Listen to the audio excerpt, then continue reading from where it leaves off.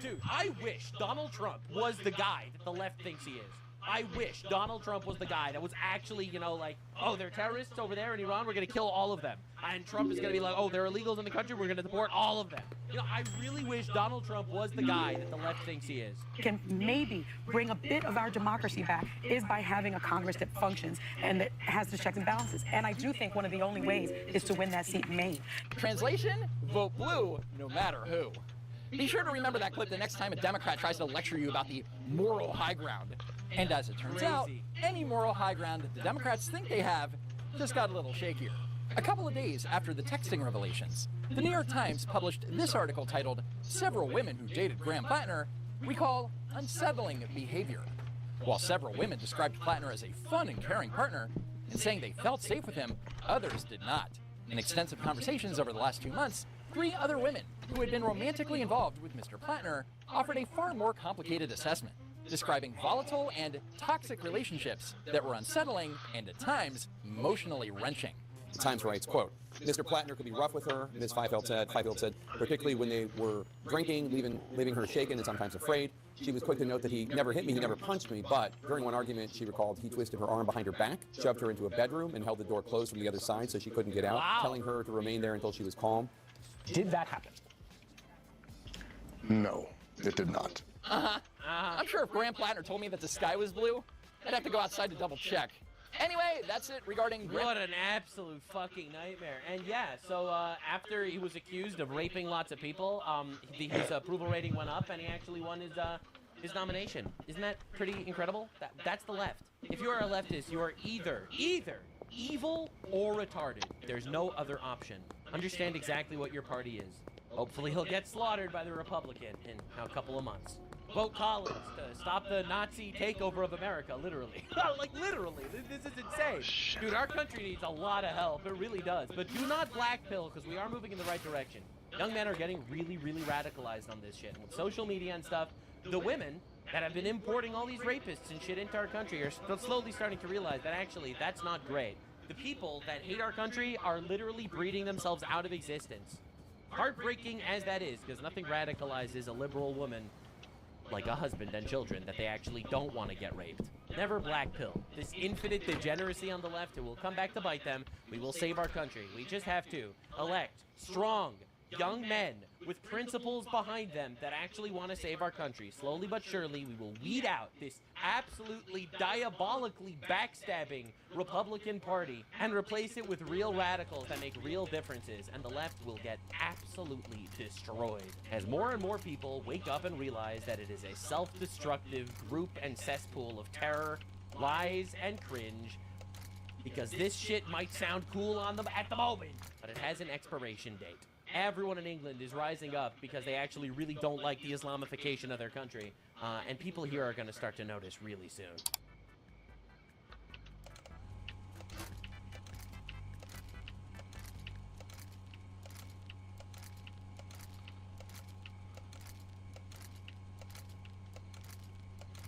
You see how long this video is? Yes, you get to enjoy this long-ass video for free, and that's thanks to our sponsors like War Thunder. Check out this game through the link in the description below. Go through that link, and not only do you support this show, but you get a free premium tank or aircraft and 3 days of premium time as a bonus. And let's get into it.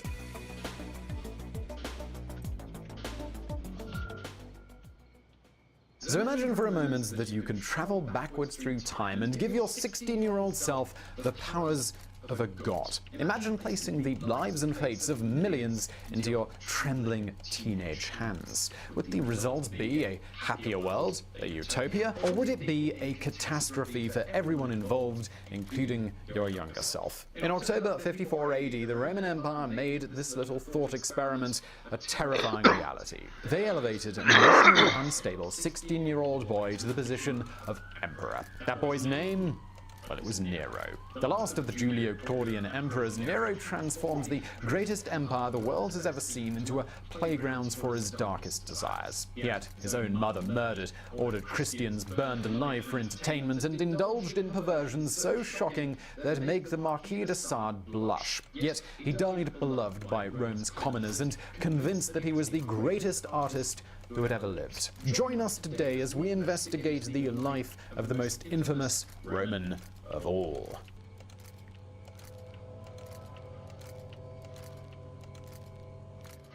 If you were to take a quick glance at the background of Nero, you might assume the emperor had a childhood of unparalleled luxury. Born Lucius Domitius Aenobarbus on December 15, 37 AD, Nero was a member of the Julio-Claudian dynasty, aka the dudes who had been ruling Rome for decades. His mother, Julia Agrippina, commonly known as Agrippina the Younger, was a direct descendant of the first emperor Augustus, and his great-uncle was Claudius. But while that might sound like a ticket to life on Roman Easy Street, Nero's mother Agrippina could have told him differently. The Julio-Claudians enjoyed nothing more than fratricide. The rot had started way back when Agrippina herself was just a girl growing up with her brother Caligula. As you'll know if you've already watched our Caligula video, Agrippina's dad was a popular general who was in line for the imperial throne, so naturally Agrippina's adopted grandfather, the Emperor Tiberius, had him poisoned in 19 AD. It was just the first in a long line of Julio-Claudian family murders. So let's jump ahead to 37 AD. Tiberius is dead and Agrippina's brother Caligula inherits the throne.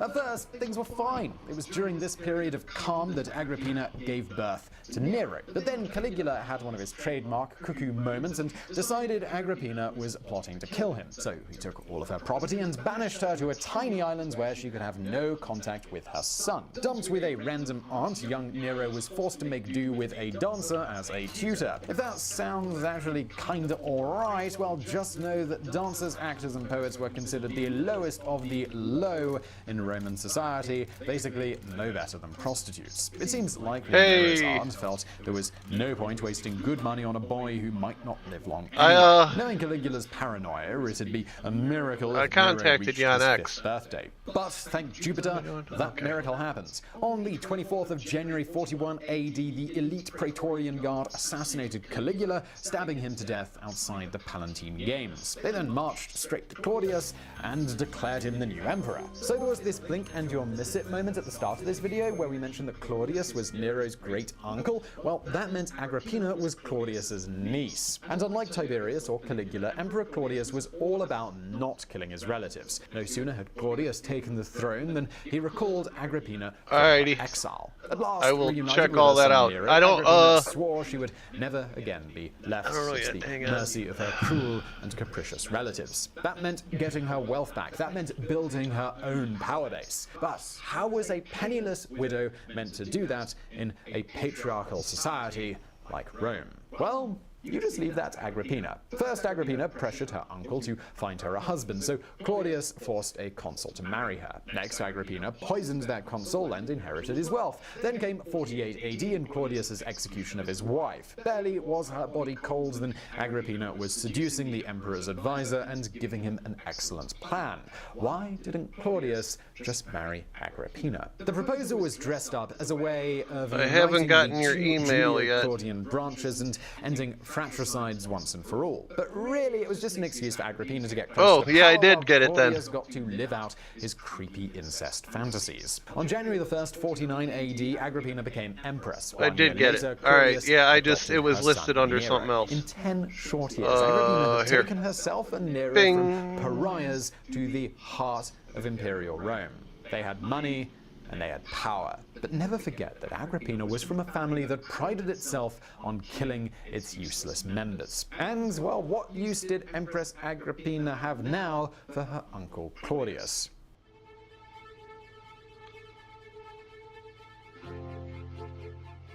Come 51 AD, all was not well in Rome's imperial palace. That same year, alright, I will take care of this after my stream, because I gotta fill out all the stuff, but I will take care of that after my stream. With Nero suddenly in line for half the throne, Claudius's advisors were taking a bit of a closer look at him. And when they took that closer look, they did not like what they saw. Yeah, I got the email. I will, I gotta fill out my card information on it. Learning how to rule. Well, still, the boy was developing a bit of a yeah, I will, One by as one, soon as people I'm done started to streaming, wonder I if will they might take just care have of that. another Caligula on their hands.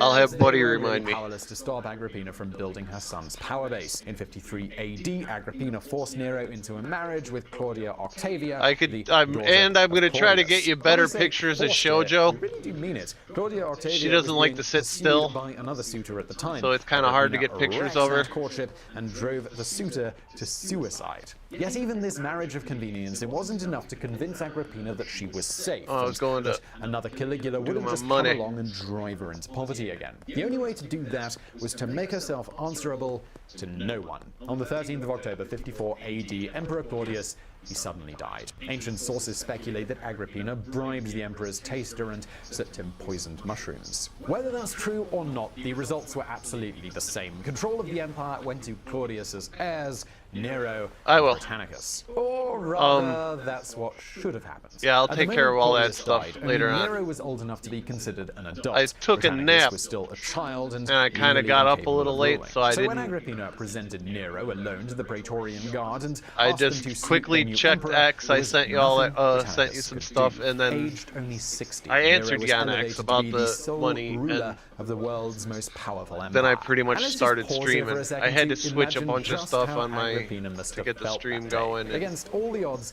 she had overcome a childhood of I started tragedy a little and late an adulthood today. of exile to install herself at the very And it's really heart hot in my of apartment Rome. today. She'd murdered her second husband, she'd manipulated and killed an emperor, and now her son was on the throne.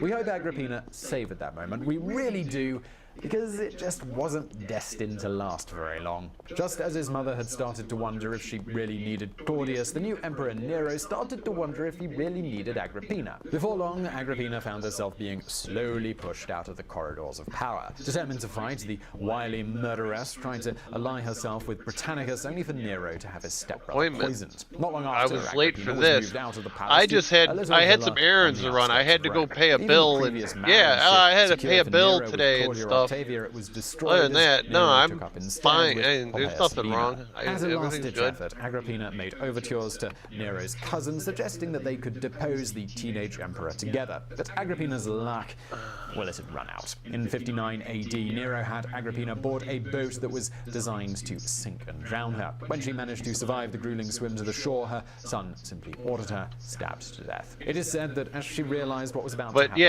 after Agrippina pointed at her womb and screamed, "Stab me there, where the monster had been nurtured." Julia Agrippina died on March The PayPal 23rd, stuff, 59 it doesn't have my After the credit news card leaked out, information. I Nero, gotta in a bit fill of a that out half-assed after the effort, tried to stream. tell everyone that it had been a 59 AD. After the news leaked out, Nero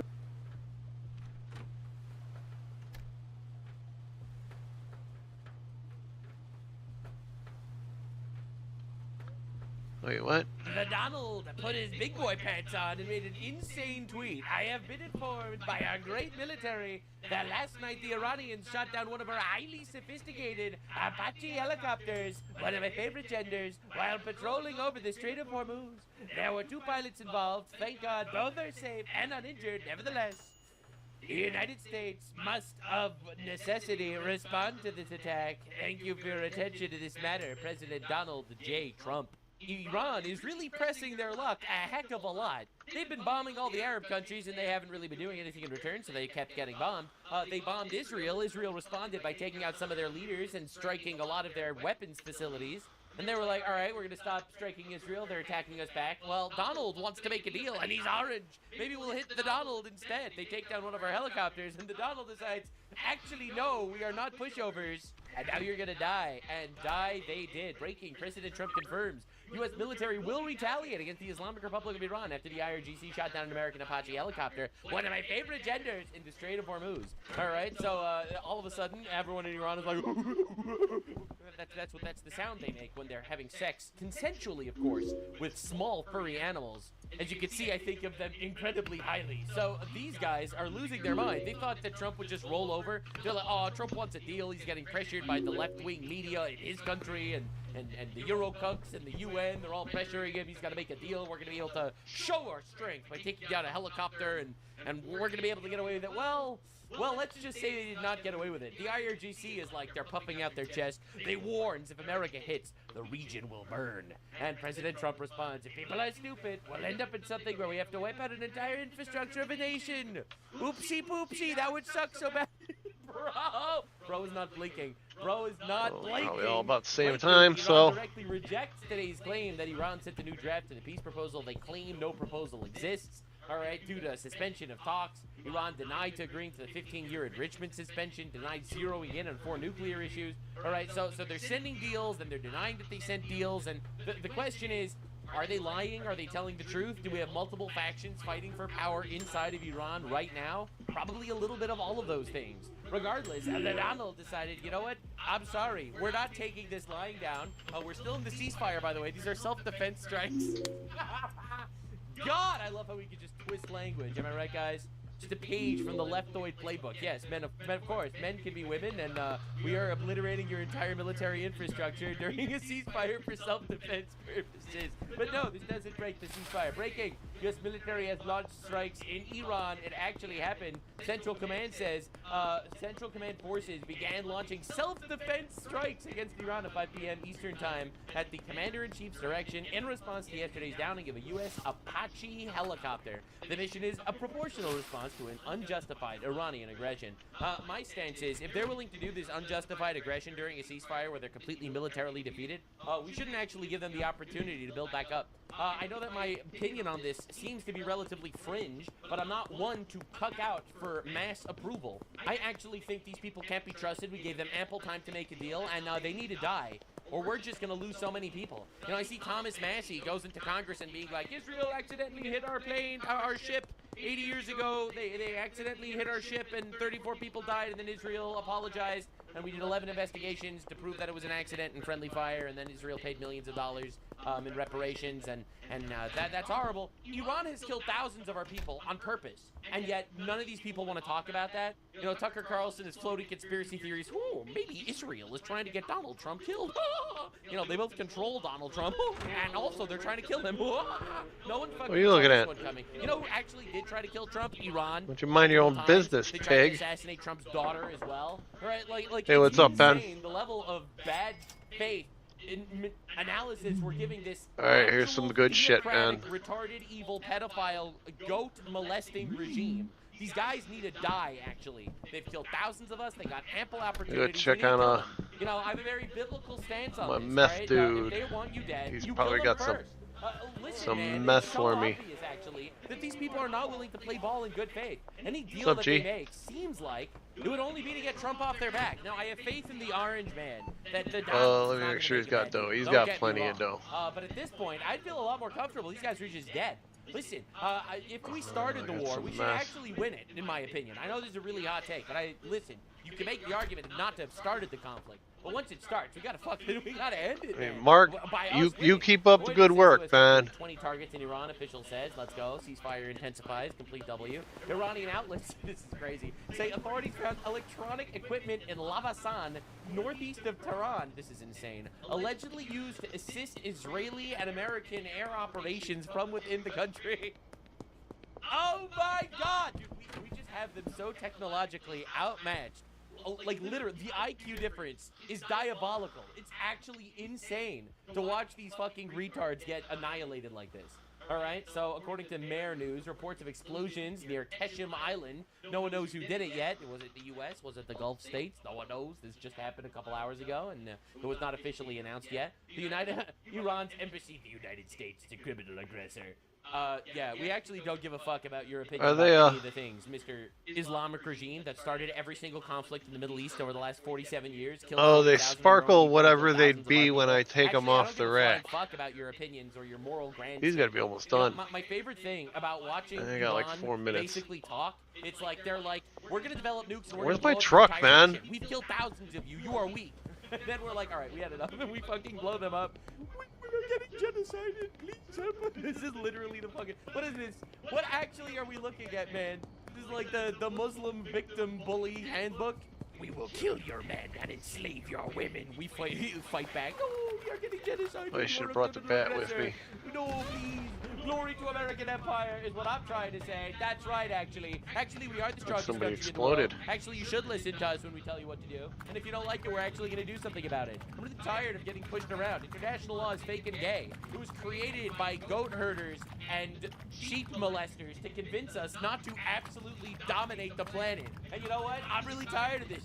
I'm really tired of it. The IRGC ballistic missile strike on Jordan last night caught me off guard. Apparently, they struck Jordan, another country. You know, they struck 5 separate countries over the last 72 hours. The UN has nothing to say, obviously, because they love terrorism.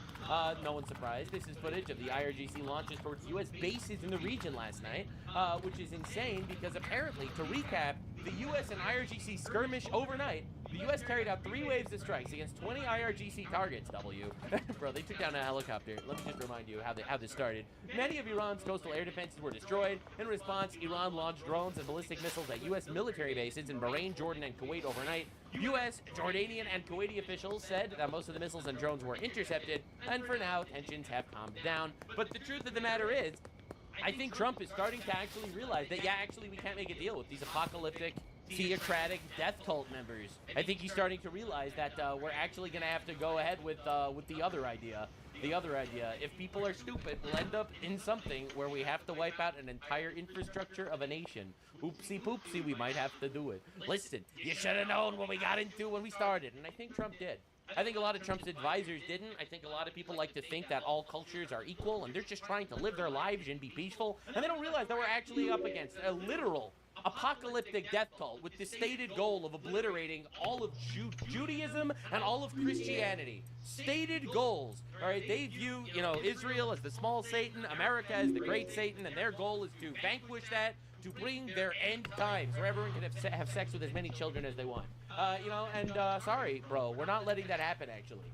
So, the Islamic Republic official state TV is openly broadcasting simulations of a nuclear attack, stating that they're planning on doing it to America. All right, like, this is on Iranian news. So, while we're making a deal with them, they're still trying to drum up propaganda for their terrorists to say, no, we're actually still gonna fucking obliterate them so we can bring our apocalyptic end times reality. It's pretty insane, and I don't think Trump is gonna actually roll over on this one. I think these guys are fucked. I really do. And we're gonna see if I'm right. I could be wrong, but I have faith that the Orange Man is actually gonna want to stop the nuclear threat, and he is gonna want to come out of this war, winning it, actually. Now, while all this is going on, and everyone's talking about it, Pakistan's information minister says 26 terrorists were killed in hideouts along Afghanistan border. Pakistan and Afghanistan have been bombing the fuck out of each other.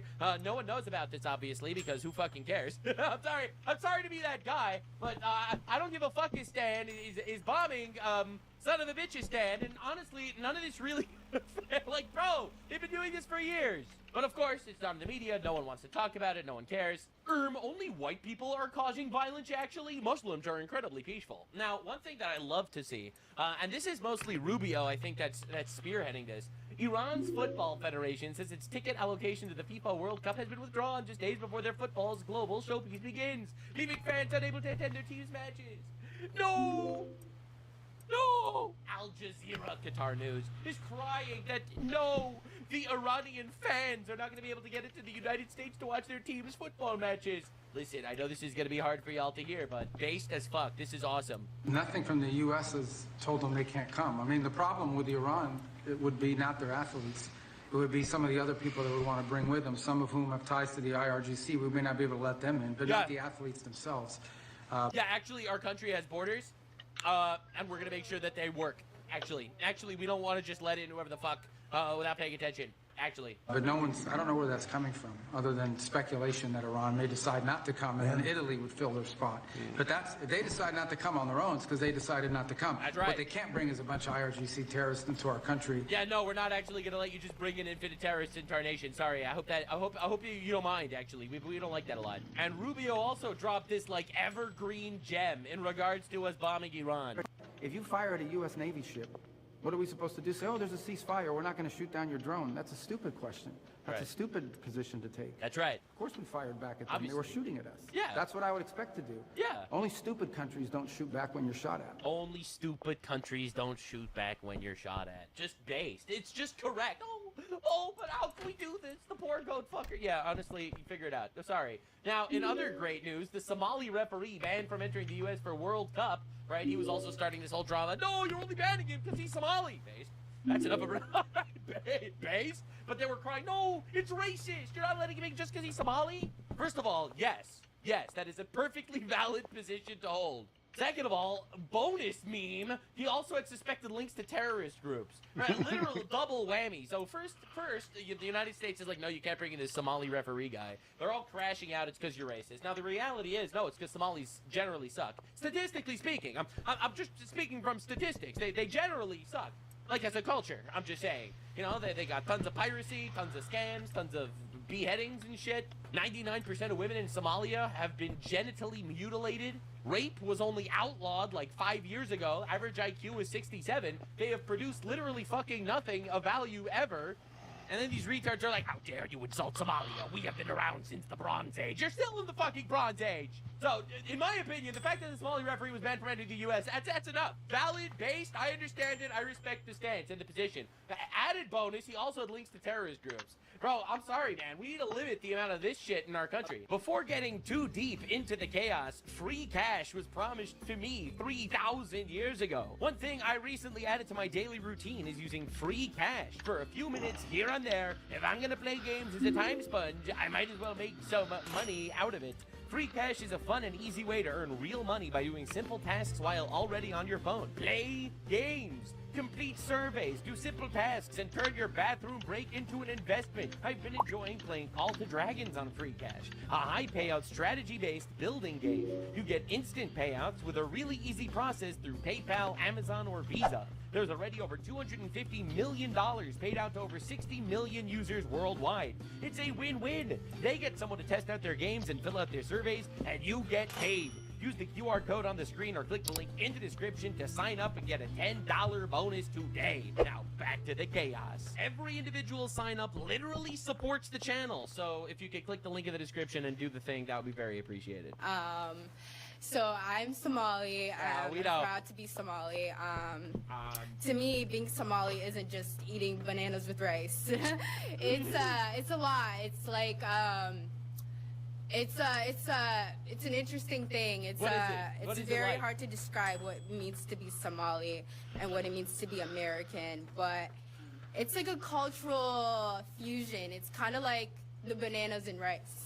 You know, people don't really see, like, you know, it's you know, people don't think, oh, you can eat bananas with rice, but that's what it's like to be Somali and American. It's like that combination of banana and rice, but you're gonna get what I mean.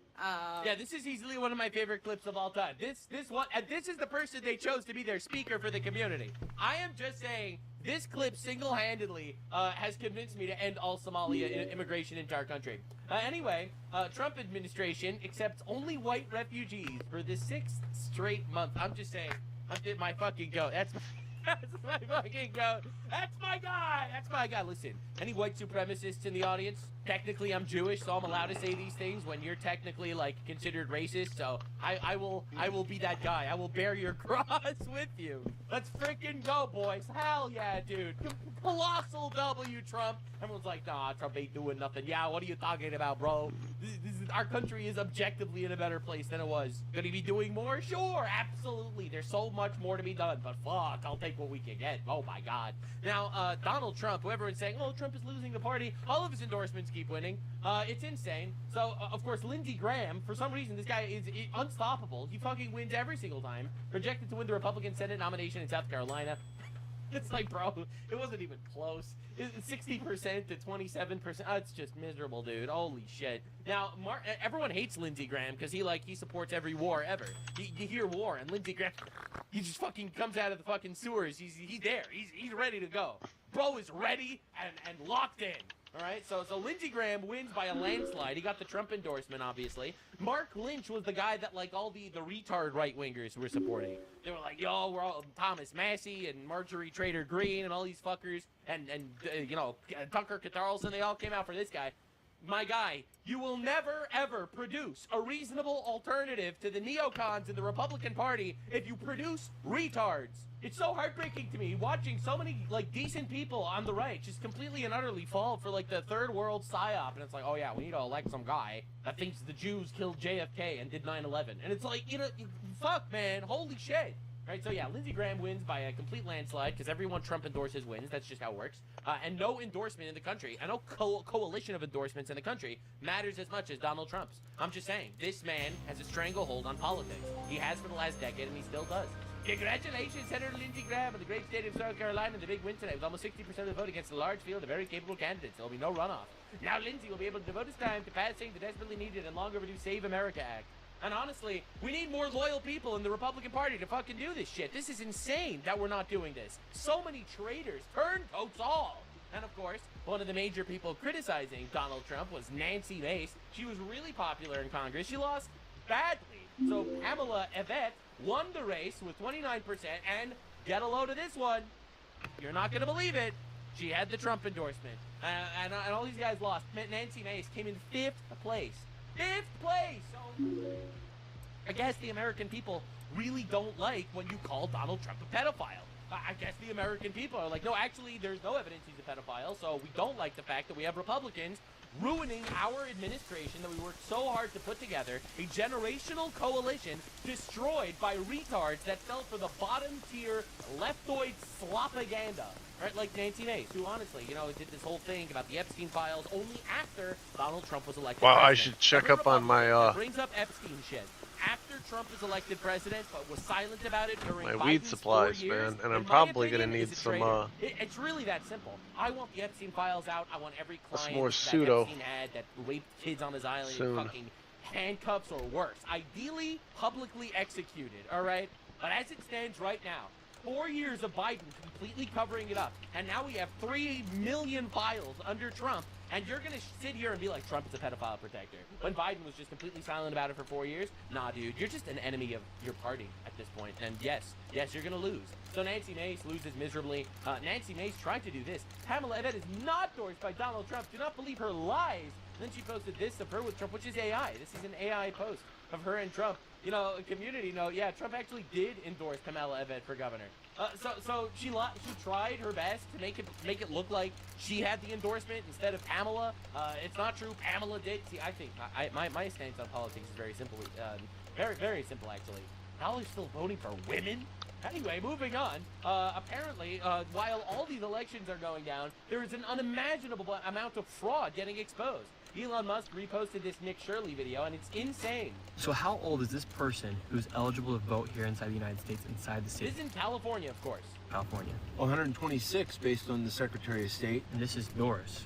Yeah. Now we're gonna see if Doris is home. Are you Doris? She's right here. Yes. Hello, Doris. Yes.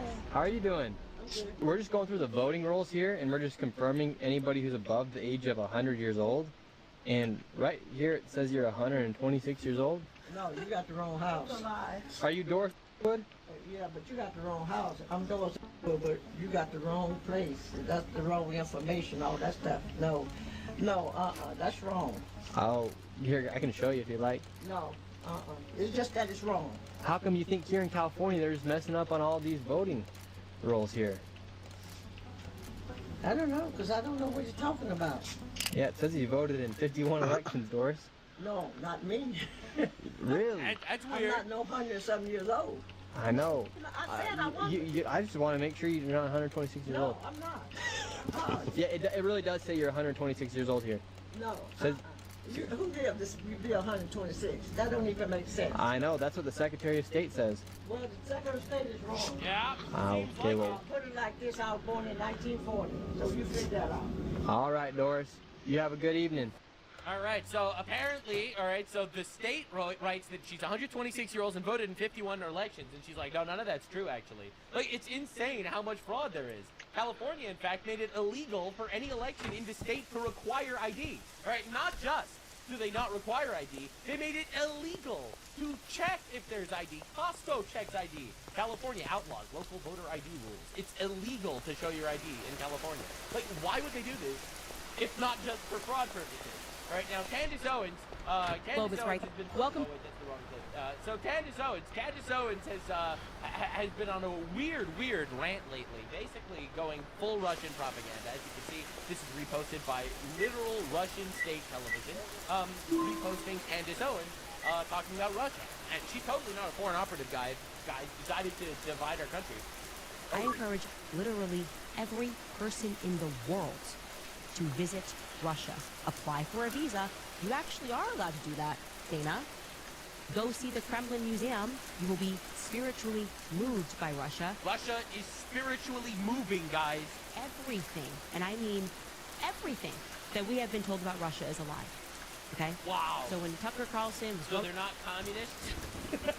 wait, so you mean that they don't have the largest growing Muslim population in any Christian nation? So they're not, like, just engaging in military and invading other countries? You know, because they feel like it? You mean they're not doing any of those things? Going around looking... They don't have a secret police that just disappears people and they disagree with the regime? At the grocery stores. That was not propaganda. That is real. Yeah, it is real that they have grocery stores and the food is cheap because people make no money in Russia. The economy is shit. Like I said, an entire Catholic family moves there from Iowa. Dude, are you okay? Is this just in Moscow? They live an hour and a half outside? No. It's pronounced Moscow, not Moscow. Oh, this is one of the most amazing things, how cheap the food is. Yeah, if you're coming from America, the food is cheap. If you live in Russia, the food's expensive because the food is half your salary. All right, but it's really cheap because they make no money there. How healthy the food is at every places like Whole Foods. They particularly pointed out the grocery stores. But I don't want you to take it from me. I don't want you to take it from Tucker Carlson. I want you to go for yourself. I want you to use your own eyes, and I want you to believe your own eyes. Yes, everyone must go and give Russia money. You must spend money on Russia immediately. It is a spiritually uplifting experience. Even Nick Fuentes is like, what the fuck is going on here? We used to talk a lot more about this last year, but this is something you need to understand. I'm not saying I know for a fact that Candace is in on something or anything. Hang out like here for a minute. I'm just saying this is generally true. All of these big influencers, you have to suspect that they are involved with foreign governments in some capacity. You just have to, because frequently they are. And it's weird. Now, Israel is the big one, and that goes without saying. How many of these people are kissing the wall, taking the trip? They come back... You know, like Jesus did, he also kissed the wall? Wearing an IDF hat. They're taking the $7,000... Dude, I just picked up a bunch of cash from this. Without saying that Israel has this immense influence in the United States. But Israel is truly not the only one. Why is Tucker Carlson in Saudi Arabia and Qatar all the time? Can anyone tell me why? Yeah. It's so random. It just you have this brand that, you know, I'm out here in my cabin, I just like hunting and fishing, and I just love America so much.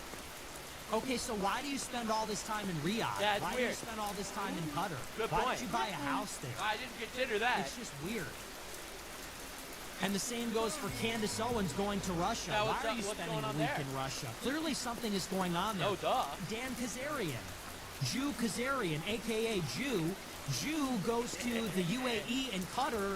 Bro, it's pretty weird. It's pretty weird. Isn't it weird? Isn't it weird? Do not fall for the psyop, man. Anyway, speaking of based Russia, this was back in 2016 when the jihadists beheaded a 4-year-old Russian child, and based Latrad right-wing Putin ordered all Russian television channels to cover it up to stop Islamophobia. Right? This is based Russia, by the way. You have to admit that it's pretty hilarious that all of these based right-wing guys that are going against Trump and going against the grain are all promoting generic globalist UN-style propaganda. But they're doing it from, like, the opposite perspective. They're like, we're against the globalists, and then proceeds to promote exact globalist ideologies. Except they're cool and based, because they love Russia and China and Qatar. Don't fall for the fucking psyop. There is something wrong with this one. I'm just saying, there's something wrong with it. I'm telling you, man, these throngs of low IQ retards are actually throwing our country into chaos because people are just believing them. They be like, holy shit, I was watching Candace Owens and my mind is blown. It's like, yeah, all right, dude, your genes should not be allowed in the gene pool. No, I'm kidding, obviously. We are the greatest nation on the planet. I would like to keep it that way, and I don't want to fall apart because a lot of foreigners are poking and prodding and convincing people to become absolute retards. Use your mind. Find the truth yourself. Figure this shit out. God, it's like every day it's worse with these people. Today we're going to talk about why China is actually way better and more moral than the United States of America. Tune in tomorrow when we talk about how communism is misunderstood. Thank you, base right-wing anti-Trumper. Very cool. Trump isn't doing what he promised. He's not doing enough mass deportations. Anyway, I love Qatar. Are you ticking? Like, okay, dude. Oh my God! This literally happened while I'm recording. The Donald, as if he can hear exactly the words coming out of my mouth. Iran's military is a complete and total mess. Much of it, like their Navy and Air Force, doesn't even exist anymore. They've been completely defeated. Iran is all talk, no action. True, by the way. They're so strong, they're bombing everybody. They get bombed back. All their missiles fail. Every single return strike is Perfect timing. Just absolutely and utterly defeated people that think that they could just puff their chest out and just do atrocities to their own people in silence. The bully of the Middle East is dead. They've taken too long to negotiate a deal that would have been great for them. Now they will have to pay the price. President Donald J. Trump. Oh my God, this is absolutely massive. And he just did a follow-up tweet. The fake news media refuses to report how effective the U.S. naval blockade is. The most successful blockade in the history of naval warfare. True. Nothing gets through unless we want it to. It is a steel wall. Iran is doing zero business, not paying their military or any of their bills, and quickly becoming a failed nation. Lots of oil is getting out. Praise be to Allah. President Donald J. Trump. I said the entire time, I love the blockade. I don't mind how long the blockade takes. The ceasefire time doesn't actually affect my stance on the war. We're just basically strangling them economically. Let them gargle in their own blood until an actual decision is made. But I have to say, the fact that we're not just getting away with giving them some random deal so Trump could pull out is fucking banger. Galactic-sized testicles on this orange man. He'll take the time it needs. He does not make... Oh, look at this. Look at this. I'm going to get a whole group. Come on. All three of them. No? Holy shit. It's literally like he could hear me. Mr. President Trump, if you can hear me, I have reason to believe that Hassan Piker is 2 weeks away from developing a nuclear weapon. All right, we'll see how that goes.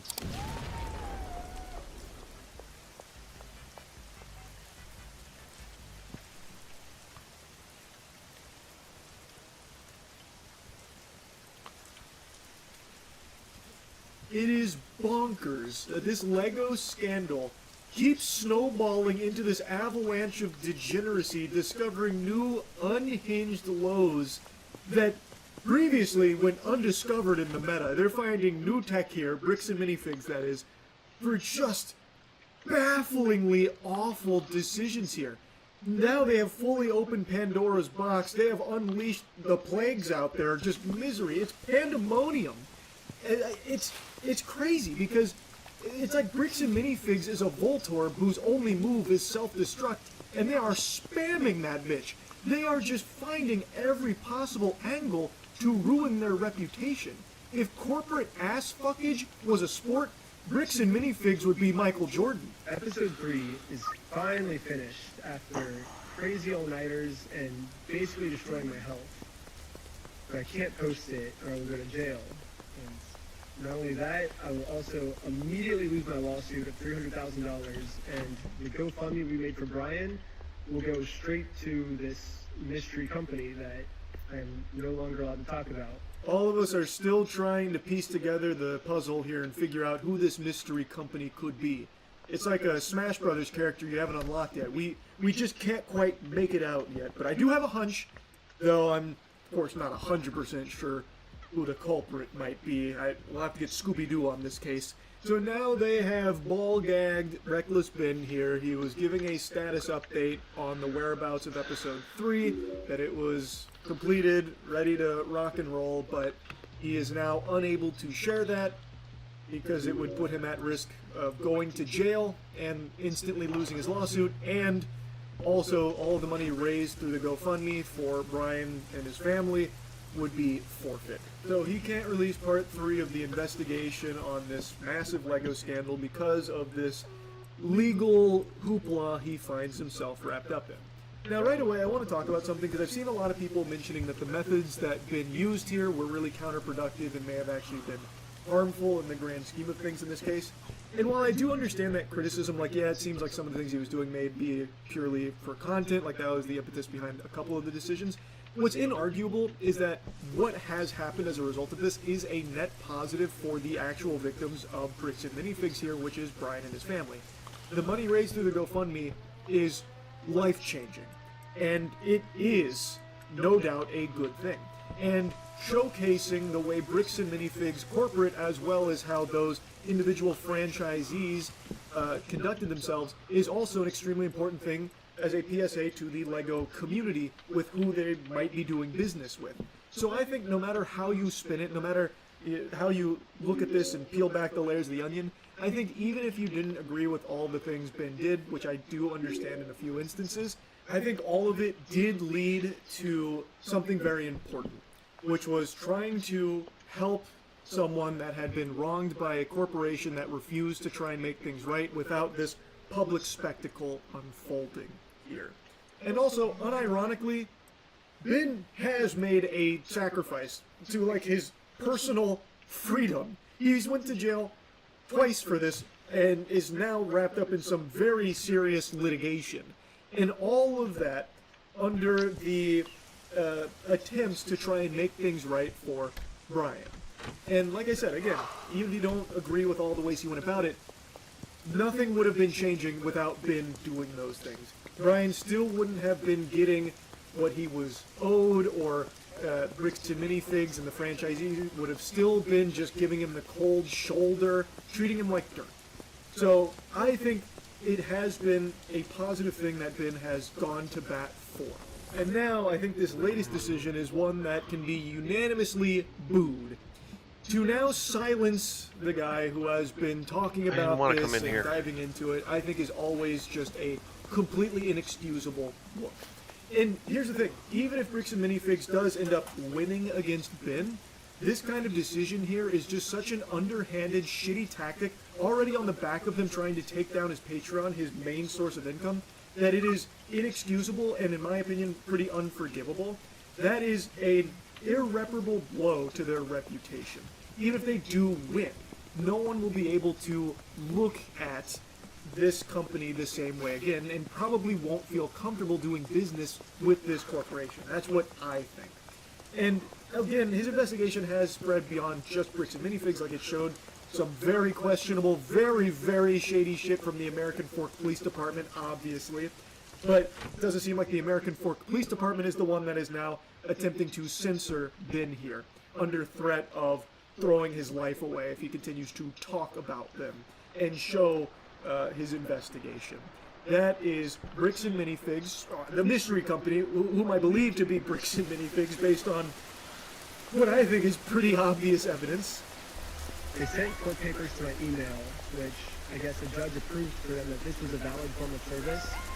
And so now that I'm officially served, I cannot even mention this company or I will be in jail and everything. Normally I would be like, screw the big guy telling me what to do. I'm going to do what's morally right.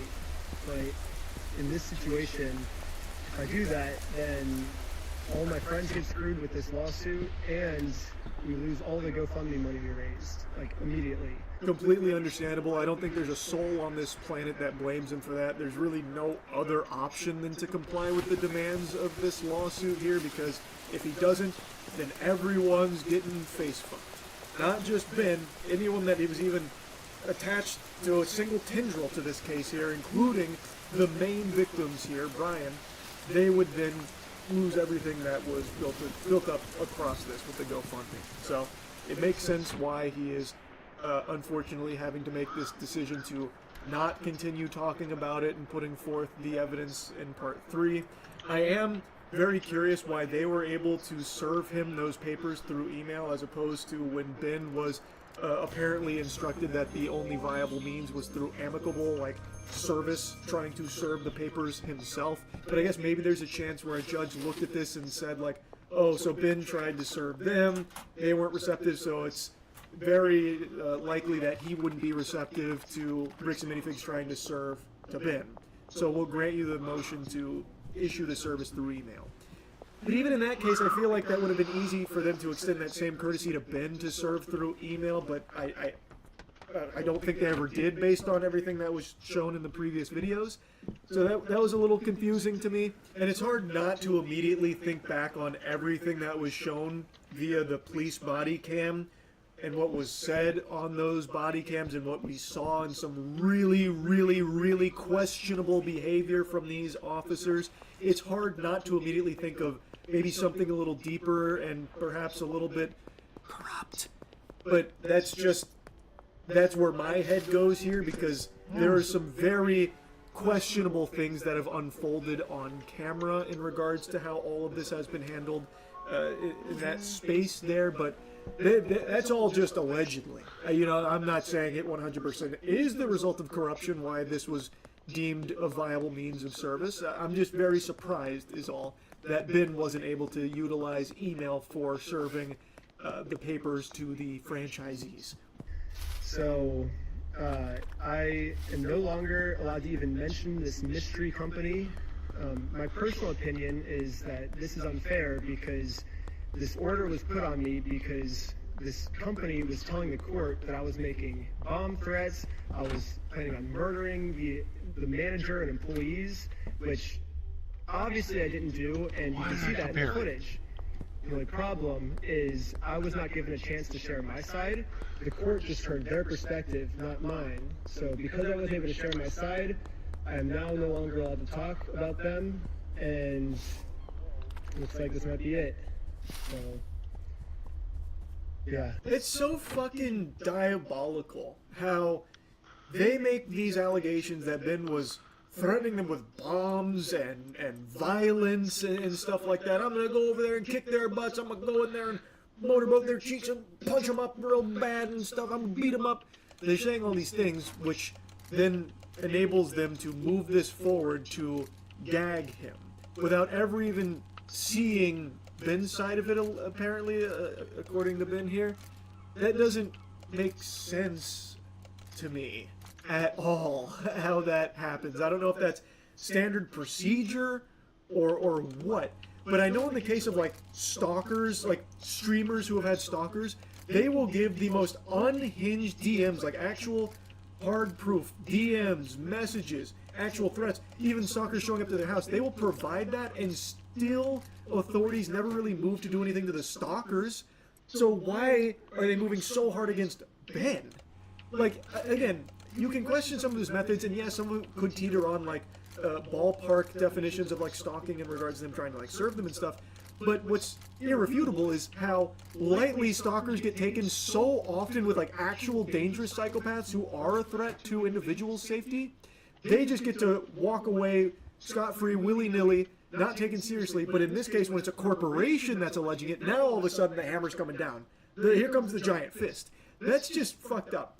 And they apparently didn't even hear out Ben's side, which apparently has supporting video evidence as well to the contrary, proving that he wasn't making those threats or saying those things or doing any of what was alleged. It's weird. It's weird. And the freaks at Bricks and Minifigs just don't seem to recognize that even if Ben can't talk about it, you know what's going to happen?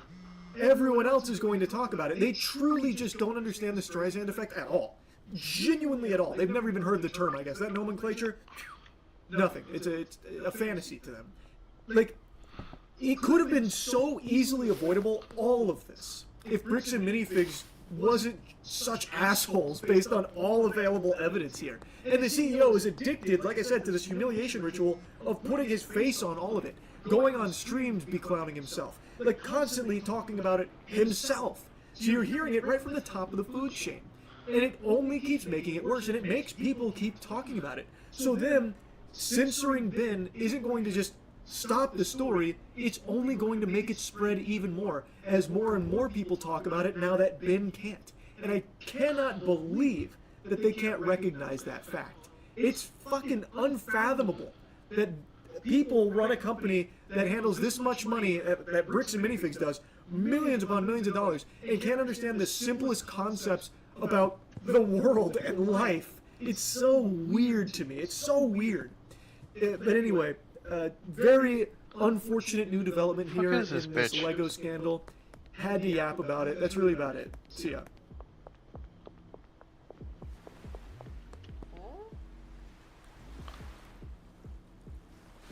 Now, our glorious orange leader has been dropping nukes on England and Germany and the Eurocucks that honestly have stabbed us in the back, even though we helped them with all their stuff. And it's honestly been pretty incredible. So he tweeted, "The Chancellor of Germany should spend more time in ending the war with Russia-Ukraine, where he has been totally ineffective, true, and fixing his broken country, true, especially immigration and energy, true, but less time interfering with those that are getting rid of the Iran nuclear threat, thereby making the world, including Germany, a safer place." Now, I saw people recently recently on one of my videos where I said that it's really nice that our relationship with the European nations is like falling apart. People actually are like, "Oh, I don't understand. I love the European nations. Why do you like this?" And you know, people get upset at me because they don't realize that when I say things, it comes from a place of absolute cinema. That's where the place comes from. All of these Euro-cuck nations, I like the people of these nations. I like what the nations represent, what they're supposed to be, the biblical values that this Christian civilization is founded upon. Oh, I love all that. Don't get me wrong. Don't get me wrong. I hate the lib-cuck, leftoid, EU policy garbage that these people have been shoveling down our throats forever. I hate that we are subsidizing 70% of NATO's economy and military while we get absolutely nothing in return. I hate that we're part of the UN where every single one of these lib-cuck nations votes against us every single time on the most garbage bullshit ever. Everything we do is a war crime. Everything we do is bad. We're built on racism. Slavery happened or something. And I am tired of it. Oh, I like that the United States is the world hegemony, okay? I love that. Don't get me wrong. I don't like being bullied around by retards that need us, and we don't need them. So yeah, actually, fuck these guys. Anyway, that's my very analytical stance. Trump has been dropping nukes, and it's really nice to see. You talked about possibly pulling out some troops out of Germany. Would you be considering the same thing for Spain and Italy? I mean, they haven't been exactly on board. Yeah, probably. Yeah, probably will. Why should I, you know, look, why shouldn't I? Why do we need our people there to help their nations, all right, where our funds are helping these countries, and they will do absolutely nothing in return aside from writing strongly worded letters about how Iran shouldn't have nukes, and strongly worded letters about how Donald Trump cannot invade the sovereignty of a foreign nation that's trying to kill us, and I'm fucking tired of the grandstanding. We can just do things. We are the world power, and if you don't like it, you can call the international law police. Italy has not been of any help to us. They've been gay. And Spain has been horrible. Absolutely horrible. Communists. You know, it's NATO. It's not even the fact that they're bad. It's one thing if they said nicely, or if they said, okay, we'll help, but the help's a little slow. But the level, and we helped them with Ukraine. You know, they made a mess out of Ukraine, a total mess. And we helped them with Ukraine. Ukraine has nothing to do, you know, we're an ocean apart. It has to do with them. It's like for them, it's their front door. We help them. That's right. And Biden gave them $350 billion, which was insane. It's one of the reasons the war went on. But when we needed them, they were not there. We have to remember that. And so if we ever have a big one, because we didn't need any help with Iran. We had Iran right from the first day it was over. It was over. And now it's even more so. We're so locked and loaded if we want to do. But I gotta give. And to a certain extent, I asked them, I didn't need the help, but I said, yeah, we'd love to have you help. Because I wanted to see if they do it. Oh, shit. And they in all cases, they said, they failed. We don't want to get involved. And I'm sorry, we're too gay to help you, Mr. President. You know, the amazing thing is they use the Strait of Hormuz. I was thinking of helping, and then I realized how much I absolutely love sodomy, so therefore we couldn't be of assistance. We don't use it. We don't need it.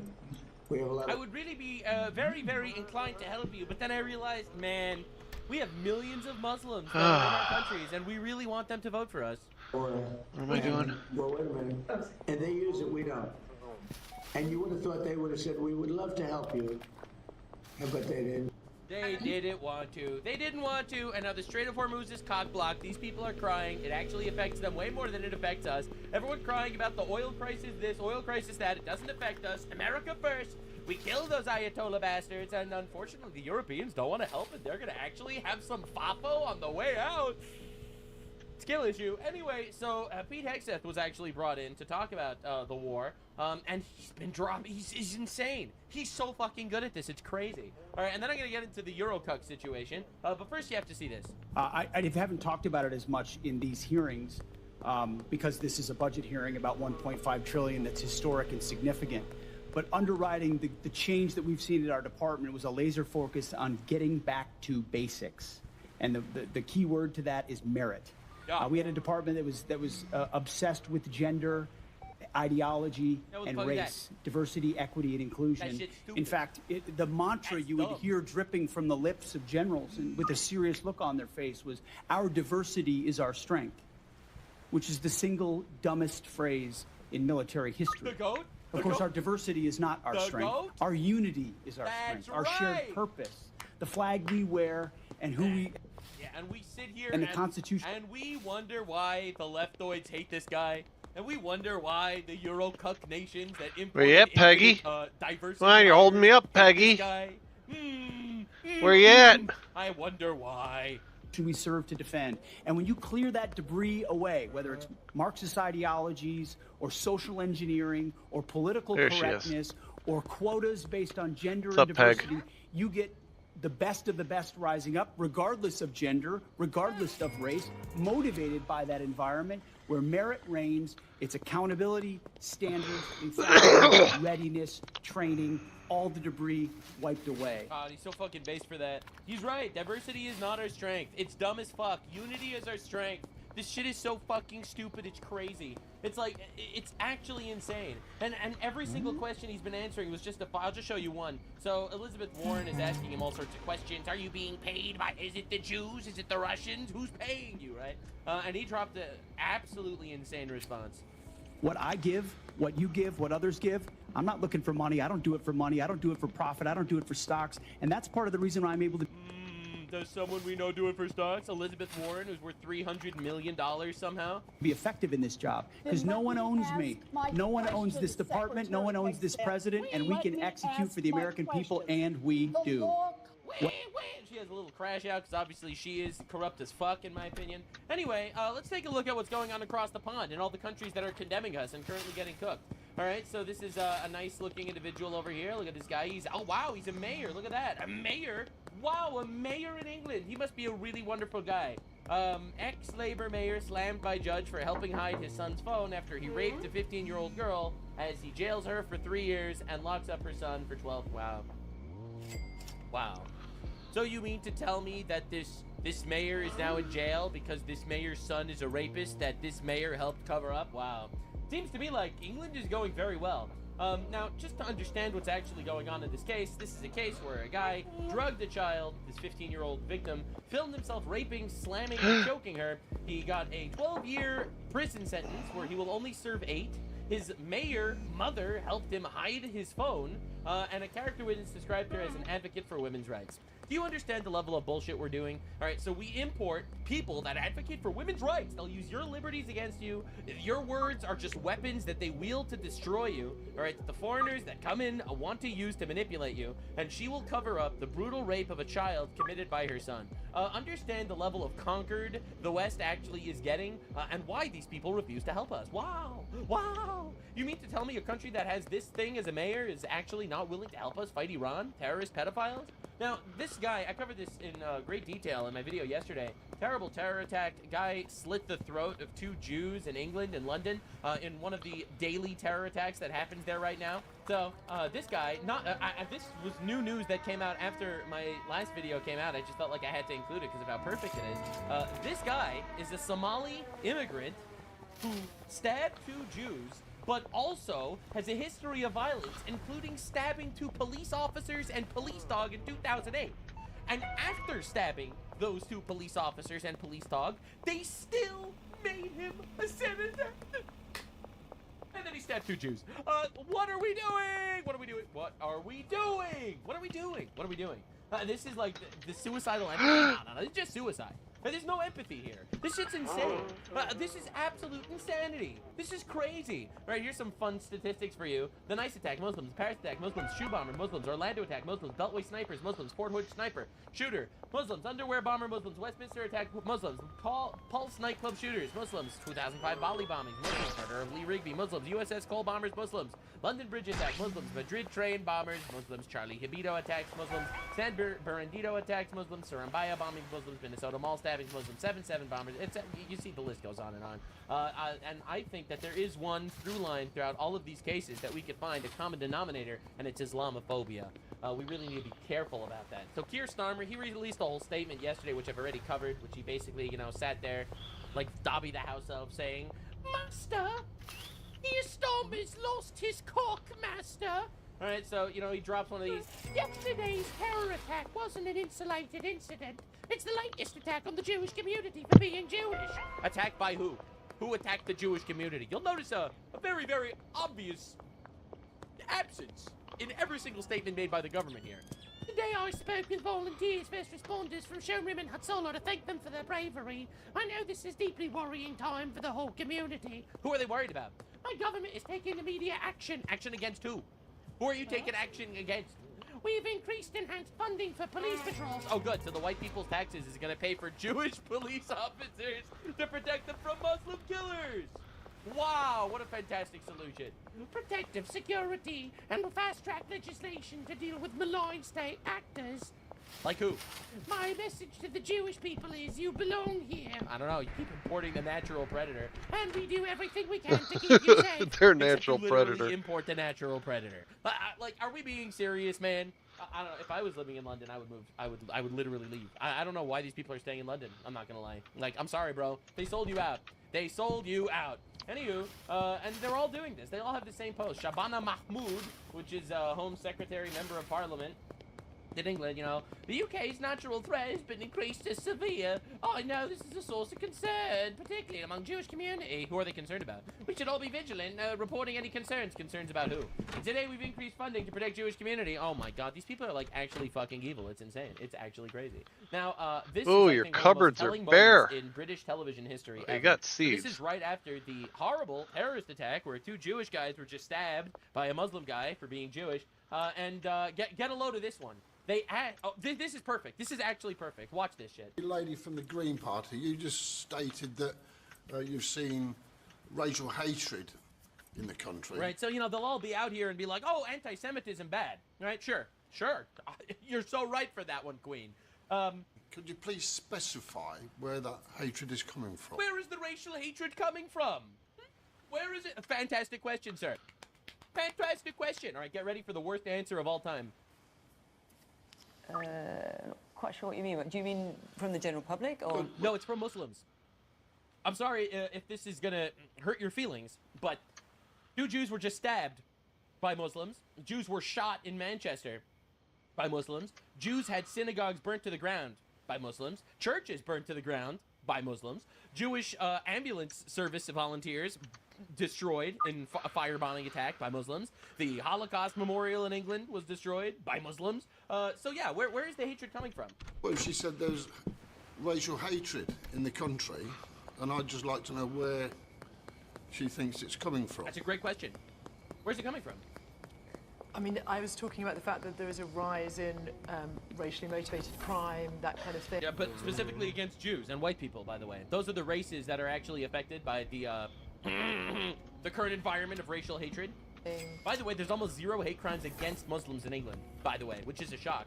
There's more and more hate crimes, there's more reports of people... Yeah, hate crimes, like raping white girls and like blowing up Jewish areas, I guess.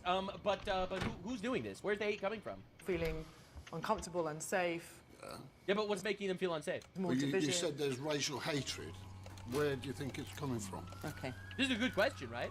What are you getting at exactly? What are you getting? No, it's asking you. Where does you think this racial hatred is coming from? Great What do you mean? What specific? See, he can't say it's coming from the Muslim community because they'll put him in jail for hate speech. Welcome to England. Sectors Well, of the I can community. actually say that where I think it's coming from, is that we live in rip-off Britain and people are having a really, really tough time. They're struggling because their bills are going up, they're struggling because they can't afford their rents. That's right. They can't afford their rent, so they're stabbing Jews and saying Allahu Akbar before doing it. Right? I can't afford food. I'm going to blow up Jewish ambulances and say Allahu Akbar while doing it. Yep. I actually think this is the reality. They're struggling because food is now so expensive, it's eye-watering. What that means is that there's then a tendency to find someone to blame. And I think that there have been narratives. Even the people next to her are like, what the fuck are you talking about? Zia's party is definitely one of these narratives, like the people propagating these narratives, that will point a finger at certain communities to blame them when it is not the fault of those communities. It's totally not the fault of the Muslim that stabbed the Jews. It's the fault of the economy going to shit. For the Jews for getting stabbed. That don't want to get jobs. If Jews weren't so stabbable, It's like wherever maybe they wouldn't get stabbed so much. the economic situation, which is... You know You why thought of the that? economic situation in England is so fucking shit? It's because they woked their way so close to the sun that they refuse to actually get natural gases and they want to import it from Russia. That's one. And two, it's because they're importing infinite retards from the third world that they pay for their hotels and housing on the British taxpayers. Disastrous at the moment is a big reason why hate's on the rise. So that's why we need to solve the economic problems. We need to end rip-off Britain, make sure ordinary people are having a better life day to day, not struggling so much. But we also need to really focus on community cohesion and living well together. Okay, let me... You're not prepared to pinpoint where it's coming from. That is correct. They are not willing to pinpoint where it's coming from. And every single person that's been in England for generations is suffering right now because of the same fucking shit. This same issue, and no one wants to talk about it. So this is Mehdi Hassan. He is a British, American, Indian Muslim. Literally the ultimate combo. All right, so this dude showed up to talk about why, actually, Muslims are stabbing Jews in England.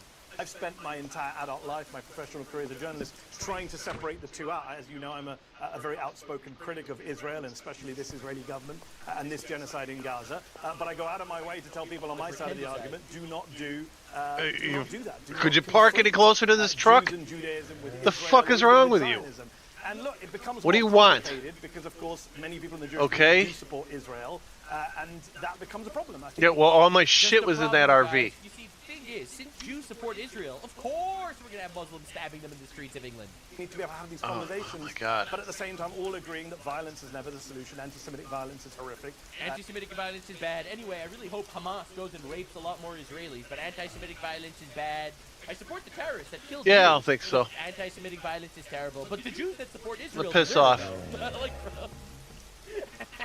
Yeah, bye, retard. Mehdi Hassan talks about the stabbing of 2 Jews in London. Try not to be so gay. Support Israel.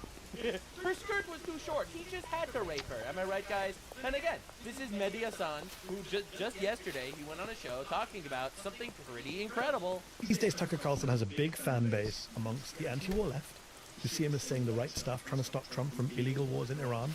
No one cares about legal wars or illegal wars. This shit is so fucking retarded. And amongst a lot of Muslims and Arab Americans who see him now as this great champion of Palestine. Wherever I go, literally, Hassan, wherever I go in this country, I do a lot of live events. This is the Tucker Carlson fan base, by the way. I do a lot of public events. People come up to me, when are you going on Tucker Carlson? When are you doing an event with Tucker Carlson? Why don't you do a collab with Tucker Carlson? We love Tucker Carlson, wherever I go. People ask me more about Tucker Carlson, even in my own family, than they ask me about my wife and kids. It's literally like his family and about his community and his people literally don't fucking care about America whatsoever. They only care about the Muslims conquering Israel or whatever the fuck. Thank you for saying the quiet part out loud. Well, Tucker Carlson, congratulations, my guy. You got the whole Mehdi Hassan family on your side. Anyway, this is Zach Polanski. He's in charge of the Green Party, which is like the woke left and the Islamists that got together to be retarded as friends. Oh, the Granddaddy Purple, huh? This attack in Gold is Green, thinking of the victims, their families, and everyone who will once again be shaken by this attack. Who did the attack? Who did the attack? All right, thank you to all those involved in the emergency response. Devastating news from Gold is Green from Mofin Ali. The prayers with everyone, we are in an emergency, indebted to Hatzalah for immediate response, yada yada. J.K. Rowling, who's just so fucking tired of this, and this is crazy. She was always against the trans shit. She's actually crashing out on the Muslims this time. Why do leaders of the Greens have such a difficulty naming this particular demographic most likely to be shaken and affected by 2 men from their community having their throats cut out on a London street? Who is doing this, guys? What's going on? Canadian judge Jocelyn Gagné, a woman, probably coincidence, blocked the deportation of an Indian national who killed 16 hockey players. And drug driver who killed 16 hockey players. I think we should keep that guy in Canada. What do you think, guys? Absolutely. A cafe in Berlin does not allow white people to enter now. I'm just showing you the level of cuck Europe is and why it's actually not bad at all that we're not really associated with them anymore. Bundesfamilienministerin Karin Prieb. It received 700,000 euros in public funding in an anti-white cafe that does not allow white people. That's right. A country built by white people, majority white people, has little special ethnic enclaves for anti-white people. Isn't that awesome? So this is Muslim families bringing their children together to watch a gay man get thrown off a rooftop for his death under Sharia law.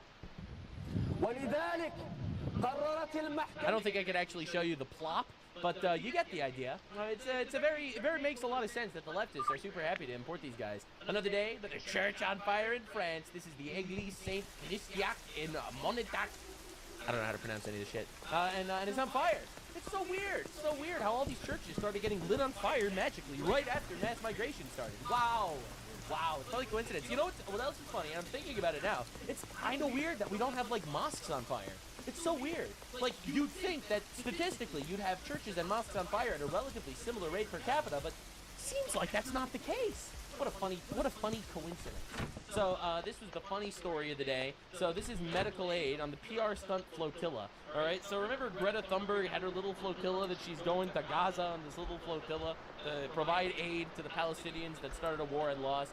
And with this gigantic virtue signal from the Islamized left in Europe. All right. Well, this is the medical aid. It's condoms and hard drugs.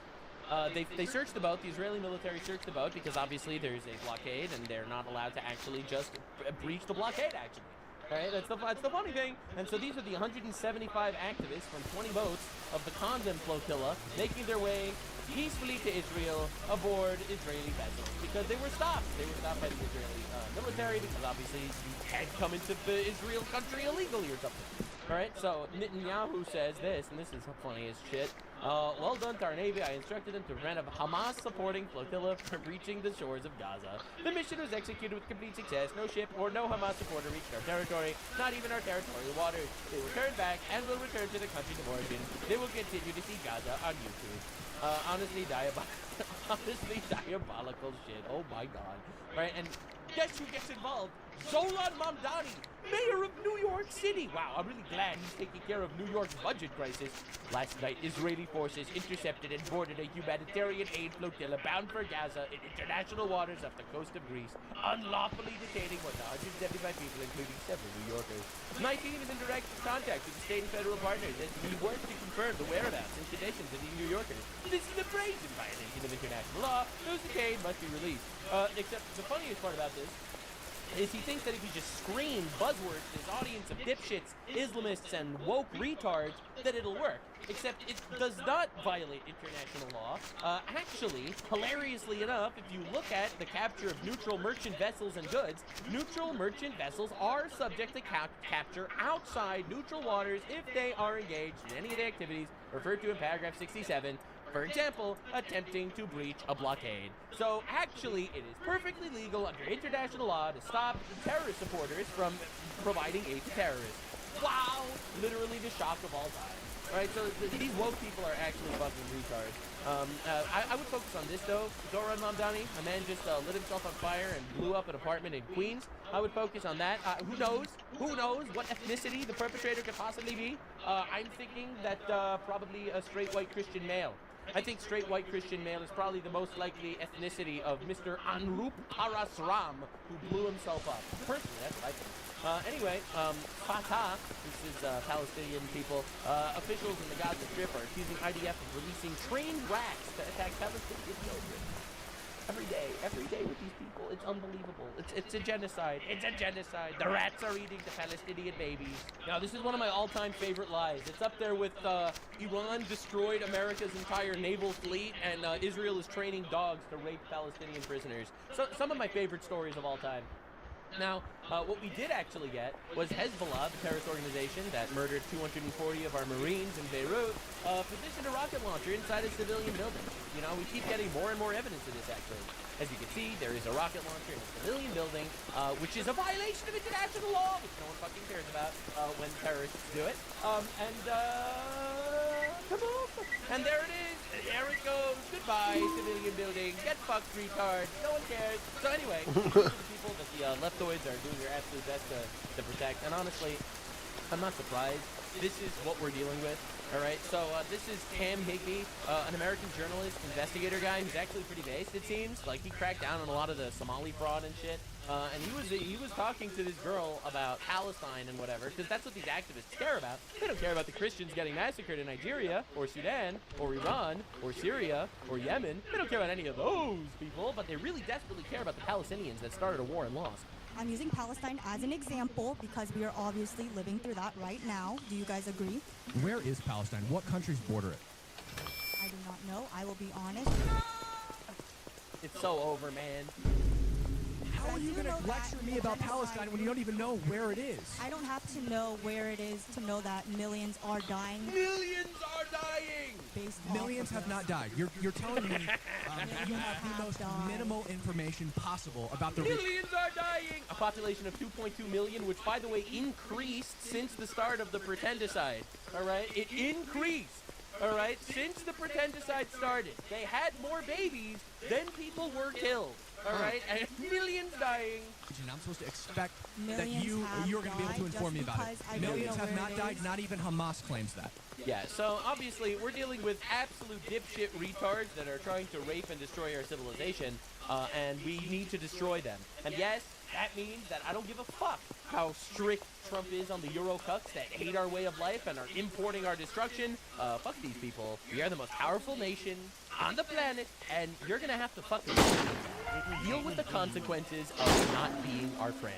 Not gonna sugarcoat it. You're fucked, and it's all your fault.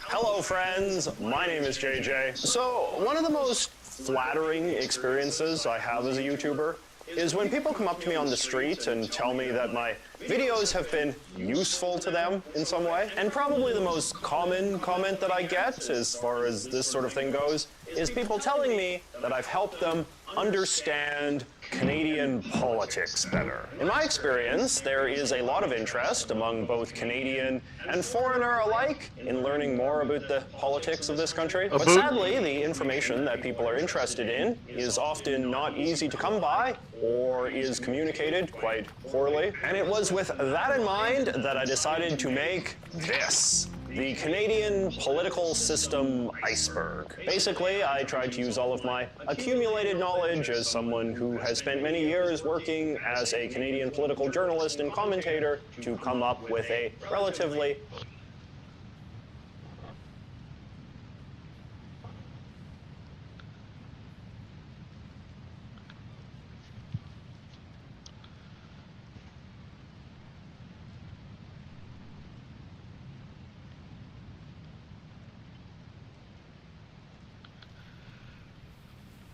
All right, Clarice. Clarice, where are you from originally? Where'd you grow up? I'm from Chicago. Tell me about your family growing up. You had mom and dad? Mom and dad, older brother. It was, yeah, I mean, basic enough childhood. If you look at my first couple psych ward stays, all those records say that I had a very good childhood, good, stable childhood. What made you want to become a psych nurse? Well, I went into nursing initially because I love science and people. And I didn't think I was smart enough to be a doctor, so I didn't also have the patience to be a doctor. So I thought I was going to be a surgical nurse, actually. I wanted to see, like, surgery. I wanted to see the blood, the gore, all that type of stuff. And then I went to one surgery in nursing school, one C-section, and I just thought, I'm like, this is freezing. This is boring. I don't want to stand this long. Like, those surgical suites are really cold. So immediately I'm not doing that. And then I did my rotation in psych. And I had sworn off psych at this point, mind you, because I had been hospitalized right before I went to college. And I said, hell no, I don't want to be anything near psych. That's not me. But I went to my first psych clinical, and the people there, like, okay, in psychiatry, in most of nursing, you listen to the doctors, you just take, you don't just take orders, but it's not quite like psych. In psych, at the beginning of the day, we do rounds, so everybody sits at a table, doctors, therapists, everybody, and the nurse gets to run it. So I get to sit there and I get to tell them exactly what's going on, my opinion, what we should do, all these things. And I'd never seen that in any other part of nursing, having that equal power. And that really intrigued me because I wanted that team environment. And then I started talking to the psych patients and relating to them in many ways and understanding that, it kind of takes one to know one, I guess. And when you go through the hospitalization process, it's really hard. And it's really hard to understand that unless you've been through it. And having that insight made me a very good fit for the job. And you're treating patients who are similar to the people they interview, probably people on the streets? Yeah. I've worked at a few different facilities. So I started in the public hospital system in New York, and that is what you'll see your most typical, what we consider crazy on the street, talking themselves, yelling, potential for violence, but it's just the quintessential, you think schizophrenia, you think psychosis, you think yelling on the subway. That's who I'm treating. But I'm also treating alongside them. Like I could have one room with a homeless person, the next room with a sexual assault victim who may or may not be homeless, and then I have next to that, I'll have like a businessman. I have a white collar individual. I remember specifically there was one, all he wanted to do was talk about the stock market because he was so depressed, came in for a suicide attempt, no family, no wife, no kids, nothing. All he knew was finance. He knew how to predict stocks, he knew how to make money, and that's what he was good at. And he asked me every day to print out, is it the Dow Jones? Is that what it is? To print out all of that stuff every day so he could look at it, and I would talk to him because I'd stay late sometimes and just talk to the guy. And I found out that pet food is a good thing to invest in, even in recessions, because everybody buys pet food, and beauty products. Beauty products are very good because you're still going to get your makeup. But yeah, I mean, you learn crazy stuff from these people all the time. You learn so much different stuff. And what separates those people that are in the facility from the ones that are on the street? How are they so lucky to get treatment? Well, it's interesting, actually. I worked in the psych ER. It's called CPEP, not CPAP, CPEP. Comprehensive Psychiatric Evaluation Program. Yeah. And I worked triage there. So I was the first person up front that decided, are you even going to get back to the doctor? Or are you going to have to go back out on the street? And that is a really interesting position because where I was working, you had not only people coming in psychotic, suicidal, or homicidal, you had people trying to come in to traffic people, to sell drugs, to do those types of things. And they would see the vulnerable population in a psych ward and want to jump on that. So you would have older women being taken advantage of, older men, all these different things, younger women being trafficked, all of this different stuff. And it was my job sitting up front to say, like, can you come back or not? You got to suss out the line. And unless you are extreme case, like especially in these days, unless you are actively a danger to yourself or others, most of the time you're not going to get admitted. There's other criteria, but it's pretty high bar to get admitted to the hospital for psych. It is, when you're in the psych ward in an acute hospital, it's pretty much the ICU of psychiatry. So, it must be difficult because there are so many people who are out of their minds that are on the streets. And actually, the bigger problem that people aren't really talking about is kids.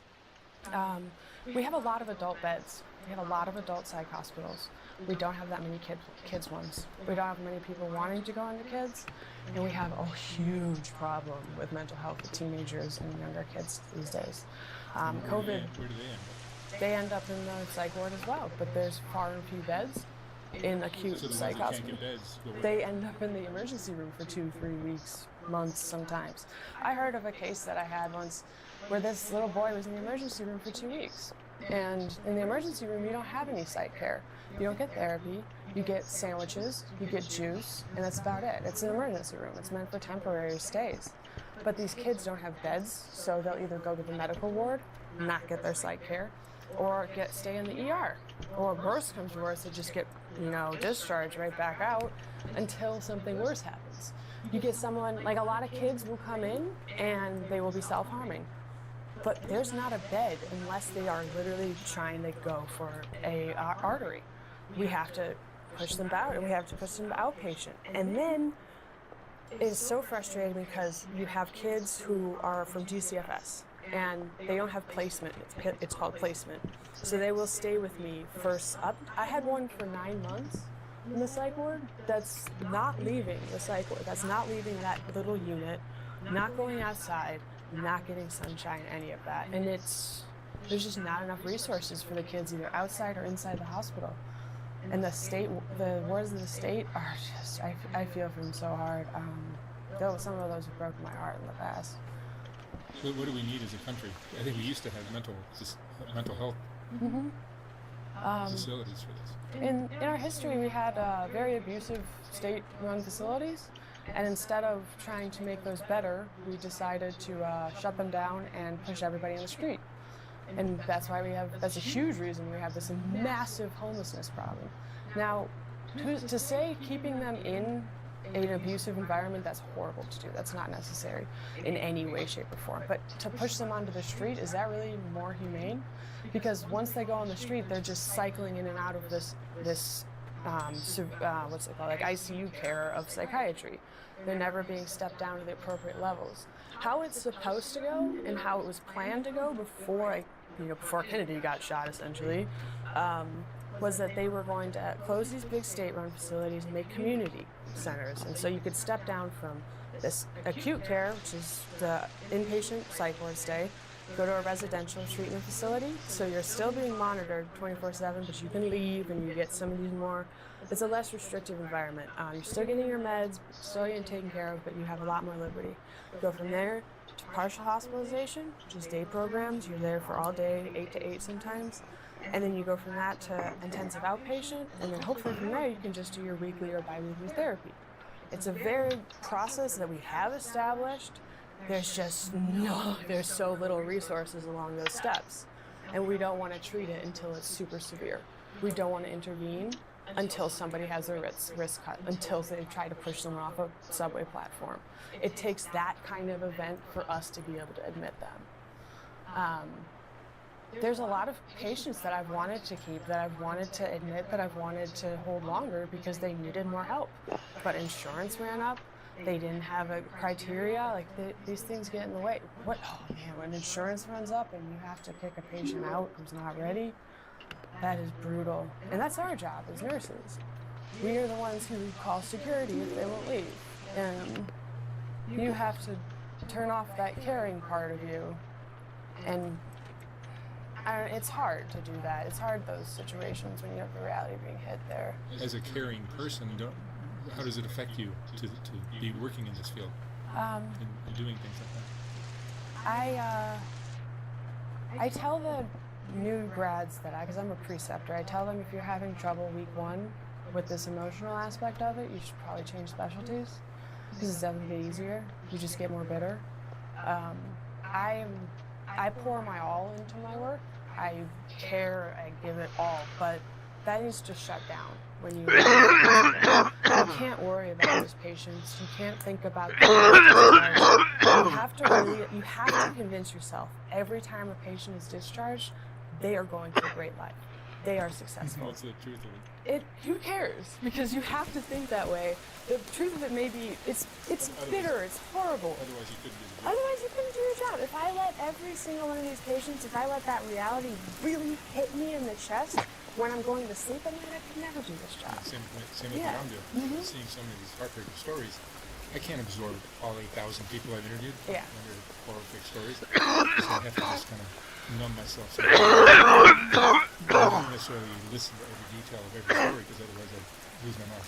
It's hard. So they'll tell you these brutal things. I'm writing a book right now. I'm writing a novel about the kids that I've worked with. It's not specific to kids, but it's a compiling of the stories. Because some of the adults, they'll get to you, not like, piss you off or something, but they'll hit you a little bit and you worry about them later on. You think about them. And there's not too many that have really stuck in my mind where I think, oh, I wonder how they're doing today. But the kids are harder. Because there's a couple now that I still wonder about. And I remember the first time a kid kind of touched me and I was thinking about him, and I went home that night. And I was worried for this little girl. She was getting discharged to a group home. She had been under my care for 6 months or something. She was so excited to go to this. She was so excited to go to this facility that I knew was horribly abusive and was going to ruin this beautiful, innocent little girl in front of me. 12 years old, wonderful. I can still picture her smile. And she was so excited just to leave the hospital, and she was going to hell. And I remember I gave her a note saying, like, I give some of the kids these notes of advice, these little things, and I gave her one that said, it was like, stay amazing even if people can't handle it, something like that. It was a Calvin and Hobbes cartoon where it said, I think it was like, Hobbes says, Calvin, what are you doing? And he says, I'm being cool. He goes, well, you look bored. He says, while the world bores you when you're cool. And I gave that to this little girl and said, even when the world gets boring, stay cool. And that's all you can do. You can give them a little note, you can give them advice, and then you hope for the best. But then, I mean, it's rough. It's heartbreaking. Yeah. Especially when you know those cases. Like, there's a small chance she'll be okay. There's a chance she gets out of there and has a productive life, but most likely she's gonna get fucked up. And I just, yeah, those are tough. Those are tough cases. When you have, when you're working with kids, it's harder to not get emotionally involved with it. But it's also easier in the sense that you can. When you get emotionally invested in the adults, they'll use that against you. They'll turn it. A lot of them are just, you lock somebody up in an environment, you take away everything, their phone, their dignity, their clothes, their possessions, everything. They're going to grasp at any sense of power they can get back.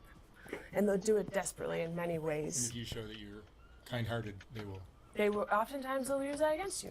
Yep. They will totally turn that on you. But with the kids, they can try, but the 16-year-olds aren't good at it yet. They're not that great at turning your words on you and everything else. So you can be a little more genuine, be a little more open with them. And because of that, you connect with them more on a deeper level. It's not so much the nurse-patient as you are taking every role that kid needs in that moment. The big sister, the cousin, the aunt, the uncle, and in some cases you're taking the mom role, which is hard because you're still the nurse. And you have to separate those two. You're not allowed to hug the kids. And imagine a kid breaking down in front of you, just sobbing. Horrible thing, like, little boy, my dad doesn't want me anymore. I can't go home. He's just giving me up. This little boy, it's a bad case. You can't give him a hug. I can't give him a hug. You can't give him a hug. You can't, and I understand why, because that breaks the boundary and there's the attachment and all that. But in that moment, you just want to hug that kid. You just want to give him a hug and try to make him feel a little bit better. And it's tough. I've had kids just run up and grab me, and really, you can't just like shove them off you. But you can't initiate any sort of touch like that, and it's tough. I understand where all these rules come from. I understand all these things, but when you're in the moment with a kid sobbing in front of you, you just want to give him a fucking hug. Yeah. Right? Yeah. What are some of the most memorable cases that you've seen? It's got to be depressing, I'm sure. Well, I mean, how do you want to know memorable in which way? Well, like people that either you've helped or people that clearly needed help and just got pushed out. There's this one little girl who, anger problems, horrible anger problems. She had been assaulted by a family member, went to court, and they let the guy off. She testified everything. She testified that he raped her, and this and that, and the guy got off. No charges, like he was just completely let free. And when that happened, she got admitted to the hospital because she really just broke down. And she would punch the wall, she'd kick the wall, she'd bang her head. She just wanted to hurt herself. She wanted to cause damage to herself and everything around her. And I struggle with anger. Was a very, very angry kid. And because of that, because when you're such an angry person, like I get fucking furious. But if you can calm yourself from that, you can calm anybody down. I can calm down anybody. My de-escalation, fucking hell, I'm very good at it. But this little girl had no idea how to regulate her anger, so I started working with her very closely, and we started punching the mattresses. So I put a mattress on the wall, and she'd punch it and punch it and punch it. So that way she didn't break her hand. She already sprained one wrist. So I had her punching the wall, and we would punch together because she would kind of break down. I'd be like, yeah, punch harder, get it out. And then one day, I punched the actual wall, and I'm busted open, bleeding. Hey, what's up? And I'm like trying to hide it from her. I'm like, ah! And I come back the next day all banged up, and she's like, oh no, it's my fault. I'm like, no, it's not your fault. So later in the day, she has a breakdown, and we're sitting like this on the ground. There's a And thunderstorm I have these moving through the tattoos, I have valley, tattoos everywhere. and dude, it She's is sitting so right next to fucking me, and humid. I noticed that she's got, you know, hairy arms. For a woman, she's got hairy arms, as do I. I'm Italian. I got some hair. So we're sitting there, and we're at a pause in conversation. It's going all right, When man. you're older, you can get tattoos on your arms.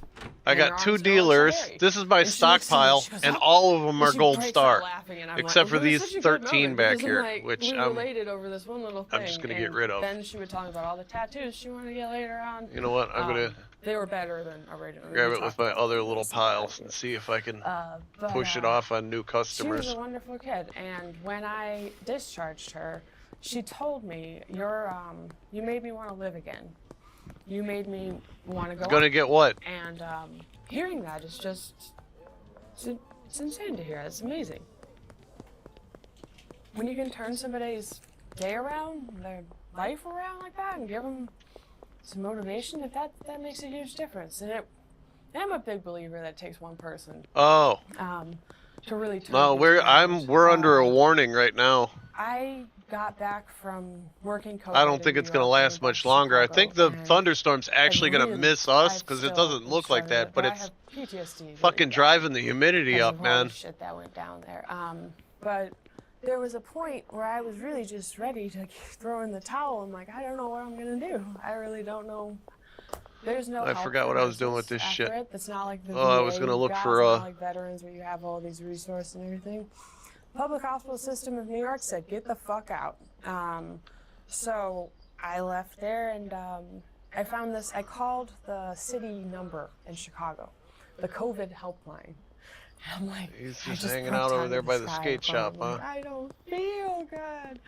And it turns out that he was a veteran and had fought, I think he said in either Iraq or Desert Storm or something. I'm not exactly what he's sure he said he fought in, but he had gotten We're probably like basically only. gotten a handle on his PTSD. And he talked to me. Well, it's for like an 90 hour. right here, This guy where had I'm the at. COVID But it's, helpline, dude, which is it's like, just for thick getting as a shit, man. vaccination. This guy talked me It's down like literally the and humidity. I don't know if made I'm me sweating feel or so water's much just better. He condensing was- on me. As like I felt like that little girl. Like this guy gave me a reason to live again. He made me feel better about the world. That not everyone is evil. Not everything is horrible. Hey, what up, G? There is good people in the world. Can I interest you and in I a free used to think, sample? like, what the fuck was the point of Energized, everything focused, that I've thought-provoking? done? And I had somebody do for me what I had been doing for all these people, and it finally clicked. I'm like, no. Like, you I can literally don't actually- have I any of did that make shit. A difference. I did a lot. It doesn't always feel like it, but just like this guy completely changed my life, and I still call him sometimes. Him and his supervisor, they're just wonderful people. So you really can have a lot of impact just by being nice to people. All right. Just by listening. Another satisfied customer. How have you changed from doing this kind of work? You've been doing it for 9 years. Yeah.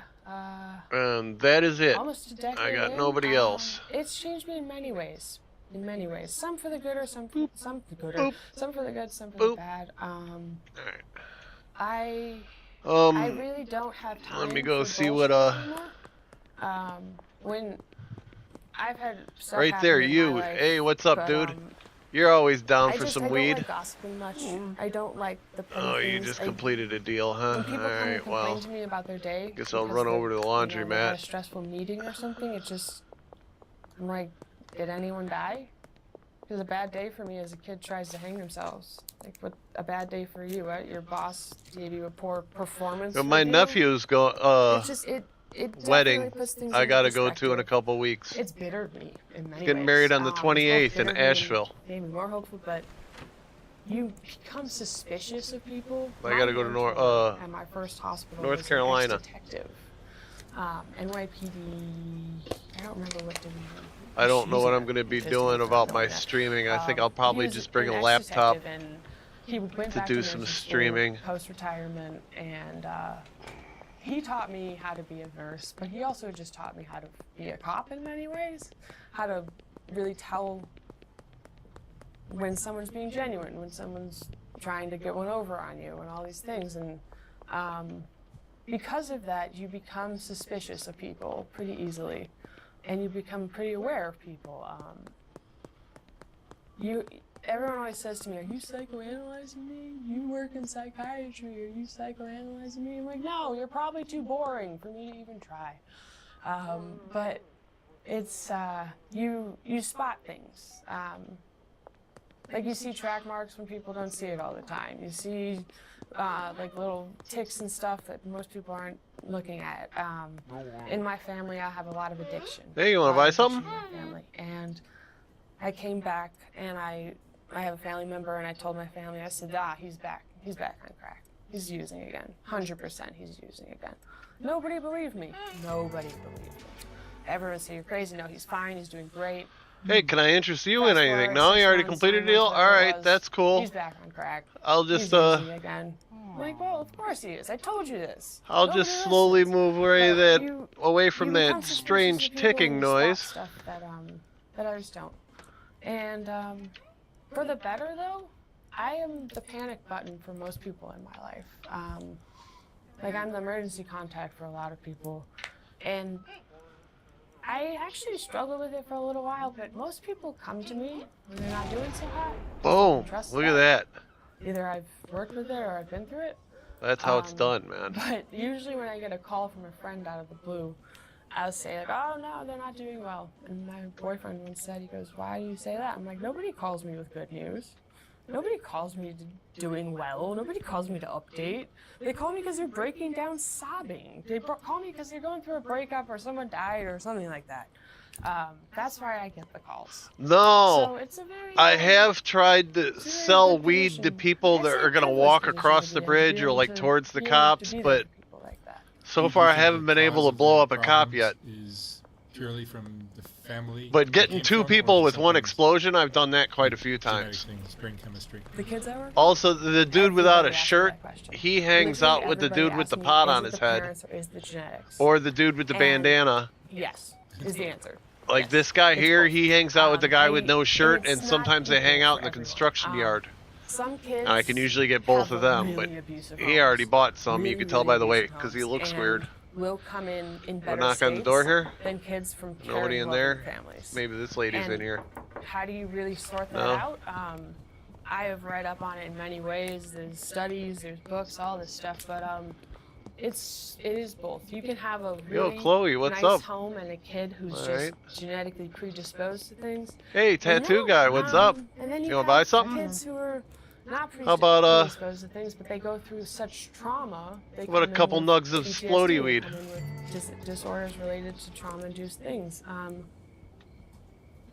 Some things like borderline personality disorder is I just talked to the guy on the SUV, but I haven't like run into any an event. Like if you have a happy, healthy childhood, any of the thugs yet. You may not present. That's alright, I'm packing. But if you have a stressful childhood with I'll no fucking drop intervention them. or anything else, you're gonna develop these things. I didn't have any intervention in my Home Slice childhood. might be I getting didn't somebody. Have anything, so I might got get pretty 2 with 1 on advanced this in guy, my huh? wellness. Yeah.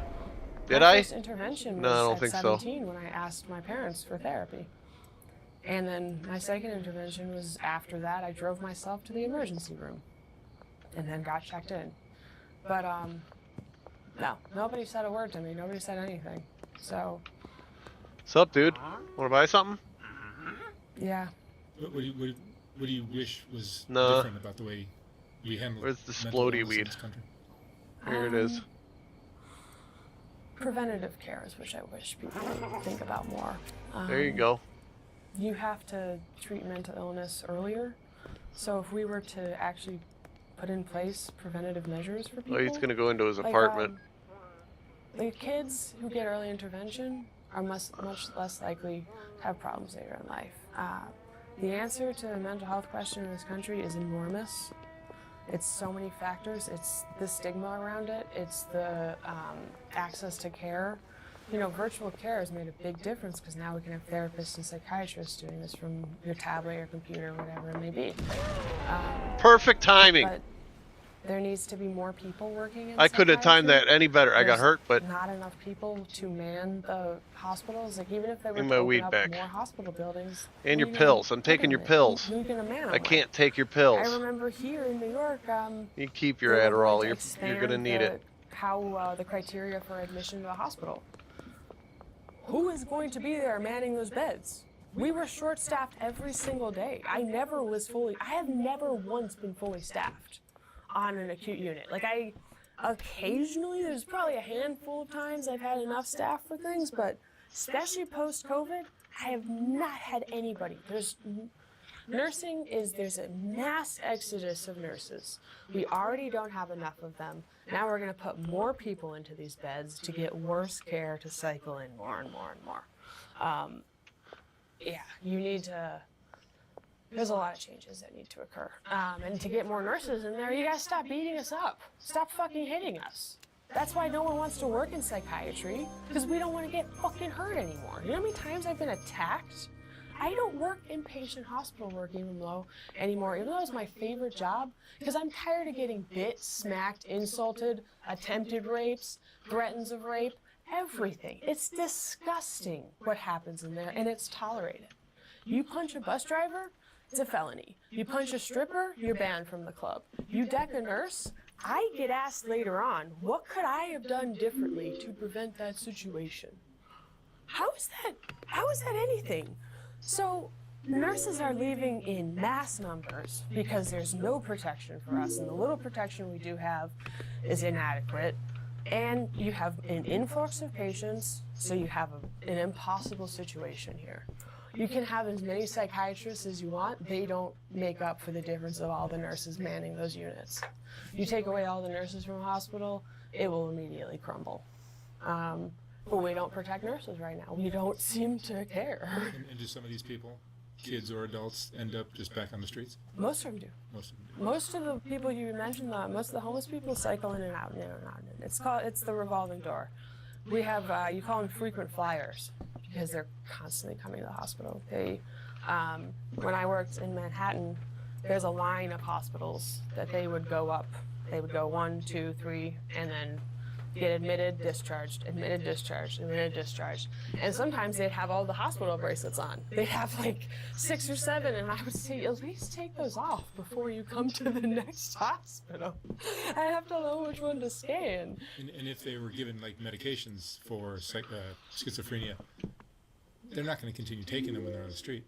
Yes. So a big, I did a temporary position at a ACT team, Assertive Community Treatment. Something like that. I don't remember all these letters are, but you have to be admitted a certain number of times to the hospital and have a certain number of issues, and then you get a team, which we should have for a lot of people. You have a housing coordinator, you have a nurse, a psychiatrist, and all these other things. And as those patients get what's called long-acting injectable medication. So you'll get your risperidone, like an antipsychotic. You'll get your risperidone, Haldol.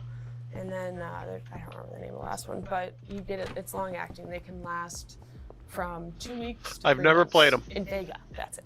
Invega is the long acting. That one goes up to 3 months. So I would carry all these syringes around because you can find them once a month, once every 2 months, whatever it may be. And I would carry probably 5, 6 of these boxes with all these medications in there. They were each like $8,000 a pop, those boxes. So when you have 5 $8,000 a pop boxes and you're walking around East New York, you're just like, please don't take my bag. These aren't the drugs you want. And then I would find the patients wherever they were at. Sometimes I would I'd do an injection like in a laundromat. It was just whatever you can get done. That was a hell of a time during community care. Another thing, community care is very dangerous. There's not many people I gotta who wait wanna for go money to be work on the collected. street. Like I remember having someone pull a knife on me once in their apartment, and I had to book it the fuck out and call the cops. And I was alone. Like, When we send people into the community like that, you don't really understand the danger of it until you're doing it. Yeah, that's a whole other subject. But do you see yourself continuing in this field? I don't. Sorry, I got a little jumpy on you. I'm. I don't see any reason to get hurt anymore like that. I'm thinking about becoming a professor of nursing for psych because it's so necessary. So doing that, thinking about, but I'm actually not really sure what I'm doing right now. Making those decisions at the moment. All right, Clarice. Yeah, I scared the shit out of my dealer. I didn't. I hope we, as a country, we do something about it. Yeah, me too. We certainly need it. Yeah. Oh god damn it! I never assigned her customers. That's a whole day wasted.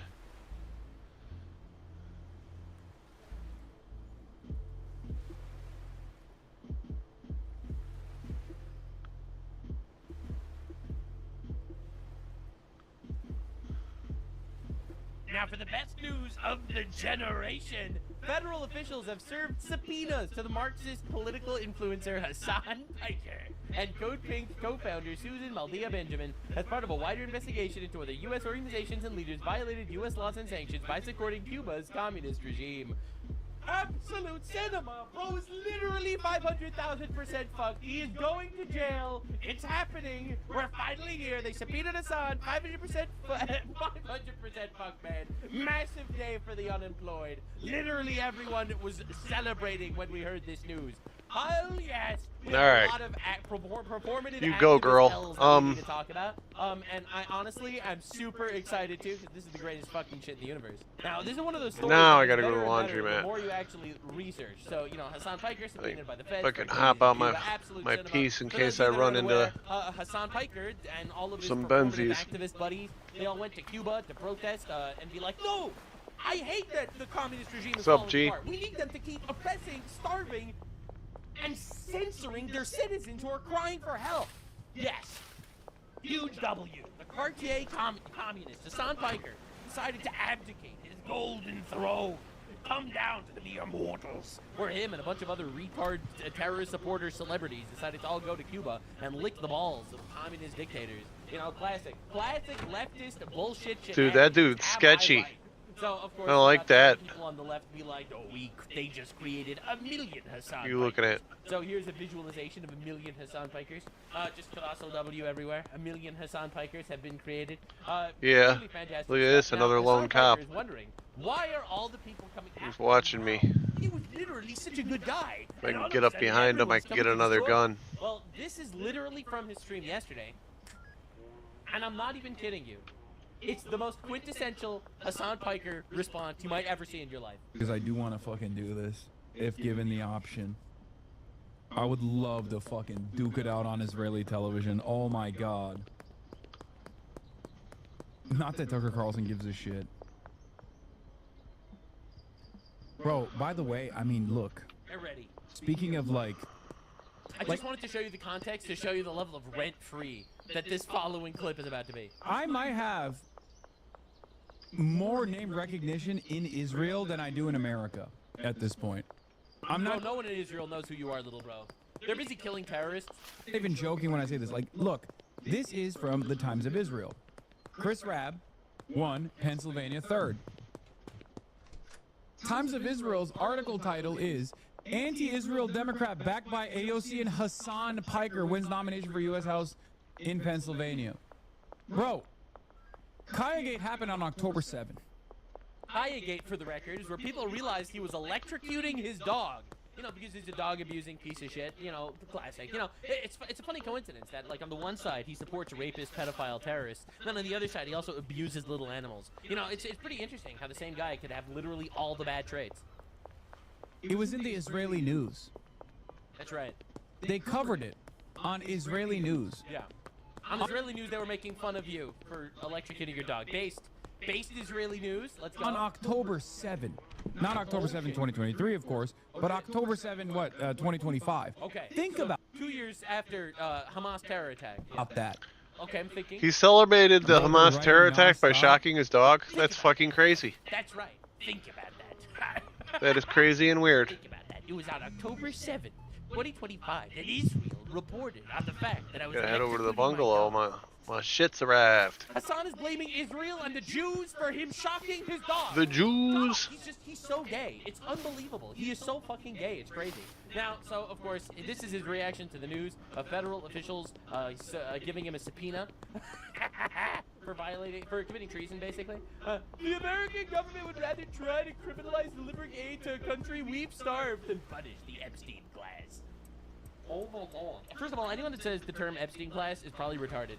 Second of all, they're literally starving because of communism. They're starving because the elites in that country are starving their own people. The people on the top of the communist hierarchy are literally starving the civilians. They have billions of dollars that they are not distributing to the poor. Because this idea of just No, I think he's just a fucking asshole.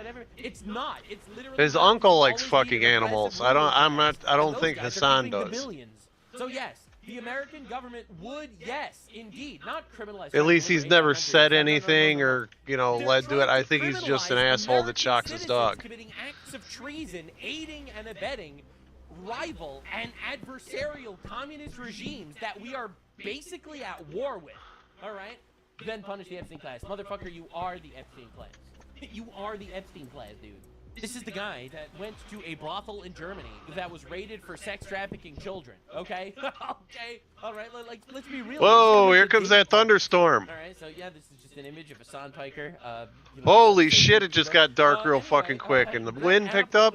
I have confirmed that God this is damn. true, and there are receipts. We are aware of multiple foreign influencer campaigns that are actively tracking both the intermediary companies receiving these funds as a pass-through of the influencers who are failing to disclose their compensation. We need far stricter disclosure laws for foreign influencer marketing ops.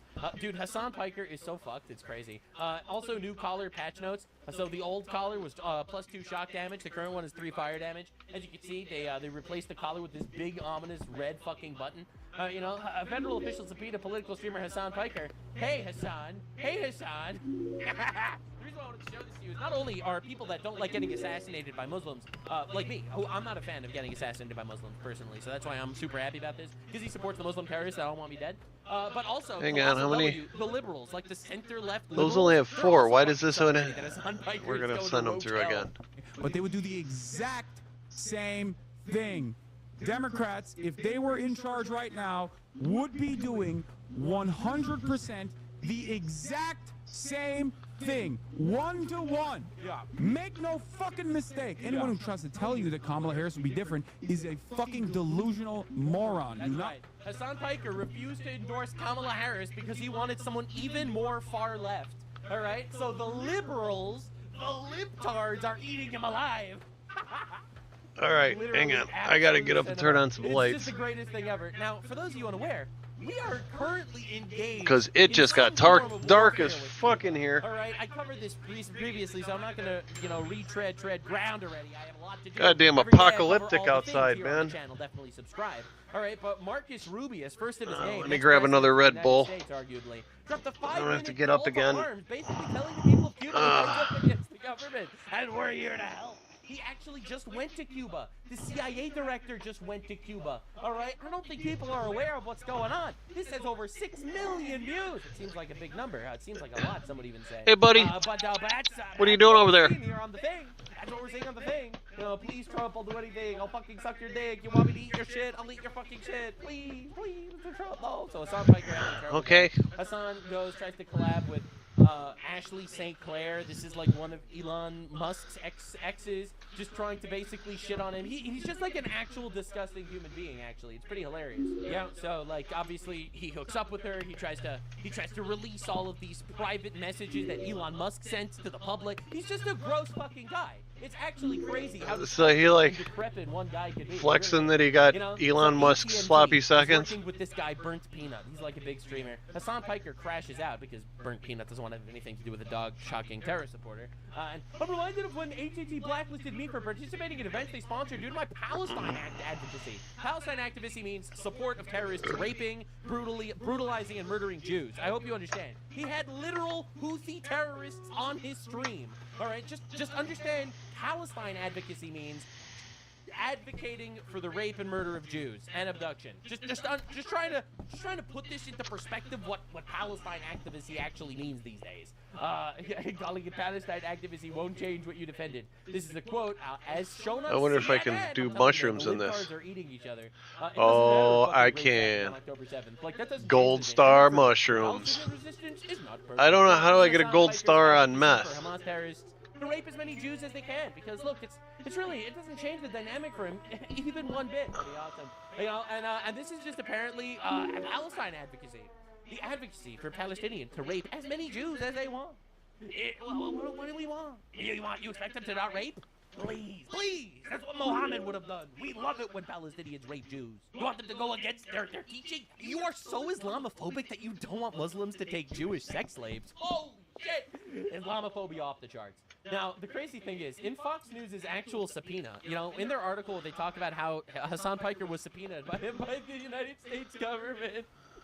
Fox News did this. Fox News Digital recently observed Piker outside his Los Angeles home escorting his dog outside the house for a bathroom break early one morning. Kaya, a large breed dog that is a mix of Tibetan Mastiff, Chow Chow, and St. Bernard, has been the beloved subject of an online campaign dubbed Free Kaya. Over allegations, Piker trained Kaya with a shock collar that transmits painful stimuli as part of behavior training. At one moment, Piker silently stood over Kaya and gestured with a finger for her to return to the house after relieving herself. Later, Kaya was observed being walked and driven by a woman leaving Piker's home. The fact that we got an entire Free Kaya paragraph, all right, about how this terrorist-supporting motherfucker also shocks his dog is just absolute cinema. This is la crème de la crème. This is the cherry on top, man. From the front door to the tree, Kaya will be free. You know, Senator Rick Scott, by the way, the guy that Hassan Piker told his audience to murder. I don't know why he's not in jail, man.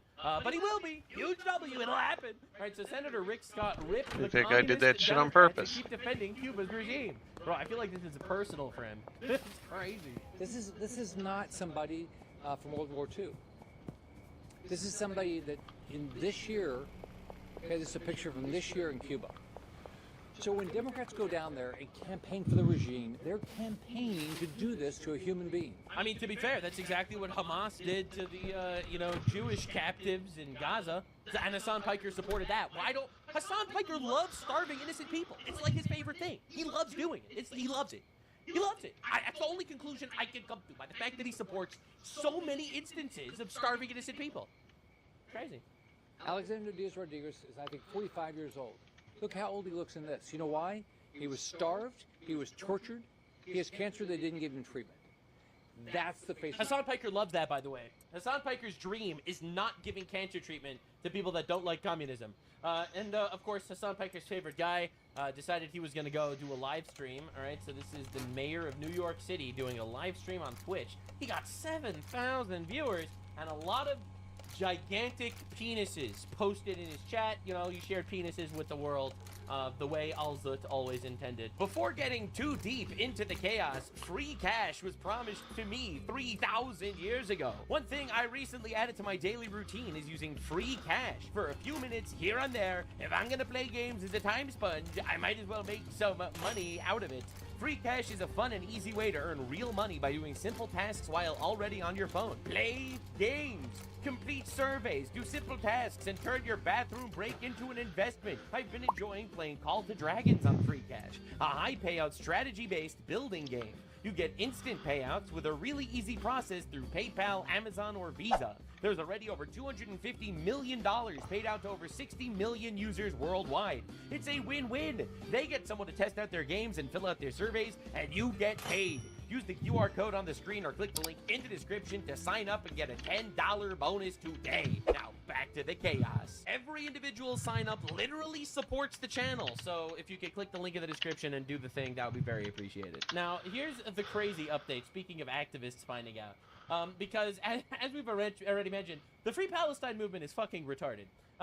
They really are. It's honestly incredible how often they can sit there and make believe they're supporting these retards who keep losing wars that they start. And you'd think they'd learned their lesson. They start another war and lose that one too, and the Palestine movement goes fucking crazy again. You know, they're not going to support the Christians getting genocided in Nigeria or Sudan, the Somalilanders getting genocided by the Somalians, the 5 million people killed in the war between Rwanda and the Congo. You know, they're done with Ukraine. They don't care about that shit anymore. They don't care about the 650,000 people killed in Syria, the 377,000 people killed in Yemen. They don't care about any of that shit. Specifically, the retarded morons that keep starting wars and losing. I can't get Gold Star math. So much. So approximately 175 activists from more than 20 votes, which I think is bullshit, making their way peacefully to Israel. All right, so Greta Thunberg keeps sending more flotillas to break into Israel. I guess they're gonna free Palestine by sending a couple of homosexuals. Maybe they'll spread AIDS or something. Maybe that's their dream. So this is them on the condom flotilla. They call it that because they ended up figuring out that they basically have no aid on any of their aid convoys, and it's just gigantic orgies of homosexuals. It's pretty good stuff. Greta Thunberg, of course, crying about how Israel abducted the people. The other day, Israel illegally intercepted over 20 boats, civilian ships of the Global Summit Flotilla, and violently abducted almost 200 violently abducted over 1,000 kilometers away from Gaza. Let's go. The majority of these were released and dropped off in Crete after many. When they were taking me off the boat, they hurt my elbow. When they tried to invade their country illegally. God, I wish every country would do that to people that try to come. He grabbed my arm really hard. Of these still remain detained and were illegally brought to Israel, where it has been confirmed that they are now being tortured. And these people are safe. There is zero confirmation of that, by the way. Listen, with Palestinian papers, and Tiago, a Brazilian citizen, they are being detained based on made-up accusations following their commitment to Palestinian liberation. Palestinian liberation means supporting terrorists and invading Israel illegally. Solidarity. Nah, I don't want to fuck around. They have so much solidarity. Oppressed people, and they are committed friends, comrades, fathers, and sons, and we demand their immediate release.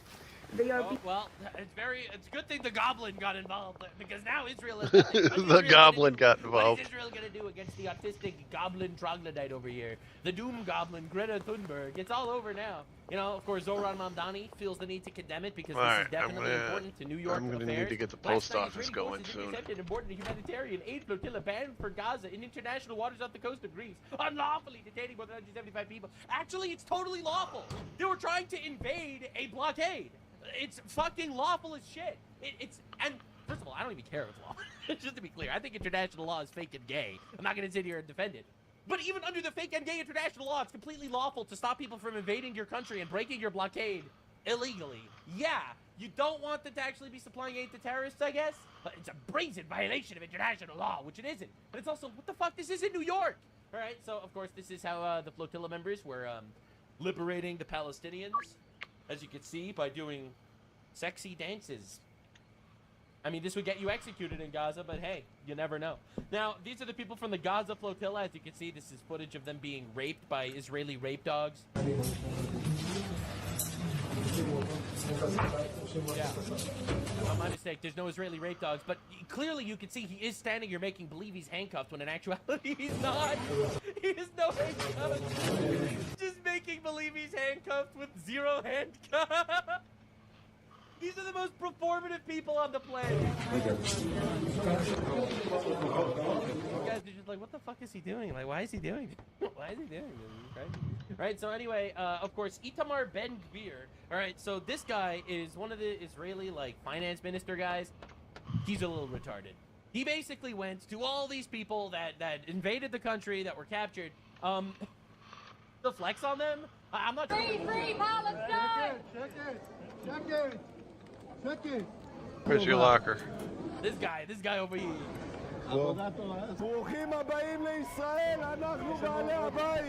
You're welcome to Israel. We are the hosts here.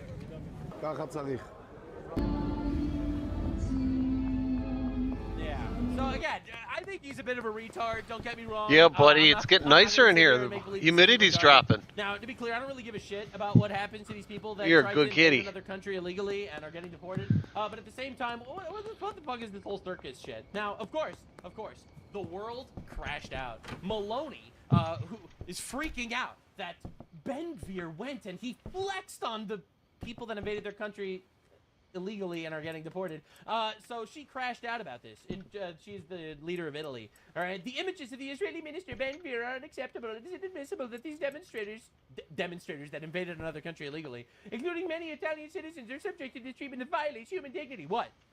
What, that he made them kneel? Are you serious? The Italian government is immediately taking the highest institutional levels all necessary steps to secure the immediate release of the Italian citizens involved. Italy further demands an apology. All right. And they got their apology. Pedro Sanchez from Spain.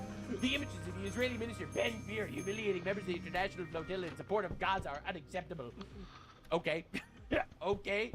We will not tolerate anyone mistreating our citizens that invaded another country illegally. In September, I announced the ban of the national territory for this member of the Israeli government. I mean, to be fair, I think Ben-Gvir is retarded, so I'm not going to sit here and make believe he's not. But the craziest thing is, while he is out there, Pedro Sanchez, screaming about Israel, all right, screaming about how America is doing war crimes, how Israel is evil and abducting people that are invading their country or something, this is the riots or protests rather, on the streets of Spain, calling for the deposition and removal of this tyrant, this communist motherfucker.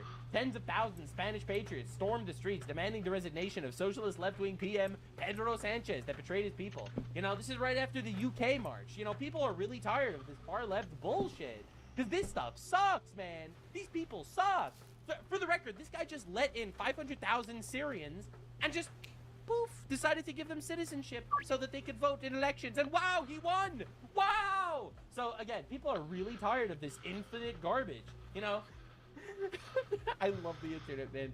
Anti-government protests erupted in Spain as crowds in Madrid demand Prime Minister Pedro Sanchez resign. Can you guess who's behind the protests? Yes, your guess is as good as mine. Israel must be manipulating tens of thousands of Spanish patriots to stand up against communism. It must be the Jews! Bro, there is a level of brain rot here that is just absolutely cinema. All right, so activists from the Provocation Flotilla are seen hugging after being transferred to Israeli vessels. So far, no aid has been found on the boats. They didn't even find aid on the aid convoy. But this was the real twist. All right, so Spanish flotilla activists, they arrived in Bilbao Airport in Spain, and they were, you know, doing whatever the protesters normally do. So this is in Spain, all right, after they were deported, all right, and they're trying to block doorways and shit, and the Spanish police beat the fuck out of them. Oh my god. Wow, turns out these guys fucking suck, huh? Wow.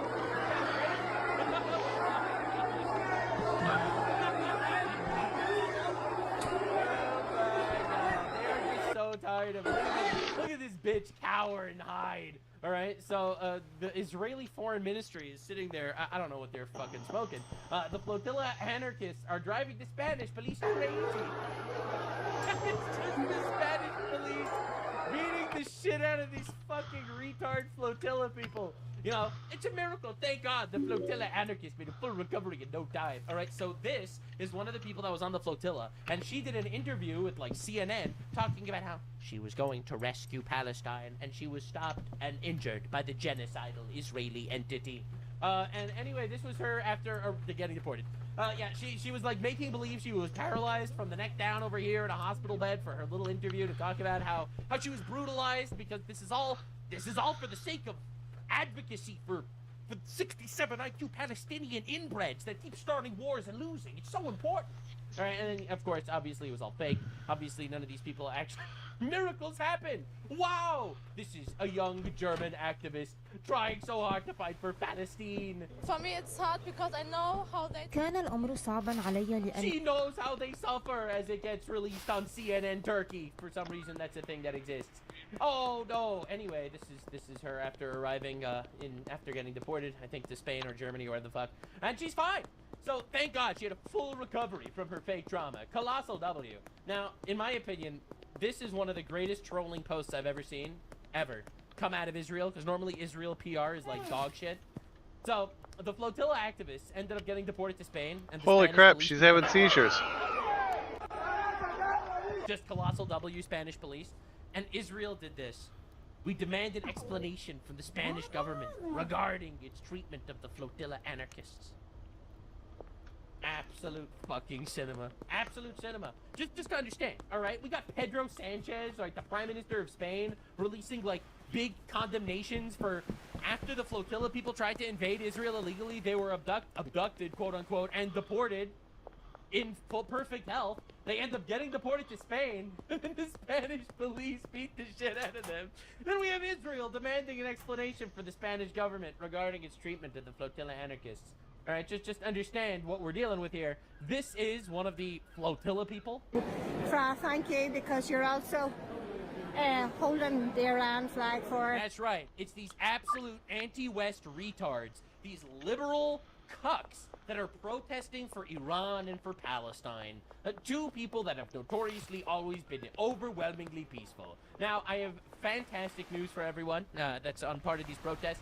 If you're watching this video and you're still unsure about what to think about these poor protesters that tried to invade another country illegally and got deported, I have fantastic news. Great news, everyone. It turns out the person, Karim Khan, the guy who was in charge of the International Criminal Court that was talking about genocide for the last 3 years in Gaza, breaking news, he actually apologized and said that he found no evidence of any genocide. Structure. You're not ruling out that there could be a warrant in the future? Everything is a function of evidence. I will not move. It would be a reckless and You're saying in the past prosecutor. 3 years there hasn't been evidence of genocide in Gaza? It would be a reckless prosecutor to move simply because of clamour. You move based upon evidence, and if you read that 20th of May application, and if you also read the panel report, they also talk about ongoing investigations and applications, and more than that I simply can't say. But the suffering in that situation is immense. The investigation is not closed, and it continues. And the court, the men and women of the office continue to work, and we will not blink or be deterred. So genocide is not off limits? You haven't ruled it out? No crime. No, please, don't put it off limits. Maybe you'll change your mind about it, genocide later. We need this to be a genocide. Please. And if not, maybe we'll get the Israelis to kill some more Palestinians so we can make it a genocide. Wink, wink. Right? They've always been standing on the corpses of these people and these children that have horribly, unfortunately, been killed over the course of this war that they started. All right? Honestly, it's tragic that these children are dead, and they died because the retards decided to start a war and refuse to end it and use human shields and fire missiles from hospitals and missiles from not just universities but nurseries. But again, terrorists, Islamists, radical motherfuckers, and according to the United Nations, 70% of buildings in Gaza were destroyed, but yet only 1% of the population was killed. You know, anyone that calls that a genocide, in my opinion, is either trying to push a narrative or they're just retarded. Franklin fakes an injury to free Palestine, and that's just basically where we're at these days. Every single one of these stupid, dumb fuck activists LARPing too close to the sun and getting absolutely obliterated for it. Absolute cinema highlight of the day.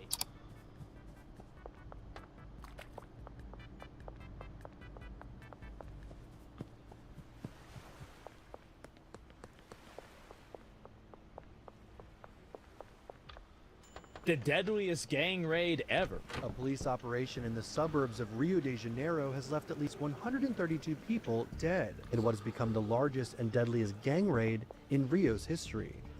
The grisly operation saw explosions and gunfire ring out in the Brazilian state, and left neighborhood streets lined with bodies. Wait, there's no way everybody is sitting there celebrating, clapping with all the dead gang members.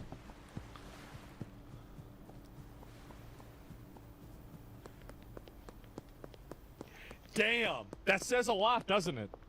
It really does. Just days Who's a before white dude? There's plenty of people that are in Brazil that got white skin. Same as Argentina. There's plenty of people in South America that got white skin. Brazil is set to host a major upcoming world event. So what prompted the brutal bloodbath? Here's everything you need to know. In the dark of Tuesday morning, October 28th, 2,500 Brazilian civil and military police entered the Alemão and Penha complexes of Rio de Janeiro, accompanied by helicopters, armored vehicles, So and what drones. you're saying is you can just bring in the military and the police and you just deal with this. The state of Rio de Janeiro launched the raid, which it labeled Operation Containment, aiming to combat Containment at the territorial expansion of the Comando Vermelho, or Red Command. Got him. And which is one of the country's largest and oldest criminal groups, according to think tank Insight Crime. The Red Command is notoriously involved in the drug trade in Brazil and South I would have America. never guessed. And has a strong foothold in the poorer neighborhoods of Rio de Janeiro. I bet that's why they're clapping, bro, because the people that are living here, bro, these places are shitholes. They are. They're shitholes. And they get run over by these fucking assholes that I bet probably terrorize them. Right? They do. They terrorize them. And I really hope that, you know, after what happened with El Salvador and, you know, the pressure that Trump is putting on Venezuela, you know, we can finally, I mean, America, right, it's not really our job, but, like, it does affect us because the drugs come to the United States. I really hope that, like, by a second-order effect, we can really help these countries. Because, like, it's not fair that they have to live being oppressed by these, like, marauders, basically, like drug marauders. Narrow, known as and also another thing too, keep in mind is that these people destabilize the countries that they live in, and they're the ones also that are causing a lot of the illegal migration. Right? They're damaging for their own economy. Like it's if you really think about it, it's better. It's literally better for the United States that this shit is not over there even. Favelas the worst. The group has faced repeated targeted clashes with government troops and local militias in the past, who have aimed to take the favelas under their control. According to they actually thought that they were gonna. What's crazy is that, like, these guys think that they have an AK-47 and a gas mask on, and you actually think that you're gonna go up against these guys. Like, with fucking bulletproof vests, drones, helicopters, tanks, armored vehicles. Like, these guys have vehicles with armor on them. These guys have armored vehicles. It's a whole different situation. Government of Rio, the latest raids in Alemão and Peña have been in the works for over a year. Got them. Police used armored vehicles. Also, look how young they are, bro. In Peña, these are kids. Been in the works for over a year. Police used armored vehicles to topple barricades set by the Red Command. So they just went in there and just drove through the fucking barricades. They just, bro, like the Kool-Aid man said, "What's up, boys?" While also setting blockades of their own to close off strategic avenues and highways in the area. Oh, man. Shootouts and gunfire soon broke out and have since left at least 132 dead, 4 of whom are confirmed to be police, as well as dozens injured, including according to a That's insane. So there were 120, 104 guys. Yeah, these guys got mopped up. That's what's crazy. It's like, if you actually think that you have a chance against, like, the actual military, like, and this is the Brazilian military, right? We've been talking about, like, Chinese, Russian, American military, Israeli military. Like, it's not military? Oh, it wasn't? So these were just the cops? Oh. It's so over. Yeah, it's so over. Video posted by the state, Red Command could be seen which reportedly dropped explosives on police.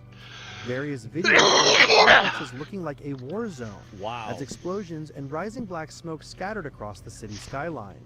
In the aftermath, over 40 Dude, it's just the fact that you have all the citizens there clapping literally over the corpses of these people, I think really goes to show, and this is one thing that I hope a lot of these, like, weird fucking, like, gated community, upper middle class, white liberal freaks in America need to realize, is that the main victims of this are not you know, like some other random person, right? It's the people that live in these communities. It's the people that are living in this house right here that are being oppressed. People that live in this house that are being oppressed.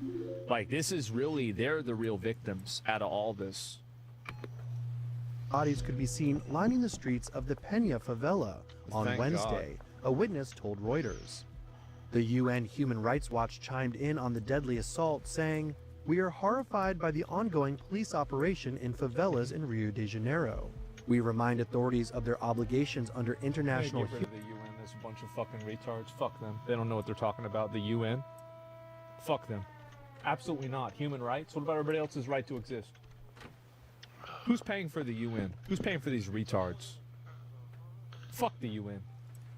Human rights law and urged prompt and effective investigation. Like, look at this limp dick shit. They say the same thing about El Salvador. I'm so sick of these weird, abstract, completely no allegiance to any country, no allegiance to any cause, these like international organizations that like to condemn any country that takes a drastic action against crime in their country to protect their people. Like, why? Like, it's just international Karens. Fuck the UN. The should do it again. Ordeal comes as the state of Rio prepares to host a major climate conference to kick off the COP30 World. This is the problem. Is like they get to say that because they're sitting in some fucking European country, in some super safe area where, you know, like there's like 3 levels of security before you can get to them. And they don't understand that really, oh, wow, 100 people got killed, 200 people got killed with this. Okay, well, how many people have been killed by the people that got killed? How many lives have been terrorized? How many areas have been, you know, fucking locked down by these psychos? The ICC got Duarte? Yeah. Let my boy go. Like, the thing is, like, yeah, he probably killed some people unintentionally, but there's a reason why they voted him back to mayor. There's a reason why they voted him in the beginning. How many lives have been saved? Yeah, these people have no idea. Like, they have no concept of any sort of, like, real morality. All they have is, like, feelings and vibes. There is no real morality in allowing an entire area like this to be terrorized by a effectively, you know, like terrorist organization gang. The human rights. Get the fuck out of here. What about people's right to live? People's right to live without being terrorized, without being attacked, without being bullied, without being, you know, intimidated, having their money stolen. Their summit in Brazil. They care more about the rights of violent criminals than the rights of the actual citizens. I hate them. I hate them, bro. Next week. The government has been known to conduct similar operations ahead of hosting major world events. In April of 2014, over 2,000 troops entered the favelas of Rio to conduct a series of, quote, pacification efforts ahead of the country's hosting of the FIFA World Cup. Yep. The state of Rio announced that following its raid on October 28th, over 80 criminals have been apprehended, along with over 400 pounds of drugs and dozens of firearms. Man, absolutely unfathomably, incredibly, amazingly fucking based. Wow. I didn't know anything about this. Yeah, this is insane. UN is calling for a comprehensive reform of policing methods in Brazil after at least 132 people were killed in an unprecedented raid targeting a notorious drug gang in Rio. There were scenes of chaos as 2,500 heavily armed officers backed by armored vehicles, helicopters and drones entered 2 favelas to execute judicial warrants for suspected gang members. Residents who spent the night collecting bodies and laying them in a central square are accusing the police of carrying out a massacre. Well, they did. Thank God. It's about time. Holy shit. Yeah, duh. Good. the very latest, let's cross live now to our correspondent in Rio. Tim Vickery joins us now. Tim, police are being accused of using excessive force. Just how exactly did this death toll end up being so high? What happened? Well, the governor of Rio... Let me guess what happened. They tried to shoot back, run away, and fight the police, and they lost. That's what happened. That's the reason why the death toll was really high, is because the police probably didn't come in there and shoot them before they talked to them. How do you think the police officers got killed? Castro, right-wing governor. Yeah, they thought they lost. It's not excessive at all. So many innocents caught between the wars and gangs? Yeah, exactly. And behind the operation, he and his staff are claiming that this... I'm really sorry to tell you this, but they were applauding the criminals, not the police. The police did not collect the bodies, and the population and their families were grieving them. I hate that. But those people are praising the dead thieves. I don't know if that's true or not. I got no idea. Maybe it is. It doesn't matter. You still got to get rid of them. Even if the population there doesn't like them, you still got to get rid of them. It was a complete success. Yep. They had a strategy, which they've been working on for a year, whereby they would force members of this drug gang to flee into the woods between two of the favelas. It's a traditional hiding place, but they set up an ambush there. Now, the official toll from the Brazilian government now, from the Rio authorities, is 121 dead, 4 of whom are police. And the Rio authorities are saying that the other 117 were all members of this drug gang. That's right. And that everything was done to limit collateral damage. So they are claiming success. You might as well sleep. And this will play well with many in Brazil. It's a society traumatized by the reality of urban crime, and many will think, well, the only good bandit is a dead bandit. Yeah. On the other side of the line, you have 2 criticisms.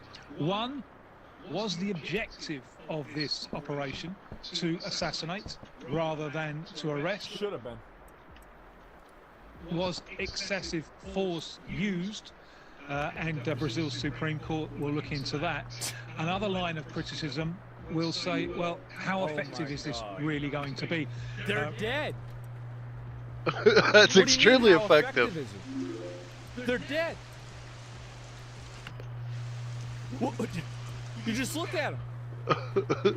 Rio's governor is claiming, and his security forces are claiming, that this is the most successful, it's the biggest blow ever to the drug gang, the Comando Vermelho, the Red... All these women crying, these moms crying, sure, raise your kid better where he's not selling drugs, trying to shoot the fucking police.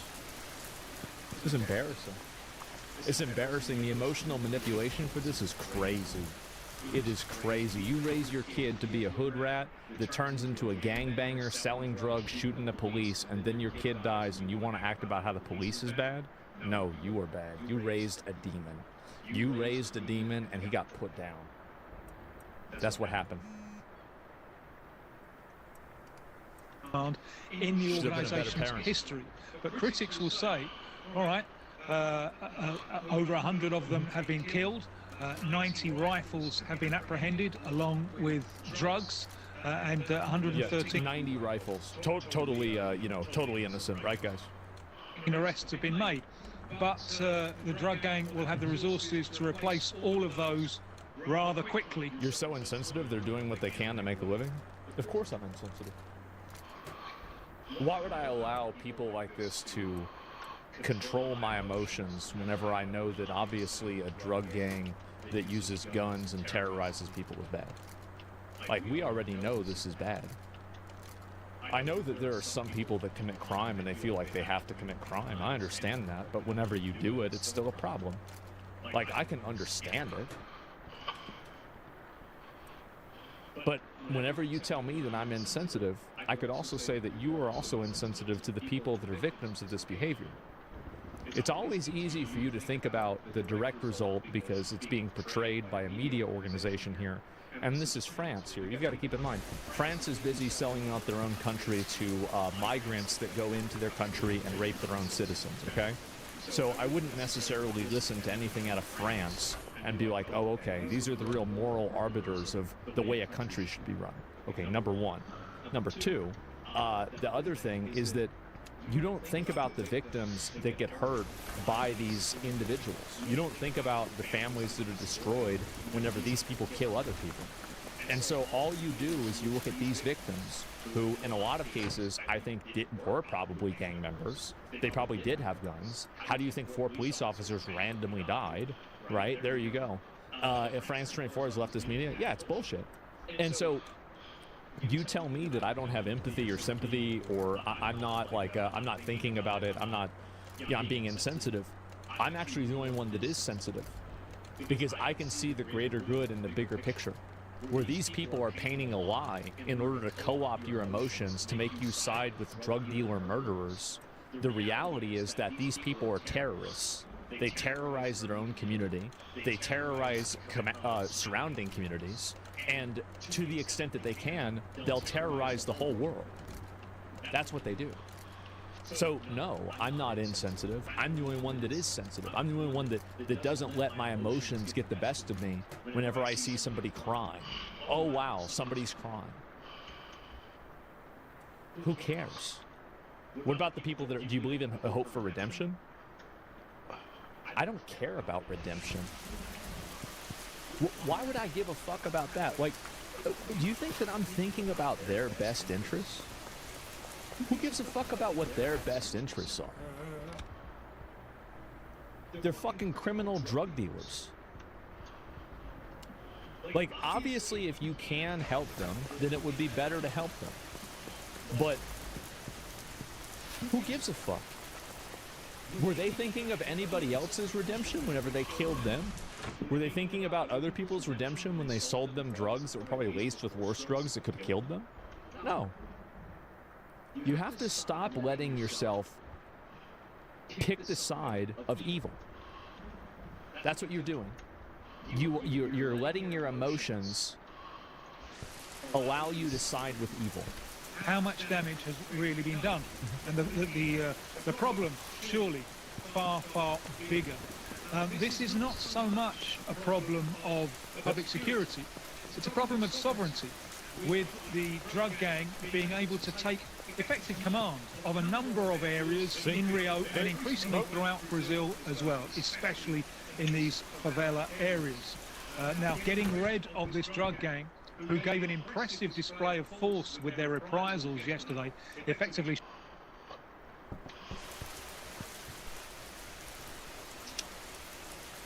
You really get... I don't even think it's impressive, honestly. Like, I mean, like, if you played an FPS match, and it's first 1 to 100, and they score 4 and you score 100, would you say that they did impressive? I would say they got flopped. Like, this was a blowout. They got steamrolled. Shutting the city down. Getting rid of this drug gang will require much more than military-style police operations. So there are folks going on, man. Have our society raise a bunch of flower sniffers who think evil doesn't exist? The reason why is because they've never been confronted with it and they've never had to deal with it. The reason why a lot of people believe in redemption for criminals is because they don't have to be the recipients of the potential lack of redemption. So these people have no problem talking about, oh, well, I care about, rehabilitating people, etc. But they never have to be the victims of that rehabilitation process should it go badly. So that's the reason why you have so much of this this empathy for criminals. It's because a lot of the people that have the empathy never have to actually have accountability for it. There's never any accountability for their empathy. They never have to be the one that has to, house an illegal alien that has, a criminal record in their house. It's easy to humanize criminals when they're not victims or in any way relate personally. Yeah, exactly. Like, they don't know what it does to these people. It's sympathy, not empathy. So you believe that all criminals are just inherently bad people, should be locked away forever? I think that if you're working in you're in a drug gang and you have the police raid you and you get shot, I think this is a Rip Bozo situation. You shouldn't have been there. You shouldn't have put yourself in that situation. You knew what you were doing. You knew what you were getting into. And that's what happened. That's it. You put words in your mouth? Yeah, just go back perm, Ben. Yeah, I didn't even say that. Criticisms here on there are those who see this as a huge success, of course, and there are criticisms that this isn't particularly effective, that with dealing with organised crime, it's far more effective to get a handle on the finances rather than kill the foot soldiers. You can't get a handle on the finances. They're doing everything through crypto. They're doing it through international banks. It's harder to do. And also, who's going to use the finances? People are going to use the finances, right? So if you kill the person that has the account, well, then nobody can use the fucking account. And you kill enough people with the accounts, then there's no more accounts. It's pretty easy to deal with. It's what do you mean? You go after the finances. Going after the finances is only going to make these people oppress their own communities even harder. And Tim, how has the Brazilian president been reacting to all of that? We've heard that he's horrified by the death toll, saying as well that the police in Rio launched this operation without notifying the federal government. Yeah, based, because federal government could have been compromised. You realize that some of the gangs get their members are often lured in with the promise of legit work, only to be held at gunpoint to join a gang that they were not aware of? Yeah, it sucks. I guess we should just let them go out and kill people and sell drugs and terrorize the community then. I understand that from your perspective it might seem unfair or scary, but there are a lot of choices and things like this in life where there isn't really a good choice. There isn't a choice that has like no negative side effects. It's just that's not the way the world works. People are these are people that, you know, it's like you have the trolley problem. These are people who are too afraid to pull the lever because they don't want to kill one person, and they end up killing 100, but they tell themselves that because they didn't pull the lever, they're a good person. That's what it is. Yes, he has said that. At the time of the operation, he was flying back from Malaysia. So he took knowledge of this early this morning, and he is perturbed by the death toll. Lula, always a consensualist, an attempt to build consensus. So he had emergency meetings with some of his ministers today, and he has sent a committee, including his justice minister. And you can see all the clips. Are any of the clips of the actual people that were the killers? Did it show any of the drugs they had or the guns they had? Did it have the firefight at all? Did it show the drone footage dropping firebombs on the police officers? No. All they're showing is a bunch of crying women. That's it. Because they're trying to manipulate your emotions and make you act against your best interest. Because this, just like a lot of other types of media, is not out for your best interest. It has some sort of weird global agenda that they don't give a fuck about the best interest of Brazilian citizens or French citizens. They give a fuck about pushing their agenda. That's it. And you see how they replay the same crying women over and over and over. Complete manipulation. To Rio to meet with the governor, Claudio Castro, who's a political opponent. Never let that happen. And at the moment, they are working hard to try and present a united front, to try and say all levels of the government need to be together in the fight against organised crime. They do need. Yeah, Tim, true. Thanks so much for all of that. That's Tim Vickery, our correspondent in Rio. Yeah, what a joke. What a fucking joke, bro. Like, I just... When criminal gangs get caught, they turn into whiny babies. Congratulations to Brazil's police. Poverty is an excuse to do crime. Zero tolerance, good job. There are criminals denying human rights to others. Their own human rights got denied. I have no... Bro, base YouTube comments. Bro, see, YouTube is one of the only platforms that's, like, not really censored at all. And so, like, you actually have people that give their... Everybody in the comments is totally on favor with this. Yeah, like, they're totally fucking on board with this. I'm so happy to see this. It's amazing, isn't it? So, yeah, YouTube comments going in. Yeah, and this is just the common sense, right? And it is. You're making a difference. I will, and I'll keep doing it until all of this misplaced empathy is put in a box where it deserves, right? Put it in a box, put it in a closet, put it away, and forget about it. Because the amount of people right here, look at this here. This is somebody, thank you to civil police and military police. I hope these actions multiply throughout the country, Brazil. And this is obviously just some, I think this is Portuguese. I'm not really sure. Could be Spanish. I can't really tell the difference, to be honest. But yeah, you have actual citizens there that are saying that. YouTube's a good baseline on what normies think. Well, any platform that isn't biased is a good baseline. platforms that are that isn't censored. So like Reddit, you can never listen to what people say on Reddit and try to get a fair shake on that because any conservative viewpoints are banned. So like you can't ever do that. You can't do it on TikTok either because also TikTok is massively, what is this here?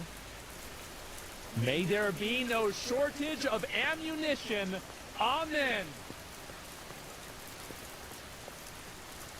Oh man, there's r/conservative? Yeah, right. Yeah, sure. And there used to be 50 other conservative subreddits. They all also got banned. And yeah, there it is. And this needs to be widespread in every nation. Yeah, El Salvador was the blueprint.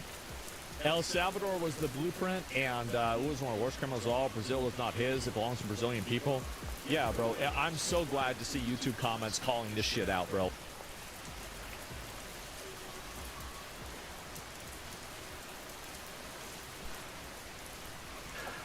Mic check 1 2. All right, real live. Sorry guys, sorry about the late. Yeah, I'm like 4 minutes late. Sorry. Somebody put 99 years he wanted to kill someone else. Oh my god.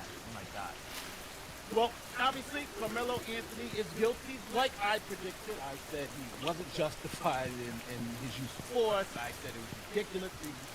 He even argued that this was some type of self-defense. And I'm telling you, I got a lot of flack. I'm always, people always call me, yeah, you're supposed to defend the black people even when they're wrong. Or I'm supposed to defend the white people even if they're wrong. It's like insane old stuff. But I first thing I'm going to say is, there are two people who lost their lives, right? The kid who died, Austin Metcalf, he didn't deserve that at all. And shame on Carmelo Anthony for what he did. He needed to be held accountable. And Carmelo Anthony, essentially, he lost his life. He's going to be doing decades in prison if justice prevails. He's been convicted of first-degree murder. They are now doing sentencing. So in Texas, the way it works is if you're the defendant, you get to pick if it's going to be the defendant who is going to go to, I'm sorry, you get to pick if the judge is going to sentence you or the jury is going to sentence you. And Carmelo Anthony and his parents, they picked the jury. So now the jury gets to go back and figure out if this is going to be self-defense. Now, I will say this: I think there are some appealable issues you can argue here, but will it be? Is it possible? Yeah, it's possible. And I'll talk about that in a second.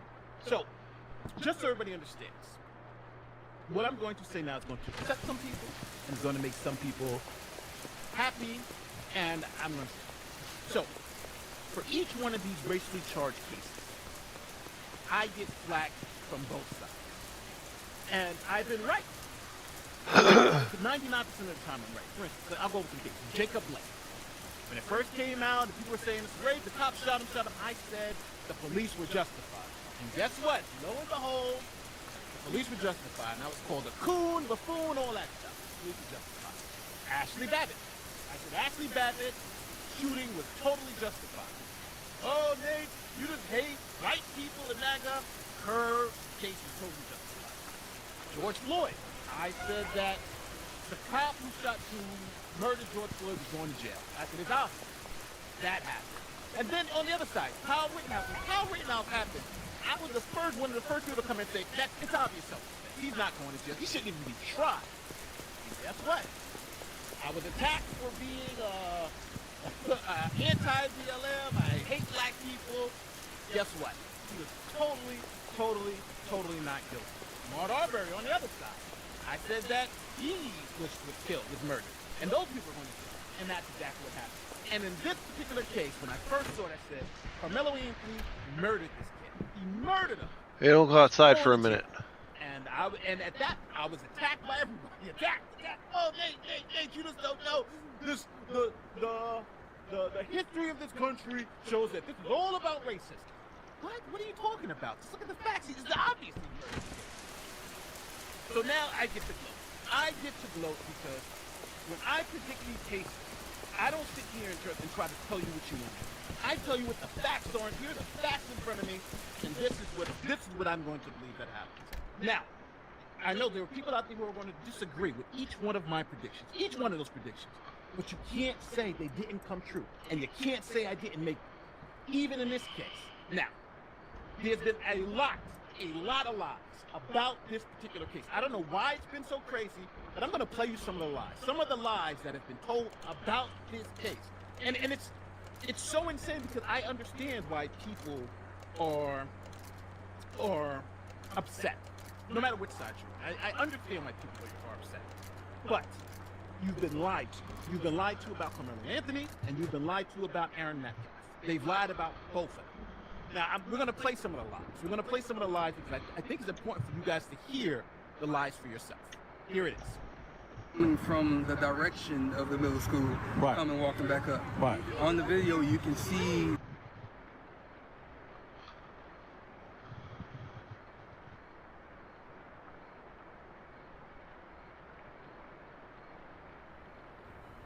All right, Sunny. Sunny, where are you from originally? I'm originally from Wisconsin. What part? Milwaukee. Milwaukee. Tell me about your family growing up.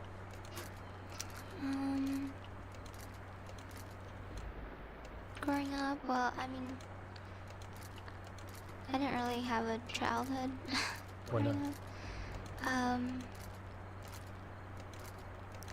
So my Wow, this sounds fucking horrible. mom and dad, they divorced when I was 8 or 9 years old.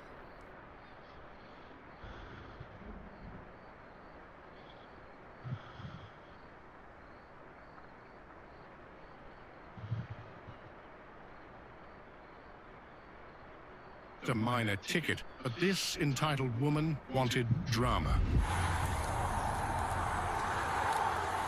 morning. Is that because speed was 35? You were on 52 this morning. It was 3 people in front of me, man. I want to record this because this is outrageous. Okay. You have your driver's license and insurance? What am I don't understand why I was being pulled over. Can you show me the speed I was doing? Hey, you're going 53 and a 35. Can you show me?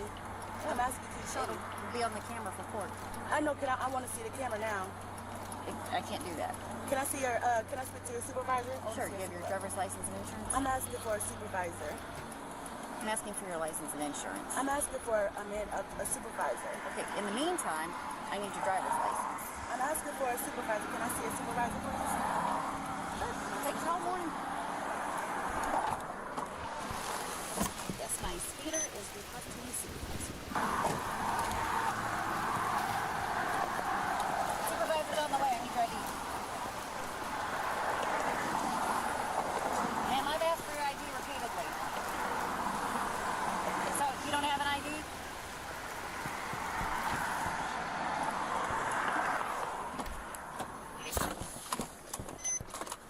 Non-emergency. She's just not cooperative at all.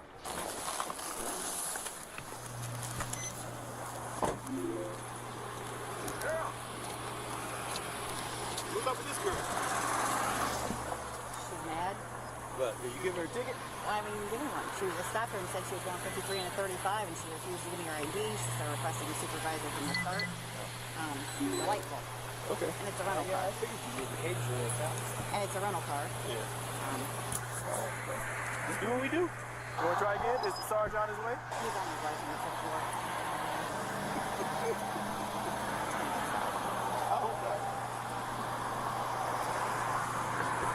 I'm going to see if she'll give me her ID.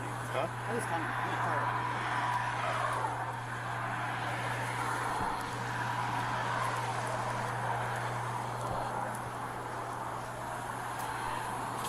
Did you give the other officer your ID, ma'am? I can't hear you.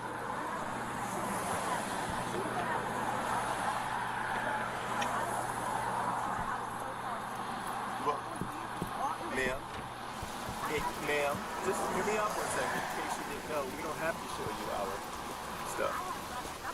Yeah, okay, you have rights too, but we don't have to show you that stuff, ma'am. You don't have to show me, so I don't have to show proof. No, it doesn't work that. It doesn't work that way, ma'am.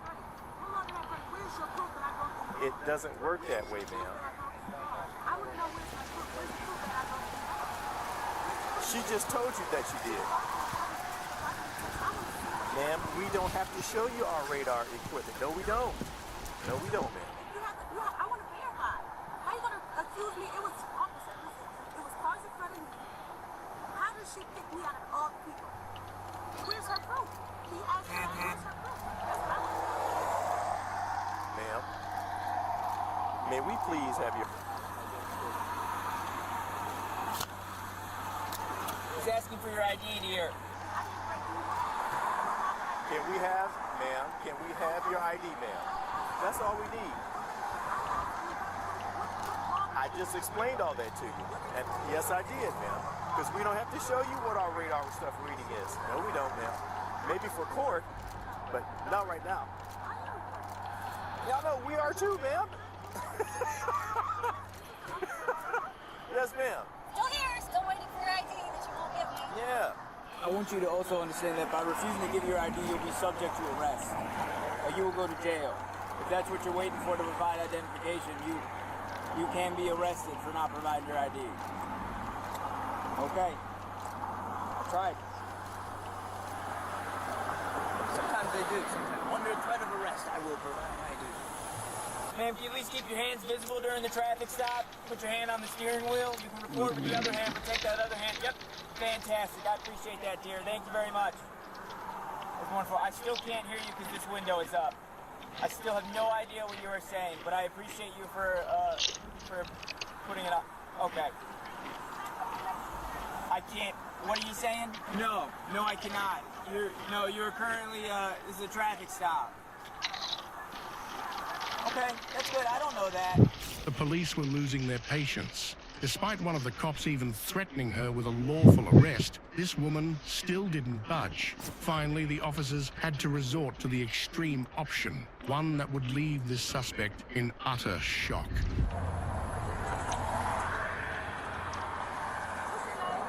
Ma'am, I can't hear anything you're saying with your window up. What's your name? I'm asking for your name. Riley, right here on my... See, right there. Can you read? Riley? Yep, there you go. Officer Markham. Yes, ma'am. What's that? My supervisor here? The supervisor coming here? That gentleman is not my supervisor. I actually don't know his name. It's a daytime traffic unit. I've only seen him a few times. I hear they're rare. What's that?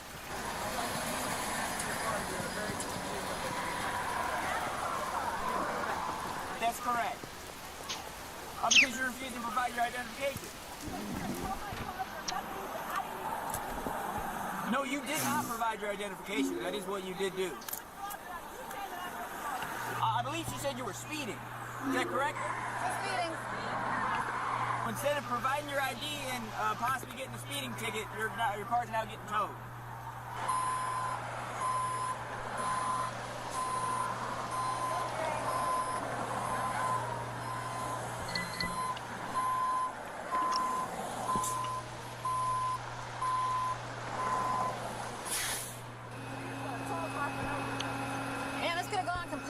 That was on you. And there's no reason. You have refused to provide your ID. And I didn't even do anything. You stated that I... You say you didn't do anything.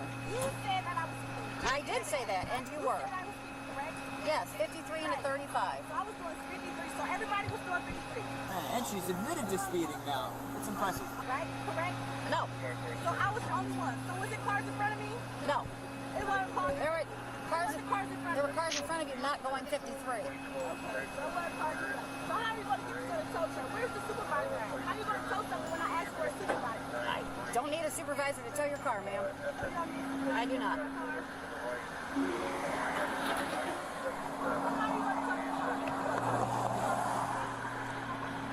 us a second. Take TikTok videos for this.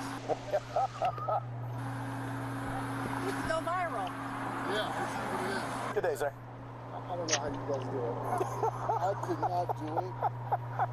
I just don't have the patience? Yeah.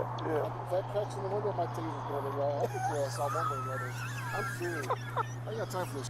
Oh, man, there's always one somewhere. People that might really need your guys' help, this bullshit. Yeah, I know. I watch those videos and I'm like, what in the hell has this world come to? Where a cop can't do their job. Yeah, I know.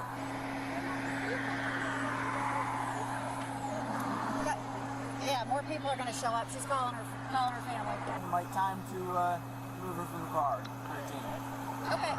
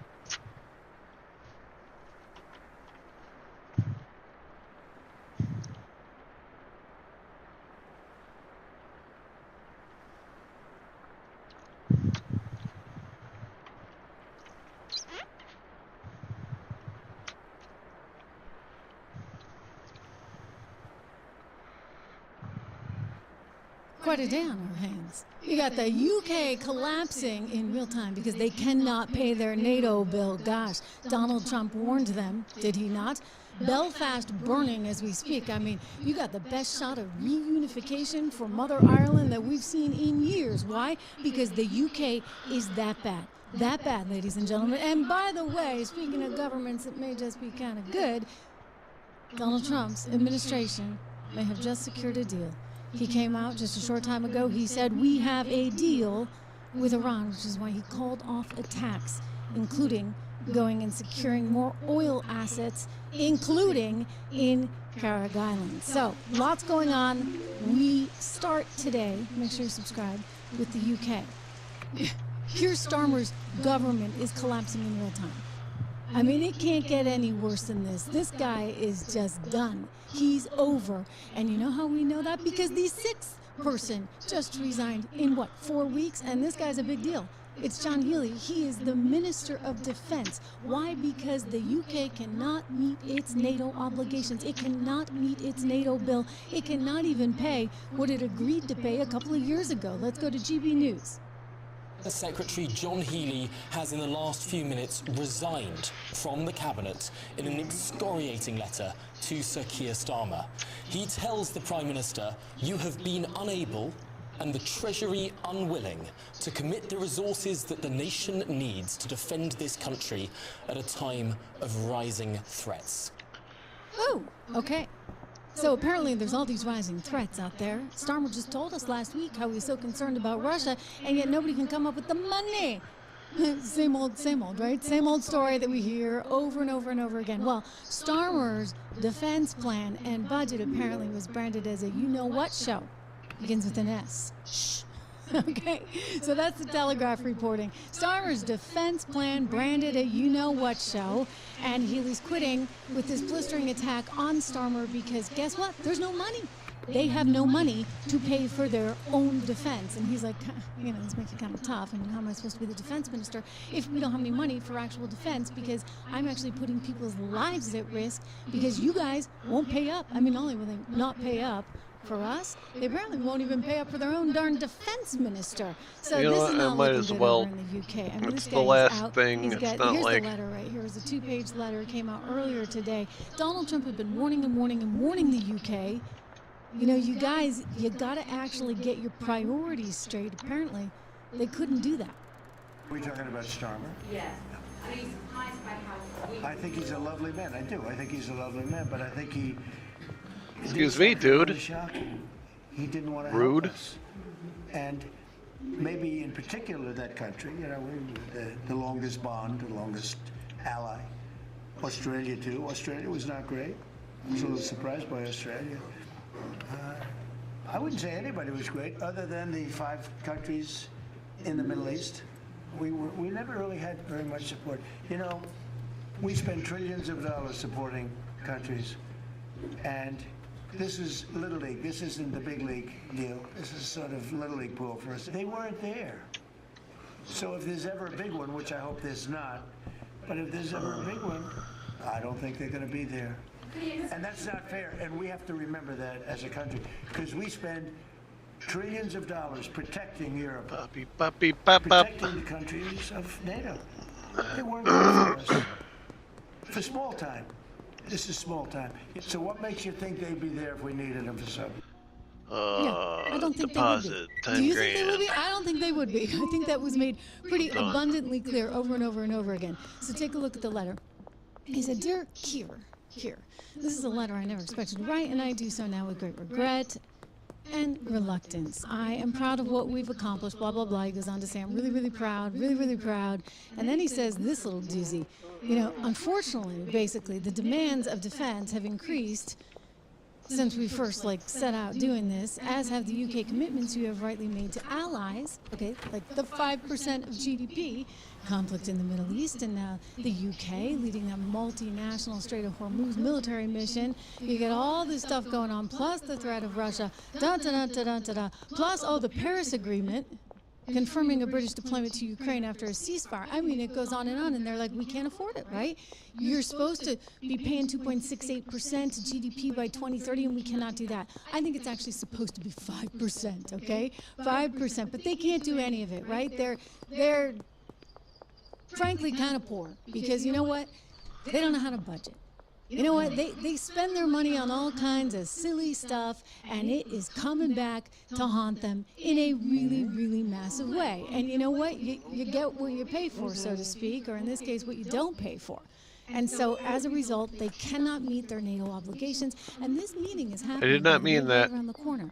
I mean, this is like, you know, a couple weeks away. They're supposed to be in Turkey, and they're supposed to, you know, get together with all the bigwigs, and they're supposed to actually, you know, commit to things. And I think this guy, John Healy, might have felt a little bit embarrassed. He might have actually felt like, you know what, I can't really go there in good conscience and sort of, you know, say that we're doing this when we're really not doing that. And I suspect he wanted to get out while he still could at this moment in time. So out he went, and apparently nobody knew this was going to happen. You know, it's funny because they're like a funny bunch over there in the UK. I think they were kind of insulted that Donald Trump was coming up with all these solutions to the Strait of Hormuz. So don't forget, about a month ago or so, you had these two guys buddying up, Macron and Starmer. That's never a good thing. When you see these two guys hanging out, it's probably not a good thing. Both on their way out, by the way. So they got together and they decided, you know what, we are going to come up with a solution. But apparently, you know, they can't even afford that solution. By the way, it was interesting timing because it was like the day that President Trump announced that they had some kind of agreement in place and they were coming to a ceasefire. And so he got a kick out of it. He put this out on Truth Social. The United Kingdom, once our great ally, maybe the greatest of them all, is finally giving serious thought to sending 2 aircraft carriers to the Middle East. I think they had to borrow one from Germany. That's okay. Prime Minister Starmer, we don't need them any longer, but we will remember. We don't need people that join wars after we've already won. You get it, right? There's a certain irony to all of this, and the reality is this. They have not had to pay, and they have not had to pay, and now suddenly you got a U.S. president who comes along and says, well, we're not going to pay. So guys, you know, pony up. And they're going belly up. The UK government is collapsing in real time because they can't pay their bills. But I'm telling you, we're done. You heard Marco Rubio last week. Western Europe, for the better part of 20 or 30 years, they have not had to spend on defense because the U.S. security shield has allowed them to instead spend their money on building up a very vast and robust social safety network. In my time as a senator and before that as a state representative, you would hear often from constituents about how come they have this and that in Europe and we don't have it here. Well, one of the reasons why is because these very rich countries were spending their money on social programs instead of defense because we were covering their defense. Yeah, kind of worked out well for them. Not so well for us, but you know, that was kind of how they set it up. And so they were looking to us all the time to pay the big bills. And they were able to divert all their money to other things. And they had kind of this wacky economy set up that was very, very dependent on social welfare, very, very dependent on Russia even for their natural gas, and dependent on this idea that China would always be there as a customer for their goods. Andy Puzder, he is the ambassador to the European Union, the U.S. ambassador to the European Union. He happens to be a very good friend for a long time. We had him on the show the other day, and he put it this way. I want to go to this quick sound from Ambassador Puzder. They built their economy on this three-legged stool, which was one, that the United States would always cover their defense costs, that China would always be a great retail market for them where they could sell their goods, and that they'd always have access to cheap Russian energy. And on that, they built an economy. It collapsed. 2021 to 2024, all three legs collapsed. They had built on top of this stool this welfare state, which was the largest welfare, most generous welfare state in the world. Now they've still got that welfare state, but now they have an obligation to use 5% of GDP to cover defense costs. The only way they can do that is either reducing the welfare state, for which there is no support, or they can generate economic growth. To generate economic growth, they're going to have to cut back on this massive regulatory state that they put in place, because businesses can't thrive here in that regulated environment. So they've really got very little choice as to what to do. They need to reduce regulations and generate economic growth. They're just having a hard time doing it. So Andy's a really smart businessman. I would suggest that many members of the EU, I realize the UK is no longer one of them, but they all sit down with Andy and they take a little tutorial. Let's do a little Econ Business 101, shall we? What do you hear him say? Get rid of your regulation. And for goodness sakes, these social welfare programs, gosh, they're like a noose around your neck and you can't pay your bills because of it. I want to go back to JB News. They had some very good analysis on this, British accents and all. Let's listen in. It's difficult to, overstate just how very significant this is. You've got a government that's been coming under increased pressure in recent months because of its failure to publish this long-awaited defence investment plan now, and it's clear that what has been happening is this almighty row behind the scenes between the Defence Department, between the Treasury and other government departments who are now being asked to try and make cuts to provide the money for that defence budget, because the Treasury has been playing hardball with defence, despite the fact that our Prime Minister has been all around the world on the international stage telling the world what a responsible international leader he is, that with the changed environment around the world, that Britain is investing with the fishes heavily now in defence, that putting its money where its mouth is. Well, it hasn't. Yeah, he's right. I mean, Kier's been talking a good game, right? He's out there saying, yeah, we're going to do this, we're going to do that, we're going to do this, we're going to do that. With what money? You're going to have to cut some social programs there. Maybe some of those benefits that are going to the migrants in Northern Ireland, maybe those benefits need to get cut. We're going to talk about that because, boy, oh boy, is Belfast burning as we speak, and there's no respect or understanding for how the people of Belfast and the people of Ireland feel right now. Because Starmer's got his head up as you know what. I mean, he was out there, as this GB guy was saying, he was out there saying, well, we're committed, we're committed, we're committed. I mean, this was just last week. I played it for you in real time as it happened. Remember this? Is to keep our country safe and to keep our people safe. That is the top, most important duty of any Prime Minister. And it's the one, as I say, that I hold very, very close every single day. And it is particularly important at the moment, because it is no exaggeration to say that we're living in more dangerous and volatile times than at any time in my life or in your life. We're living through that now. The Chief of Defence Staff was out this morning on media. He said in 35 years of service, that's his service, he's never known the world as dangerous as it is at the moment. Okay, so if it's such a dangerous place, Kier, like, why aren't you ponying up the darn money? Okay, like, why? And by the way, not just me asking this, your defense minister who is no longer, was asking the exact same question. You got a lot of ministers that are no longer. You've had like 6 people that have quit just in the last month because nobody wants to deal with your BS. You're out there spinning some kind of, I don't know what kind of story, while not actually following through on any of it. And at some point when the check comes due and you can't write it, that is a problem. I know you're trying to convince everyone that Russia's out to get you. Well, if Russia's out to get you, all the more reason, right, that you better pony up the money. Hear 'em here. Government, because this is a cross-government priority. And that will now be published before the NATO summit, which is in just a few weeks' time. A very important summit where countries across the world come together. NATO, of course, the single most effective military alliance the world has ever seen. And if you needed any reminder about the importance of this, it is our intelligence assessment and the assessment of other countries in NATO that there could be an attack by Russia on NATO as soon as 2030. So you can see the urgency and the priority that we're putting behind this. Now, Okay. So it's right around the corner then, just a few years away. 2030, you said? Okay, so again, where's the money? Where's the money? Meanwhile, you're doing stupid stuff. Like, how about, giving away this island? Mauritius, right? They're giving that one away. Back to the indigenous people for some reason, I guess because they still feel a lot of pressure and a lot of guilt. Heck, they just got rid of Churchill on their 5-note bill. Okay? Like Churchill. Let's be really clear. All of Europe would be speaking German if it weren't for us and for Churchill. And yet, they've got all this guilt, all this insane guilt that have them sending migrants from countries that are bad places, like the Sudan, into places like Northern Ireland.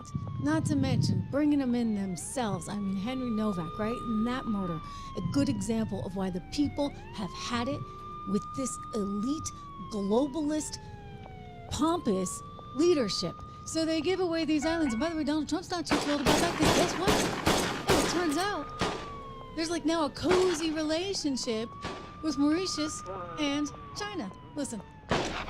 Oh, got shot in the back. I will say the UK has been very, very... Oh, you shouldn't have fucked with the cops. Oh, well.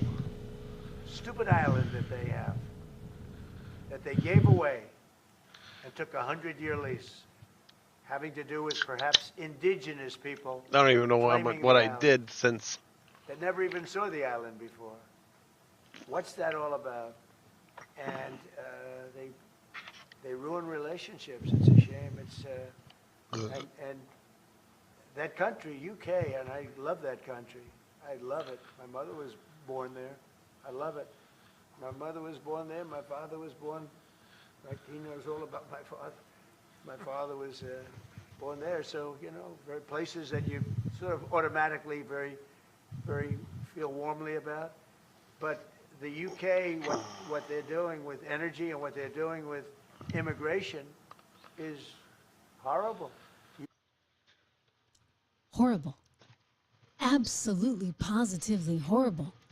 And you have evidence of that on the streets of Belfast, for goodness sakes. They got a problem here. I love the UK. I think they made a big mistake on energy. You should open up the North Sea in Aberdeen. You should open it up. And the other thing is they've made a big mistake on immigration. Boom. Big mistakes. Big mistakes on energy. You didn't think you needed to be self-reliant. Well, why would you? Because you never have been, right? You've always been turning to mommy and daddy over here in the United States of America. U.S. taxpayers footing the bill so you can have all your extravagant social programs. No more, all right? You're going to join the big leagues. This is what you call tough love, ladies and gentlemen, tough love. Sometimes it just has to be done. And you got mature economies that can't figure their way out. The other thing that Andy said, and you can go back and watch that interview, it was actually on Tuesday's show. Andy Puzder, Ambassador Puzder, it's always fine to call him that because he is a good friend, but anyway, Ambassador Puzder, he's got a big job, he's the ambassador to the EU, was saying the whole problem with these people is that they were so dependent on that one strategy, including getting all their energy from Russia. Well, why would you get your energy from Russia, for goodness sakes? I mean, I think we're a little more attractive than that. Thank you very much. They were getting it all from Russia. They thought they could keep doing that. Nope. You can't do that anymore. They thought they could keep turning to us for defense. Nope. You definitely can't do that anymore. We're going into the next NATO meeting. That's happening in Turkey this summer. And guess what? You better be ready with the 5%, or you're going to see more governments just disintegrate like that. And then the other thing they thought was what? You can keep doing these social welfare programs and like bring more people in. Like, let's just bring the world to the UK. Let's bring the world to Northern Ireland. You know what? We ended that here in the US. Why? Because we knew that open borders were a recipe for the annihilation of the United States as we know it. I mean, we are a nation of immigrants, don't get me wrong, and we're proud of that, and we're thrilled about that. But you know, immigrants have always come here historically for an opportunity to work, for an opportunity to join something bigger. In fact, many immigrant families, my husband's family, one of them, you know, they came here, his grandparents from Italy. And boy, oh boy, they had no interest in their kids learning to speak English, okay? Because English, forgive me, you know what I mean. They came here and they had no interest in their kids speaking Italian because they want everybody to speak English. Everybody needed to speak English because they wanted them to adapt and to assimilate and to be part of that melting pot and to be American, okay? You don't have that anymore. These people don't want to be American. They're perfectly content to live off of Americans.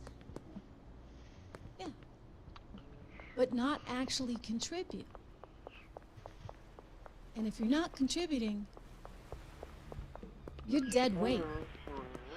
We don't want you. Oh, I killed So let's be selective. the dude. And Europe. That's what I did. Sorry, but you're going to have to follow that recipe too. Or, you know, the people are going to make you. The people are going to make you. Absolutely going to make you. Oh my god! Oh my god. Oh my god. Oh my god, indeed. We're going to go back to that in just a second. A quick break here so I can tell you about my favorite new gadget. Like, seriously, my favorite new gadget. My whole household's making fun of me because I'm so into this pocket hose thing. When they said, Trish, do you want to do this pocket hose ad? I was like, wow, that looks so cool. Will they send me one? And not only did they send me one, I got the free gifts and the whole kit and caboodle. So I am proud to tell you about this. And I'm having a field day, like on the weekends out there, my pocket hose, watering the flowers, you know, doing my little power washing on the blue slate patio, that kind of thing.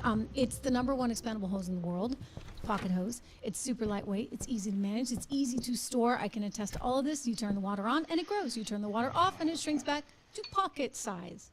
I mean, how cool is that? The pocket hose ballistic is reinforced with a liquid crystal polymer used in bulletproof vests, making the anti-burst sleeve practically bulletproof. And that liquid crystal polymer fiber is actually 5 times stronger than steel. It comes with the pocket pivot, which gives you the total freedom of movement at the spigot with 360-degree rotation. You move it, it falls in the water, flows. Easiest hose I have ever used in my life. Kid you not. Enhanced with an upgraded UV coating, so the hose looks new year after year. You know, sometimes it's like your hose gets kind of icky, you know, year after year.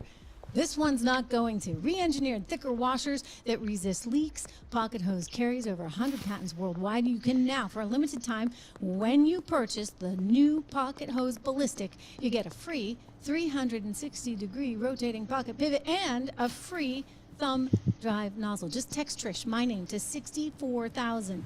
Yes, text my name, TRISH, to 64,000. I'm going to say it again, okay? We also put it on the screen. Text Trish, TRISH, to 64,000 for your 2 free gifts with purchase. Okay, 4th time. Text Trish to 64,000. Just get out your phone, and, you know, 64,000, and then put in the name Trish. Message and data rates may apply. Okay, back to some serious stuff here, guys. As much as we'd love to talk about gardening and Trish power washing the blue slate, patio outside. This is a big deal, what we've been seeing going on here in Belfast. And Belfast, of course, if you know anything about Ireland, has quite a storied history to it and has had a lot of challenges. And you think about the troubles and the challenges between the Irish and the Catholics, which still have felt to me when I've been there as recently as last year quite alive and well. Well, you know what? There's now a challenge, a trouble that's much larger than anything that you would have seen between the orange and the green. And I actually think it could have a massive shift in Ireland overall. I mean, I would not be surprised to see this in a couple of stages. The first one being a reunification of Ireland, of Northern Ireland with Southern Ireland, because the Northern Ireland folks that are part of the UK are looking at this going, I'm sorry, we got a lousy, lousy, lousy government. I mean, they're killing us with this immigration thing. But on immigration, you better get your act together. Or you're not going to have Europe anymore. You got to get your act together. And we, you know, as you know, last month we had nobody entering our country. Nobody. Shut it down. And we took out a lot of bad people that got there with Biden. Biden was a total stiff. And what he allowed to happen, but you're allowing it to happen to your countries. And you got to stop this horrible invasion that's happening to Europe, many countries in Europe. Some people, some leaders have not let it happen. And they're not getting the proper credit they should. I could name them to you right now, but I'm not going to embarrass the other ones. But stop. This immigration is killing Europe. Yeah, the immigration. Oh my God! Oh my God! Oh my God! The second night in a row, protesters setting fire on the streets of Belfast, throwing rocks, bricks, and bottles at law enforcement. 12 officers were hurt and 16 people were arrested. Earlier in the day, police used water cannons to break up the large crowd. This wave of unrest comes after UK authorities charged a 30-year-old Sudanese migrant with attempted murder over a knife attack. More than a knife attack. It was an attempted beheading. It was awful, it was gruesome, and the whole thing was caught on tape. So this 30-year-old from Sudan, who apparently came from, quote, an illustrious family, a well-connected family, had actually worked briefly as a police officer, apparently in Sudan, somehow gets a ticket over to Europe because of the war going on in Sudan. You know, Sudan's a bad place, bad place. And for some reason, again, Europe's like, come on, come on. Hey, you know, what other godforsaken place with some people that maybe are never going to integrate the way we need them to integrate in Europe with us? Let's bring them all. Again, I mean, what a dumb idea. George Soros for the win here. I mean, I'm sorry. These are dumb, stupid ideas by stupid people that have basically no empathy and understanding of human nature and how everybody else is. I mean, gosh, it reminds me of the commies, for goodness sakes. Communists have no appreciation for basic human nature. Well, these guys, these global elites, have zip zero nada. And that's what you're talking about with Keir Starmer. His government's going down as it should right now, as it should. When I look at what's going on in Belfast, a wonderful city. Long time shipping, you know, their economy's been very challenged. And by the way, Southern Ireland has been just killing it. I mean, because what do? They lowered taxes. Yeah, so everybody wants to be in Southern Ireland. Everybody wants to be in the Republic of Ireland. Google, every big Meta, every big tech company wants to be there because they've created this super hospitable environment with very low taxes. But the UK's Northern Ireland has not followed suit. And they've been dumping all these migrants onto Northern Ireland. So the UK brings them in. Oh, they don't have room? Guess what? Just bring them over to the island, right? They'll be fine there. Well, the people in Northern Ireland are like, no, we don't want any more. We don't want any more. And they got migrants and they got a lot of people immigrating in from a lot of different places that are not assimilating. So apparently they have lists of where all these people are living in these asylum houses. By the way, they're getting lots of money from the UK government. The UK taxpayers paying through the wazoo for all of this. They can't pay their NATO bills, but they can pay for all these migrants to come there. Think about that for a second, okay, guys? So people are pretty darn unhappy, as you can imagine, in the city of Belfast.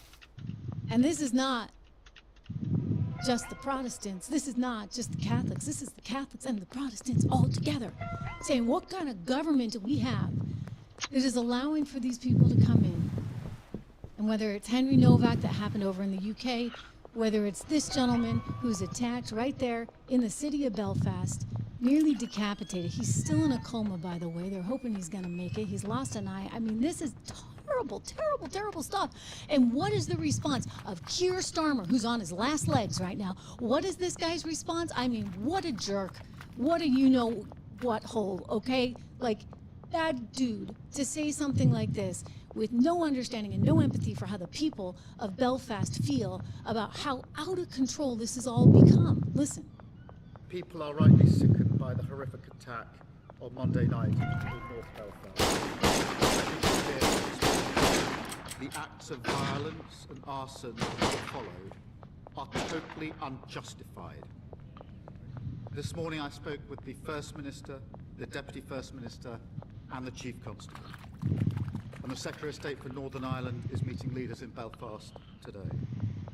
We are united in calling for calm and determined to restore order, support the police and all those on the front line, and ensure that justice is done.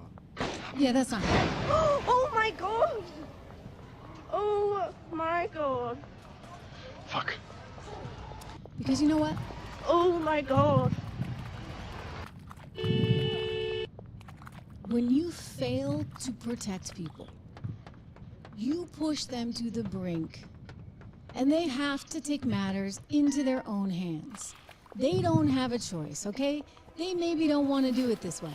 I guarantee you they don't. The Irish are wonderful people, by the way, incredibly welcoming, incredibly generous.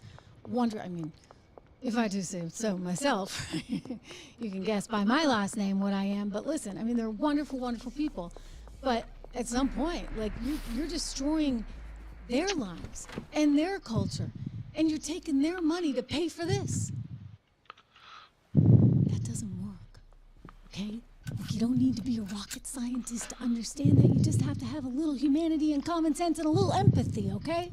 A little empathy would go off long, far away. Listen to this guy. Benny Johnson actually put this on Twitter. He just found the clip, and I want to share it with you because it's a very good it captures, I think, the emotion of how people feel right now. This is a guy in Northern Ireland who called into a radio show there or I guess it's actually a TV show, I don't know, because you see the video of it. And he calls in and he tells this guy exactly how he feels. And this is really, I think, a moment that captures, if you would, the sentiment of the people there. Let's see if I can pull this off and we can perhaps go to it here. There we go. Okay, let me play this. Tell me if you can hear it. I am sick to death of being told that anybody who stands up and says that is far right. It is common sense and nothing more. I don't know how many people contacted this show in the first hour, but there was one voice note that stood out. Before Richard Tice, wherever you are, just pin back your logos. This was Rob. Morning, Jez. On my way to work, that's normal. Listening to you talk about the thing that happened in Belfast last night, all the unrest. While, yes, rightly, you shouldn't condone what happened, what else have people got to do? They're not listening. The political class are not listening. These people who are coming over here illegally, they're rapists, terrorists. They're coming over here. It's literally like putting a wolf in a sheep field. You are giving them a target-rich environment. You haven't vetted them. You've done nothing. All you've done is dump them in a place where they can wreak havoc. Where they come from, guess what? There's no law. If they can do literally whatever they like. They come over here, there's lawyers, of course, taxpayer funded, they get a nice cushy home, running water, Sky TV, gym memberships, bus passes. They can literally go where they want and create havoc. And when they do, the people that foisted them upon us, guess what? They say, don't get upset, don't do anything, don't go out and cause unrest. Well, I'll tell you what, mate, stop creeping, then you might not have to sow it, because this country is absolutely on the edge. They cannot take much more of people getting stabbed, raped, blown up, you name it, you foisted it upon us for the last 20 years. What about you, buddy? You getting sick of getting stabbed and raped? I'm going to rub your noses in it. Well, guess what? What goes round comes round. And I think the political class have got a very, very, very big smack on the nose coming. 6 minutes past 7, we'll say everyone. Yeah, they get a big smack coming. I mean, did you hear that? There's many more where that came from. And by the way, that was the feeling of all of us here in the US of A. This is one of the reasons why Biden's no longer there. Kamala would have had a field day. She would have had many, many, many more migrants coming to this country at your expense. I mean, you know, there's an old saying, right? How many people can you fit in a canoe before the canoe sinks? Europe's sinking. We were nearly sinking. But we're smart, okay? And don't mess with us, just like I'll tell you, you don't mess with the Irish. I mean, there's a lot of countries over there that have rolled over and played dead. Germany, they're one. Sweden, I mean, they're starting to get a little backbone in Sweden right now because it's become untenable. This all started happening, by the way, in 2020, 2021, 2022. USAID, I mean, all kinds of money to keep bringing them in and bringing them in and bringing them in. The countries can't handle it. And he's right, all kinds of benefits. And by the way, for the record, when you go into the UK, you're not even allowed to work. Even if you wanted to work, they don't let you work, okay? So you can't work, and they just keep giving you handouts and handouts and handouts and handouts. And what happens? It's the people's fault for rising up and saying enough is enough. They've had to put police on the streets. They've had to have the water cannons out there. And now the media says, well, that's because you got all these racist Irish people. How dare they? It's, quote, pure racism, according to this piece in the Financial Times, the FT, okay? That's like the Wall Street Journal for the UK. Pure racism. Belfast reels from riots led by masked young men. You know, if your government doesn't protect you, what do you think is going to happen, okay? What do you think? And the government's not protecting them. Belfast minority groups living in fear after racist thuggery. That's actually a piece by Reuters, figures, today in U.S. News and World Report. I mean, and this is the headlines over and over and over and over again. They're all racist, you know, these stupid Irish people. They're all a bunch of racists. How dare they?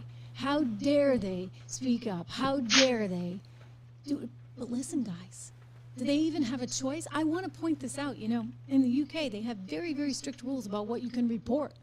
You guys were all teasing me last time I was there. You're like, Trish, be careful, they may come after you. And you know what? They could have. Because they don't have the freedom of the press or the First Amendment the way we do. And so now they're looking at arresting Elon. Yeah, it's Elon's fault that everybody's protesting. Here's the article, actually in NBC today.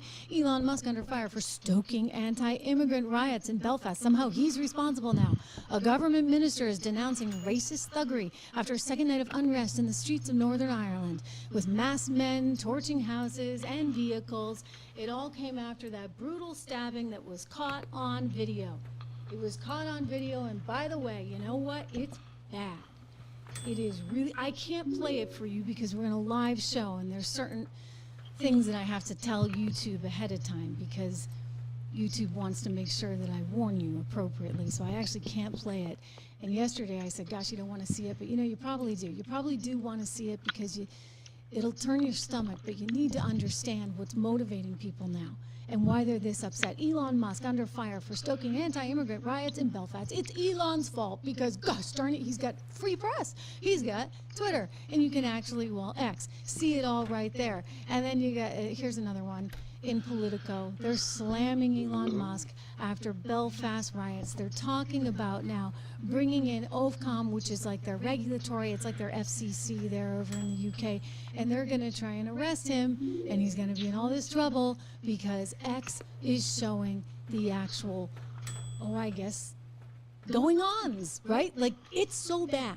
It's so bad. I'm going to tell you this, that in the UK, and I think even in Ireland, actually, they've had these issues. You're not supposed to even report. Like, if somebody is from Sudan or somebody's a migrant, there was the stabbing of the little girl outside the nursery school in Dublin a couple of years ago.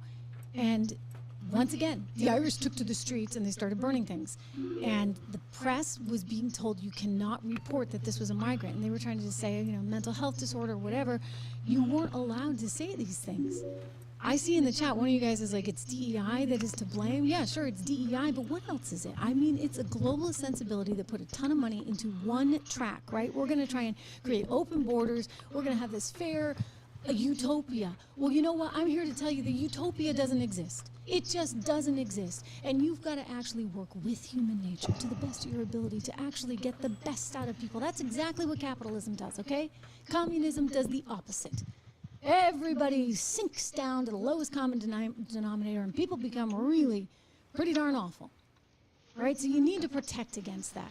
And you need to protect these people so they're not left trying to take things into their own hands. But you know what? This can be really good for Ireland overall. Because finally, everyone's waking up to the reality that the British can't govern, that the British don't care, that the British are there pouring all their migrants into Northern Ireland, which are now seeping down into Southern Ireland as well, into Dublin. Dublin's a very, very new kind of city right now. And the people of Dublin have had it too. Look at this, I want to show you. Dubliners coming out, rallying in solidarity with the Northern Irish. And they're saying, send them home. Send them home is what they're chanting. And so this may be the best shot Ireland has ever had at reunification. I mean, if I'm a Protestant in Northern Ireland right now, I'm not too happy with my UK government now, am I? I look to the south and I see an economy that's thriving. Why? Low tax rates, low tax rates, low tax rates. And an educated population. Send them home, they say. So, why not? I mean, why not just get rid of Keir? You guys are going to do that anyway. But why not just get rid of the whole kit and caboodle and say to heck with it, you know what, we're going to join with Mother Ireland. I mean, the UK won't want that, but you know, they're giving Mauritius away, they're giving their islands, right? If I'm Northern Ireland, I want to reunite, and then you know what I want to do? I might take it a step further. I might actually say, not only are we going to reunite with our countrymen in the South, but maybe we ought to think about whether or not we even want to be part of this whole EU thing. Do we even want to have this joint relationship with the EU, given that our economy is fantastic? You know, in Ireland, they have one of the highest per capita incomes in the world. Yeah, it might be the highest, if not the second highest. It's way up there, okay? UK? Oh, UK. Andy was talking about this just the other day. Germany? France? Italy? They would all be the bottom of the barrel. Like, bottom. If they came to the U.S. and we made them, let's say, another state, a little statelet over there, they would have a poverty rate that would be the worst. They'd be lower than Mississippi. I think Mississippi is ranked the most challenged in terms of per capita income. They would be the worst, okay? So Europe doesn't know what they're doing. Ireland does. So if I'm Northern Ireland, I kick the UK out of there faster than you can imagine. I reunite. Forget the orange and the green, for goodness sakes. You get bigger threats. You get the Sudan, okay? You got way bigger threats. And you figure it out. And everybody has a seat at the table, and then you say, we're going to wipe ourselves clean of the good old EU because we have the numero uno economy. And people want to be here. And so you got to kind of protect yourself. You're an island, okay? You got to protect yourself because there's going to be a lot more where that came from, and they're going to keep trying to send boatloads of people there. But you're an island, you can protect yourself. And if you're even going to stay in the EU even temporarily, see, I'm spouting off here with how I think the world ought to be, but if you're going to remain as part of the EU temporarily, you go like Hungary did, right? Remember Viktor Orban? He said, you know what, we're not going to take all these people into our country. I mean, we may be part of the EU. It doesn't mean we need to open all our borders, and that's where you need to actually head. I mean, personally, what do I think? Ultimately, I actually think that the EU is going to prove to be a failed experiment. I think it's a really messed up thing with a whole bunch of freeloaders, and they can't seem to get the message that you can't freeload. So Donald Trump has to shake them and say, guys, enough is enough is enough. No more. You know, fortunately, we here in the U.S. made the right decision. We got ahead of the migration crisis before we turned into Belfast, before we turned into Europe.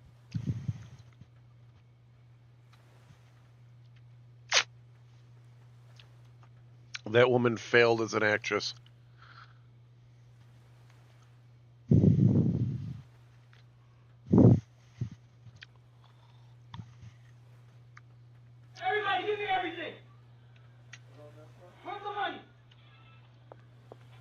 Welcome to Watch Mojo, and today we're counting down our picks for the most infamous times criminals made strange and stupid decisions that led to them getting arrested. I always thought criminals were gallant, but you got a stupid, degenerate face. Number 50, Robert Strank. In 2012, Strank entered a Huntington bank in Beaver Creek, Ohio, intending to rob it. However, he felt unwell as he approached the teller and passed out. So, Strank asked the worker to call an ambulance, which they did. Instead of waiting patiently for treatment and maybe trying his crime another day, Strank, who already had a prior robbery conviction on his record, handed the teller a note declaring he was robbing them. Fill that back. I bet so. Unfortunately for the prospective thief, the police arrived alongside the medics. After being treated by the ambulance staff, Strank was handed over to the cops. What are you moaning about? Didn't even touch you. Number 49, Taryn Ackery. Rule number 1 of thieving: don't use a bag with swag or a $sign on the front. It's going all right. Away what you're up to. Okay. I'm trying to catch up a little. $sign bag. Check. Apparently, the same can't be said for trafficking in illegal substances.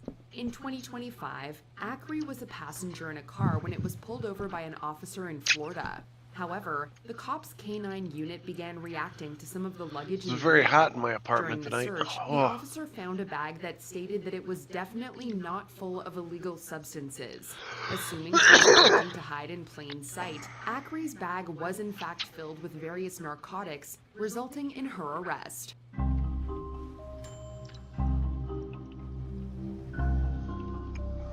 Number 48, Alfred E. Ackery. If you're at a rave or just enjoy having whimsy in your life, then light-up shoes are perfect. Dress like an adult. You wore light-up sneakers to a Radiohead concert. Yes, and did we ever get separated? Not for lack of trying. But if you're a criminal, yeah, probably not a good idea. Ackery evidently didn't realize this when he was caught dealing one night on a Virginia highway in 1993. He darted into the woods to escape the cops. Due to Ackery's LA Gear light gear shoes illuminating him with every step in the darkness, it was super simple for the officers to follow and arrest him. To make it worse, our light-up Sprinter was found with around $800 worth of illegal substances in his pockets. You gotta own the Oh light my God. if you want to own the night. New lights from LA Gear. Number 47, Jared S. Carr. When returning a piece of technology to the store, most people ensure there are no identifying features within, so they don't lose anything private. I do return that, please. Oh, sure, no problem. I do need you to sign a form as it is a high-ticket item, so follow me and I'll get you your refund ASAP. However, in 2013, Carr apparently felt this was too much of a hassle. He went to Walmart in Lake Hallie, Wisconsin, to try to return a printer without a receipt. After arguing with staff over the missing purchase confirmation and bargaining for a partial refund, the workers examined the tech. They discovered it contained a page of counterfeit money. When the police arrived, Carr was searched and a further $300 worth of counterfeit cash was found on him. To make it more embarrassing for Carr, the police stated the counterfeits weren't even good. Okay. You're beautiful. Number 46, farting find. For some, passing gas is funny. For others, it's embarrassing.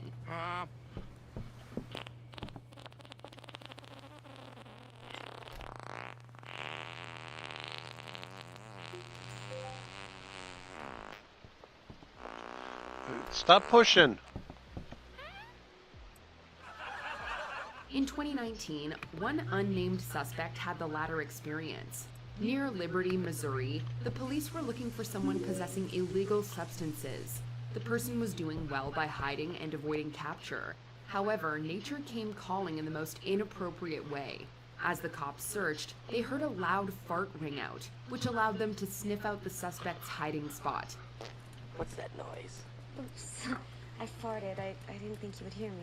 Shortly after this biohazard arrest, the sheriff department, the Buddy's City of sleeping Liberty, right next to and me. the internet all made gas and toilet-related jokes I was about petting the him smelly earlier. criminal online. Number 45. Now he's all Levi content and going to Detweiler. sleep. Horse and buggy versus a cop car in a race. For most people, this would be an easy decision with modern engines containing much more, well, horsepower. Go. However, for Detweiler in 2010, this was apparently a challenge worth taking.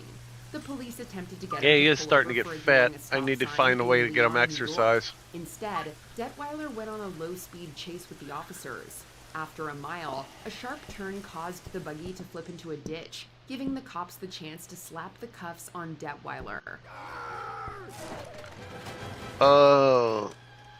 Does that hurt? No, I don't know where she's at. He was charged with multiple crimes, including possessing alcohol while underage. Let me crinkle the bag, see if she shows up. Number 44, Mark Farron Nope, Claude Biart. she's probably in the Most bathroom. criminals on the run keep a low I profile don't see her to laying avoid in any capture. regular spots. However, Biart decided the spotlight was too alluring to avoid. In 2014, he fled from the Italian authorities after they issued an arrest warrant for him for allegedly helping traffic illegal substances for the 'Ndrangheta mafia. While hiding out in Boca Chica in the Dominican Republic, Biart was offered a chance to appear in YouTube cooking videos to showcase his Italian cuisine. Fearing his identity being exposed, his face wasn't on screen. However, the mobster didn't consider his distinctive I don't think tattoos, Buddy's which pregnant. alerted the He's police a to his boy location, cat, so. resulting in his arrest And in he's fixed. 2021. Number 43, Dean Smith. In Treorchy, Wales in 2014, Smith walked up to a Barclays bank teller to update his address.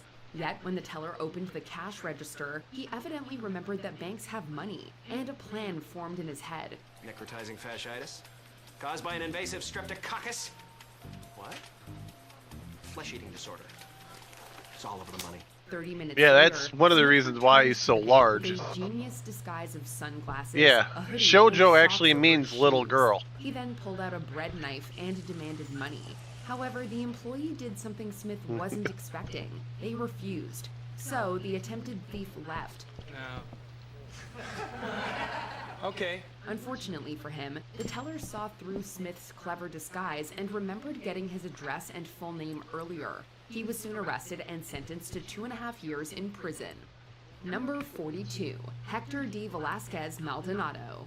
If there was any day in particular to try to shoplift from a store, Maldonado arguably selected the worst one possible. Bad timing, guys. In 2024, he went to Walmart in Chesterfield County, Virginia. However, that day was the annual Shop with a Cop event, where officers helped underprivileged children to get Christmas gifts. Rather than turn around and come back another day or rethink his life, Maldonado continued with his plan. He was captured on the store's CCTV stuffing $1,400 worth of items in his clothing. Look what I got! It's the kind I like! Walmart's security called the police, which notified all the law enforcement agents in the store. Around 50 of them. They soon found Maldonado and arrested him. Number 41, Wrong Day to Rob. In 2008, two unnamed thieves in Sydney, Australia wanted to make some easy cash, so they set out to rob a bar. However, they apparently decided that casing their target first was too much trouble, a decision they'd soon really regret. Are you coming over here in a minute, sir? Bursting into the bar, the disastrous duo quickly discovered the establishment was hosting a meeting of the Southern Cross Cruiser Club, a biker group. Uh-oh. Around 50 bikers descended on the hapless robbers, using tables and chairs as weapons. One of the criminals was caught trying to escape through the back door and was hogtied. The other jumped through a glass window and off the balcony to get away. However, they were soon caught by the cops. Both were arrested, with one admitted to the hospital for treatment. Number 40, Salomon Sammy Buzaglo. That story was actually kind of funny. If you're an immigrant and have a criminal record you didn't tell the authorities about, perhaps the worst decision to make is to be horribly obnoxious on an international TV show.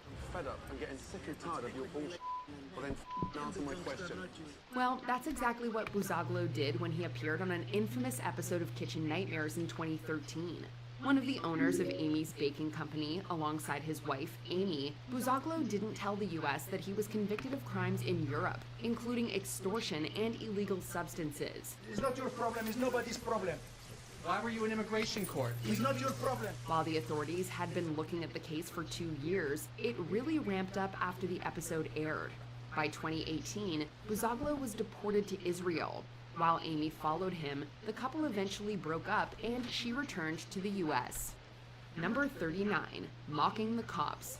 When criminals taunt law enforcement, sometimes it can work, like with the Zodiac killer. I'm not sick, I am insane, but that will not stop the game. This letter should be published for all to read. But when they get too cocky and don't cover their tracks, it's a complete disaster. In 2010, an unidentified thief robbed a bank in Würzburg, Germany. The cops soon released identifying details of the criminal in hopes of catching him. Have you seen this man? However, the thief then emailed the police, mocking them for getting their height, age, accent, and method of escape wrong. The smug criminal hadn't realized cops could trace their email address. The authorities soon tracked them down in a Hamburg gambling hall. Number 38, James Washington.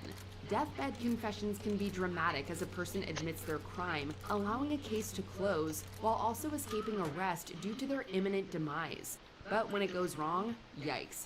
In 2009, Washington was serving a 15-year sentence for attempted murder when he experienced a series of seizures. While at the hospital and believing his life was coming to an end, he confessed to the 1995 murder of Joyce Goodner to a prison guard. So the most improbable prosecution goes forward. James Washington was always a person of interest, but there was no real evidence until Mr. Washington provided it himself. Unfortunately for Washington, he survived his illness, making it easier for the law to get justice. And he just kind of, as best he could, motioned for me and asked me to come here, I got something to tell you. So I got something I need to get off my conscience. He attempted to walk back his confession by claiming he was hallucinating, but to no avail, as he was found guilty in 2012, earning him life imprisonment. Number 37, Stephen Crane. Sometimes it can take years for the police to piece together evidence to track down a culprit, but in Crane's case, it didn't take long at all. It was Birdie who planted a remote device on the crossbow in revenge for you stealing her signature ring diamond. In 2010, he broke into the Rivali Republic's newspaper office in Hamilton, Montana. In addition to spraying a fire extinguisher around the newsroom, Crane went on one of the computers to watch adult content and log into his Facebook and MySpace accounts, neglecting to sign out afterward. He also grabbed a load of M&Ms and trail mix he found, eating it as he walked to his sister's apartment. When the police arrived, they spotted his social media accounts. They then followed the Hansel and Gretel-esque track of snacks to the residence to arrest Crane. Number 36, Anthony Garcia. In 2004, a liquor store robbery in Pico Rivera, California, resulted in the fatal shooting of John Juarez. At the time, no suspect was charged. This guy is just going through gang members to see what he can learn. In 2008, Garcia was arrested for a driving offense. Suspected of being involved in a gang, officers photographed his tattoos as he was released. The images then arrived at a detective's desk. He spotted that Garcia had tattooed the 2004 murder on his chest and his connection to the gang Rivera 13. The artwork showed Juarez as Mr. Peanut being shot by a helicopter, with Garcia's gang nickname being Chopper. How many idiotic criminals out there would go off and tattoo the crime scene on their chest? Like, this is the clown of the month, okay? The police then rearrested the murderer and got an undercover cop to get Garcia to confess to the 2004 crime in jail. He was sentenced to life in prison. Number 35, Antoine Sims. In 2022, Sims experienced a horror that no one recovers from. His McDonald's fries weren't hot, but lukewarm. I try to fry. The fries they're lukewarm, but they're not hot. After arguing with staff at their Kennesaw, Georgia location and getting nowhere, Sims took a page out of the Karen handbook by calling the cops. The situation got somehow even more ridiculous when the officers Oh, here comes Crybaby now. Sorted out the problem, but when they asked Sims to sign a What's wrong, baby girl? warning, he got uncomfortable and admitted he was afraid of the police due to a criminal past. Then he took off. The police checked Sims in their database to discover there was a warrant out for his arrest for not appearing in court on a murder charge. He was soon apprehended. Number 34, Sniff Shock.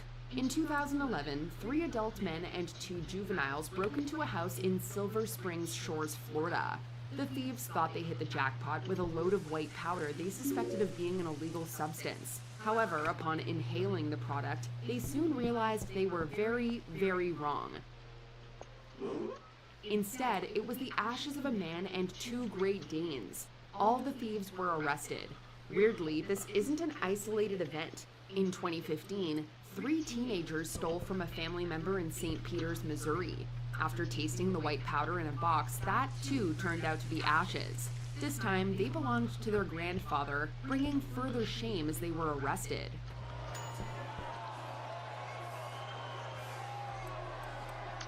Number 33, Mohammed Ashan. Described as a mid to low level extremist commander in Afghanistan, Ashan was sought after for helping plan attacks against the US and Afghan troops. What do you know about it? It's my idea in the first place, not yours. So they put up loads of wanted posters throughout the region offering $100 for his capture.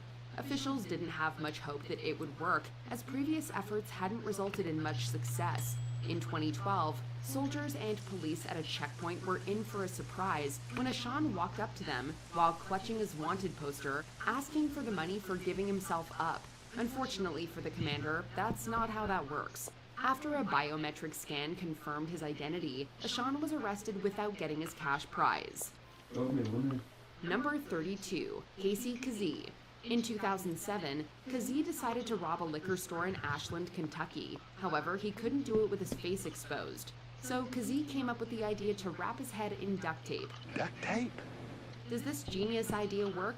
Well, he's in this video, so no. After getting the cash, the duct tape bandit was tackled by an employee outside and held there until the cops turned up. When the officers arrived, Kazee had sweated so much that most of the tape had slipped off already. While in jail, he was interviewed, which went viral, where he claimed he wasn't the duct tape bandit. I look like a duct tape bandit, baby. I'm not no duct tape bandit, you hear me? Kazee was sentenced to 10 years in prison. In 2014, after his release, he was arrested after another theft and received another 12 years. Number 31, Corey Harris. If there's one person you don't want to see in the act of committing a crime, it's the judge overseeing your case. Mr. Harris, are you driving? Actually, I'm pulling into my doctor's office, actually. In 2024, the bonkers footage of Harris's Zoom court appearance in Michigan went viral. He was virtually attending the meeting while parking his car. The judge, utterly baffled at the situation, pointed out Harris was there due to driving with a suspended license. The realization washed over Harris, who was sent to jail for 2 days. So, defendant's bond is revoked in this matter. Defendant is to turn himself into the Washington County Jail by 6 p.m. today. Failure to turn himself in will result in a bench warrant with no bond.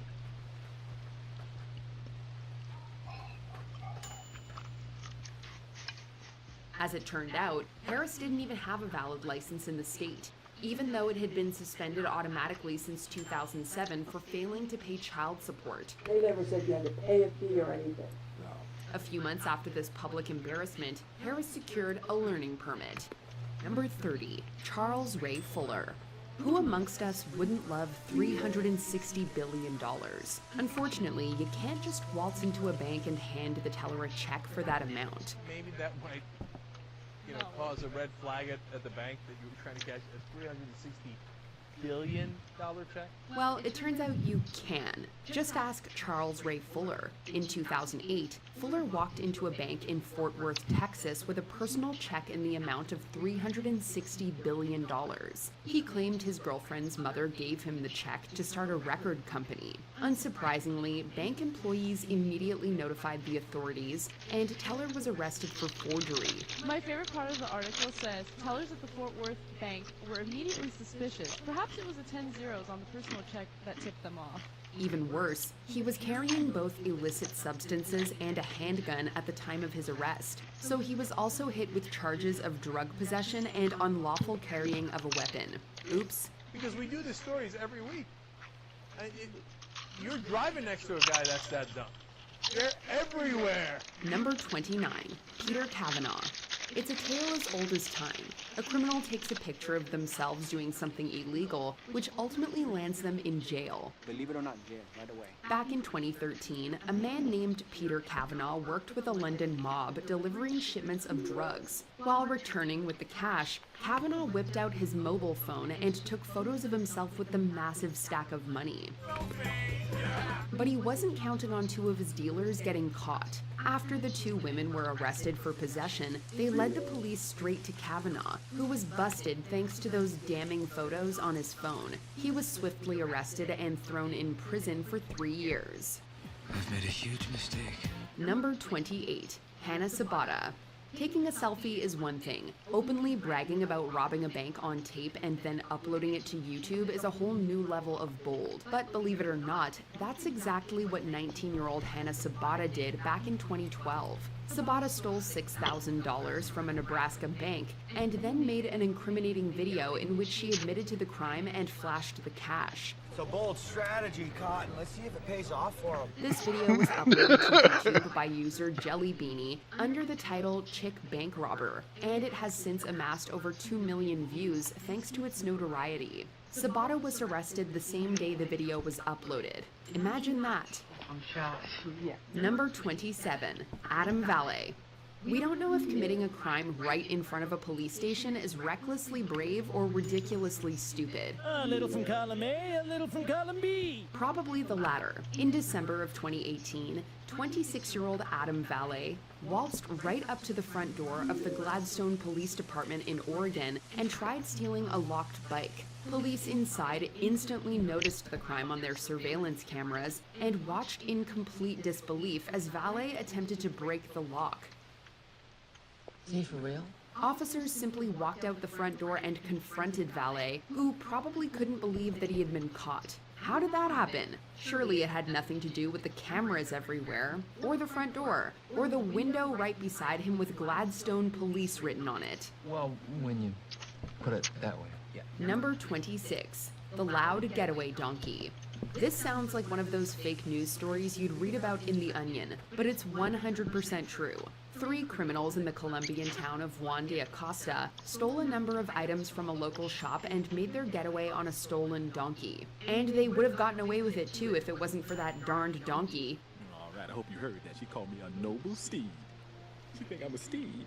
You see, the tired animal started to bray loudly and drew the attention of some nearby police officers. The thieves immediately bailed when the police sauntered over, leaving behind both the donkey and the stolen goods. The items were returned to the shop and the donkey was safely reunited with its owner.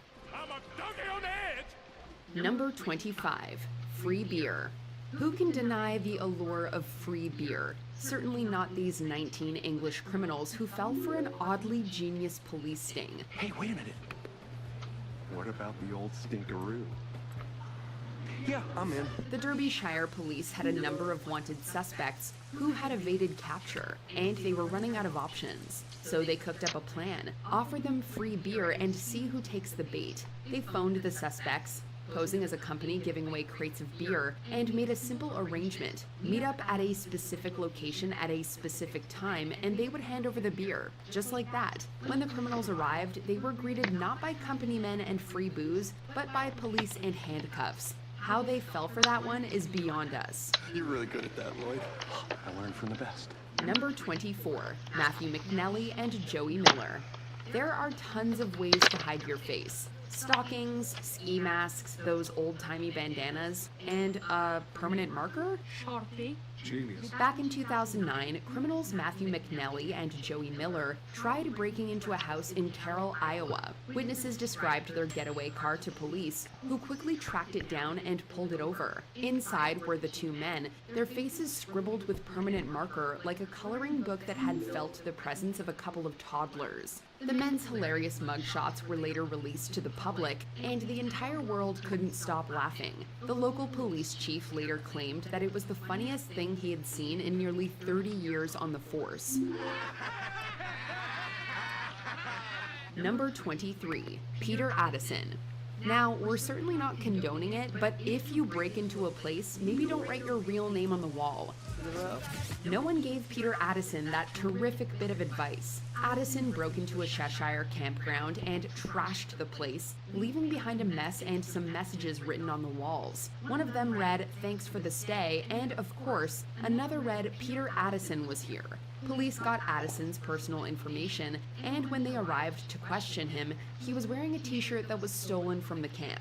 You know, just in case you thought it couldn't get any dumber. It can. Oh, baby, it can. Addison was arrested and ordered to pay £750 in fines. Number 22, Shaquille McKinney. Hey, it's tough out there for a salesman. Sometimes you have to make cold calls. And that's exactly what teenage salesman Shaquille McKinney did. Just that the product that he was marketing to potential customers was cannabis. Sweet Mary Jane is my vice of choice, as you well know. Of course, I'm addicted to selling it, not consuming it. Yep, McKinney made a number of cold calls throughout the Pinellas County area in Florida, asking people if they needed some of the green stuff. Unfortunately, one of those people was a Gulfport police detective. He arranged to meet McKinney at a nearby school, and when the young boy arrived to deliver the drugs, he found a number of officers waiting for him. He was charged with drug possession with intent to distribute within 1,000 feet of a school. Feel manipulated. Thought we were gonna hang out. Number 21, Mganga Mganga. We don't know what's dumber, stealing a car while you're out on bond or stealing a car that you don't know how to drive. Not everybody knows how to do everything. Driving isn't the only thing. Teenager Mganga Mganga carjacked a woman named Melissa Peters as she was driving her kid to school. He hopped in her Dodge Caliber hatchback but didn't get far, being unable to work the manual stick shift. Instead, he simply sat there in a panic, flicking the lights and turning on the wipers in a desperate attempt to work the transmission. Just the horn. I don't know that, do I? He was doing that for 7 minutes while people around him called the cops. They soon arrived and arrested Mganga, sending him back to jail. Number 20, the doorbell liquor. You might not be familiar with Salinas, California, but it's the hometown of a few famous folks. Writer John Steinbeck, performer Vanessa Hudgens, and of course, 33-year-old Roberto Daniel Arroyo, perhaps more commonly known as the doorbell licker. Sylvia Dungan's decision to install a Ring doorbell camera into her front door yielded a pretty curious home movie, starring Arroyo as he licked her doorbell for 3 whole hours. Yeah. He's into this. He is really into this. As the case went viral online, police quickly caught up with him. They pointed out that the clear quality of the footage made him much easier to identify. So, a word of advice to would-be doorknob lickers, maybe make sure to check for a camera before going about your licking. That's why the doorknob and this is completely white, because I wiped it down with 4 medical grade sanitary cloths. Number 19, Dennis Hawkins. Let's go, pal! I'm making a withdrawal here. Wearing a disguise is great for concealing one's identity if one is going to commit a crime. Someone should have told Dennis Hawkins that in order for a disguise to work, however, it has to be somewhat believable. Sit up and take a look, Gary.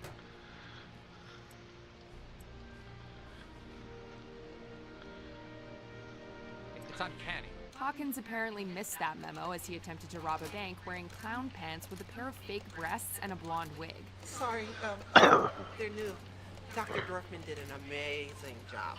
It feels so real. Not only did he fail to cover his face, which still had a goatee and mustache, but the disguise also attracted attention, and the police easily apprehended him. Number 18, Daniel Glenn. I need you to arrest me. It's important to be prepared, especially if you're going to rob a store. It's possible to be too prepared, though, which is exactly what happened to Daniel Glenn, who inexplicably decided to call ahead to ask the store how much cash was in the register. Imagine how that conversation went. Hello, I'd like to place a takeout order for all the money. Can I get fries with that? Confused and slightly alarmed, the store owner immediately called the police, who arrested Glenn on his way to the store. Number 17, Tony Van. Breaking the law requires a certain audacity. But Tony Van, a 37-year-old San Francisco hairstylist, took this to a new level when he drove a stolen car to his own trial. Van was facing charges for possessing a stolen $125,000 Porsche Carrera, so maybe he thought no one would notice when he arrived at court in a stolen Lexus instead.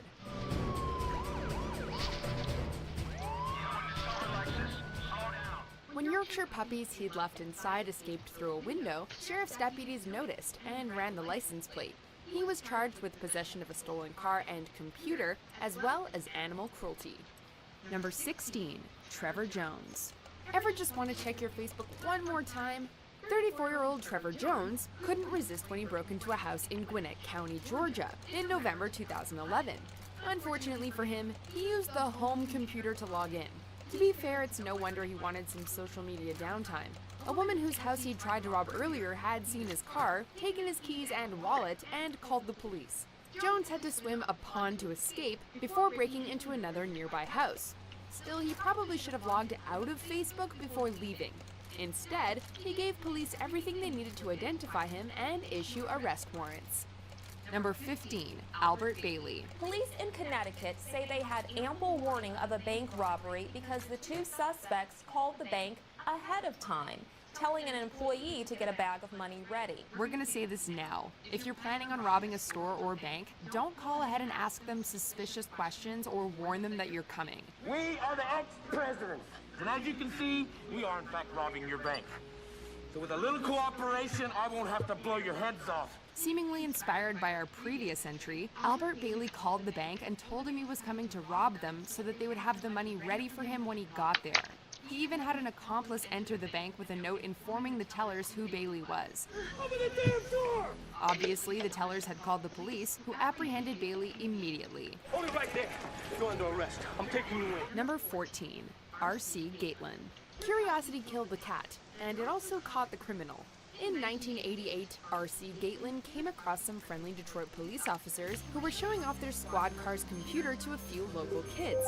His interest piqued. Gatlin approached the officers and asked them to give him a demonstration, voluntarily giving them his driver's license so they could run a background check. The cops complied and discovered Gatlin had an outstanding arrest warrant for armed robbery. It wasn't outstanding for much longer. The police arrested Gatlin on the spot. Still, he must have been impressed at how well the technology worked. Number 13, the living dead burglar. There are times when playing dead might be a smart idea. In the animal world, the Virginia opossum plays dead to avoid predators, and some fish feign death to attract prey. But when a 23-year-old man broke into a Spanish funeral home in March 2008, he learned it isn't the most successful strategy in the human world. When police arrived to investigate the reported break-in, this man tried to fool them by lying on a table in a glass chamber used for wakes. Police were tipped off when they noticed that, for a corpse, he was awfully alive, breathing and everything. Number 12, Christian Bala. Polish intellectual Christian Bala believed he could get away with murder. He's now serving 25 years in prison. To commit a crime, you have to be slightly arrogant. If you get away with the crime, this arrogance can increase to the point where you feel untouchable. After murdering Dariusz Janiszewski in 2000, Polish author Christian Bala wrote a novel titled Amok, which featured an eerily similar murder and details of the case only the murderer himself could have been privy to. The torture and murder of advertising executive Dariusz Janiszewski goes unsolved for nearly 3 years, until Christian Bala posts extracts of his first violent novel on his blog. Police uncovered clues relating to the murder, most of which came from the novel, eventually arresting and charging Bala. It was a very personal murder. You know, he had a score to settle. To their shock, they discovered on his computer plans to kill another person to tie in with the next novel he was planning to write. From his cell, Bala still rankles at how his novel was interpreted by the police. Bala's infamy lives on. In 2017, Amok was adapted into a feature film by director Kasia Adamik. Number 11, Christopher Kron. It's only polite to answer the phone. It could be someone important, like the company that monitors the alarm you just tripped. On the night of his birthday, 47-year-old Christopher Kron broke into the Junkanoo bar on Fort Myers Beach to steal a bottle of Grand Marnier. When the alarm company called, he not only answered the phone, but also gave his full name. Because he hadn't hidden his face either, police were able to identify and arrest him the next day based on video surveillance of the break-in. Number 10, Eloise D. Reeves. This is drugs. This is your brain on drugs. Buying drugs is an art, because you don't have the option to exchange or refund your purchases if you don't like the product you get. Apparently no one told this to Eloise Reeves, who had the gall to go to the police to complain about the quality of the crack cocaine she'd just bought.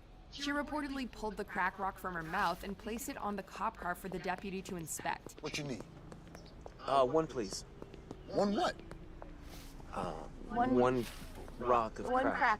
A crack rock. Is that enough? She was charged with the possession of cocaine and fined roughly $1,500. Number 9, Jonathan Ochoa. People have busy lives, and sometimes the only way to keep track of important events and dates is by keeping a diary. Dear Diary, Sleeping Beauty is having a slumber party tomorrow, but Dad says I can't go. He never lets me out after sunset. It might be a good idea to leave out any planned criminal activity, however. This seemingly never registered with Jonathan Ochoa, who on June 12, 2010 wrote, "Go Portsmouth, robbery happens," in his diary. Your diary proved very interesting to read. You read my journal? The police were able to link him to the robbery as a getaway driver, and when confronted, Ochoa attempted to blame it entirely on his buddy. Arrest him. It's his fault. There is plenty of fault to be passed around. Number 8, Mark Smith.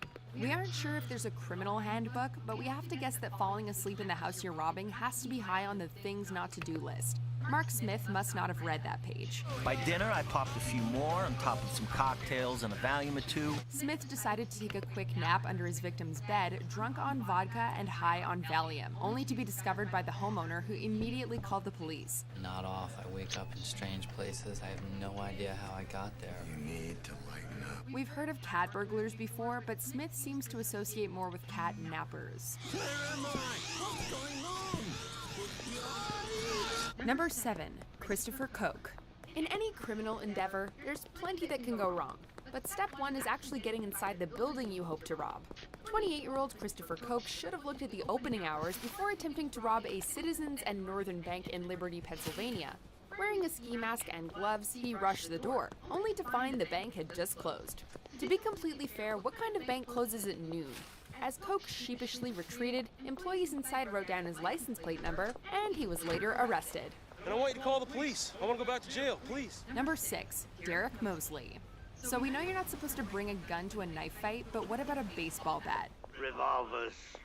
Revolvers.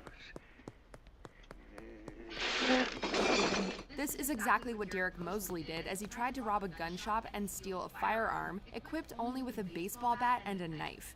It's a lot more compact than the flaming sword, but it's not nearly as impressive. It doesn't have that wrath of the almighty edge to it. Of course, the manager pulled out his own gun and held Mosley until the police arrived.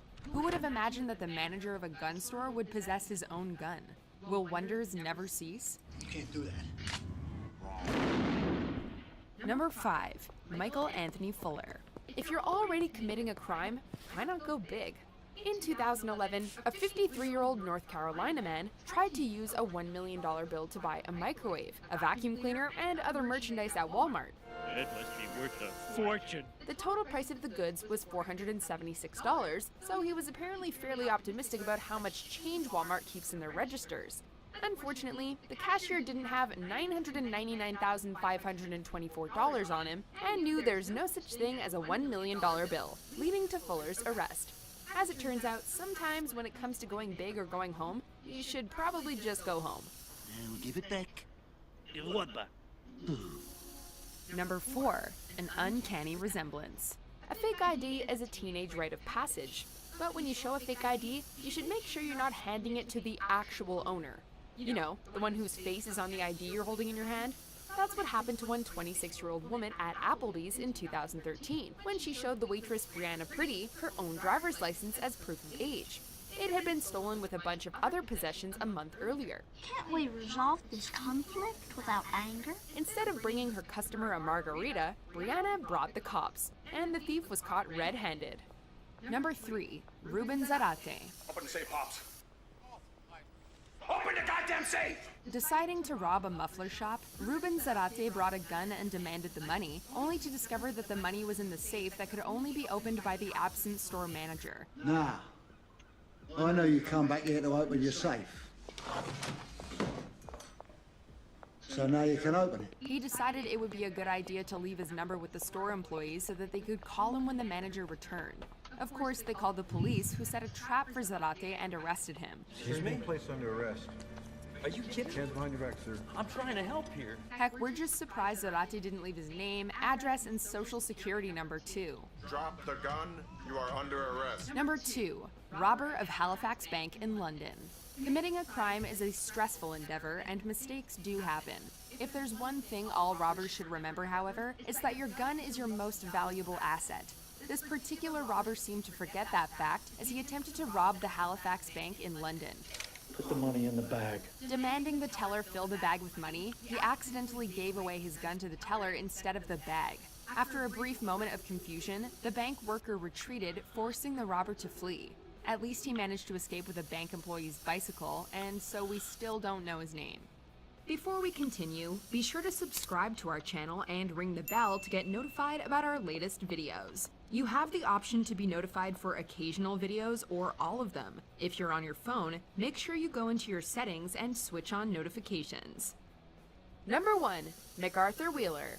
When he was arrested for robbing 2 banks in Pittsburgh in 1995, MacArthur Wheeler was genuinely incredulous. His logic had been impeccable. Lemon juice is used in invisible ink, therefore if he rubbed his face with lemon juice, no one would be able to see his face. Right? Right.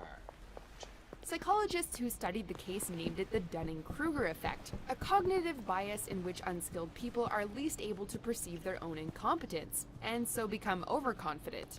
In other words, when people are really dumb, they can't see how dumb they really are. If you had to choose 3 people from this video to do a heist with, who would your dream or nightmare team be? Let us know in the comments. You should never underestimate the predictability of stupidity.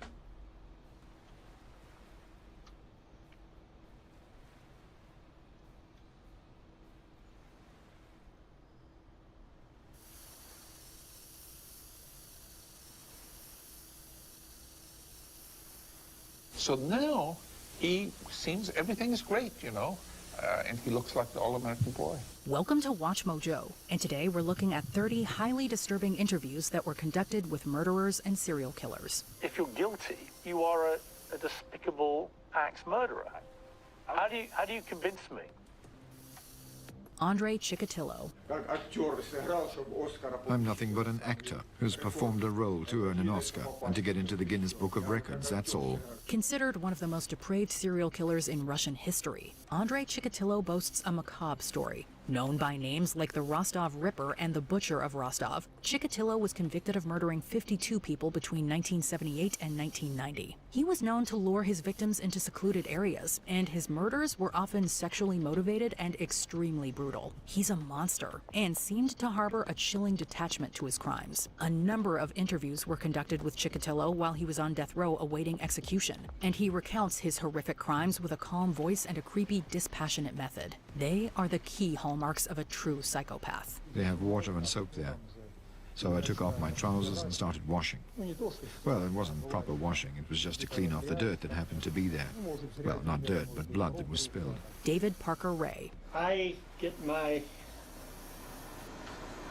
excitement from making a woman happy. While he was never officially convicted of murder, authorities believe that David Parker Ray may have killed up to 60 women between the late 50s and the late 90s. Ray lived for decades as a free and unassuming man, working maintenance with the New Mexico Parks Department. But in secret, Ray was abducting, assaulting, and likely killing dozens of women. He later became known as the Toy Box Killer, named for the soundproofed semi-trailer in which he kept his victims. Just 1 week after he was convicted of kidnapping, KOB4 landed a short interview with Ray, his friendly, almost grandfatherly demeanor clashing heavily with the disgusting things that he says. That smile is enough to chill your blood. I got pleasure out of the woman getting pleasure. I did what they wanted me to do. Ward Weaver. So if you didn't kill Ashley and Miranda, then how did they wind up in your backyard? Public property. Who knows? Back in 2003, Portland's K2 was granted an interview with Ward Weaver. Weaver followed in the depraved footsteps of his father, who was convicted of a double murder back in 1984. In January 2002, Weaver kidnapped Ashley Pond as she was walking to her school bus stop. 2 months later, Pond's classmate Miranda Gaddis also disappeared. The remains of both girls were found on Weaver's property the following August, resulting in a life sentence. During the interview with K2, Weaver is constantly spitting out lies, maintaining his innocence throughout, and even callously laughing as if he didn't have a care in the world. He even seems to show disdain towards his victims, a bizarre trait which many viewers have noticed, much to their annoyance. To Miranda, or actually to Michelle and her family, yeah, I'm sorry, but this, everybody's barking up the wrong tree on me. Kenneth Bianchi. I plea bargained to primarily and basically and pretty much solely escape the death penalty.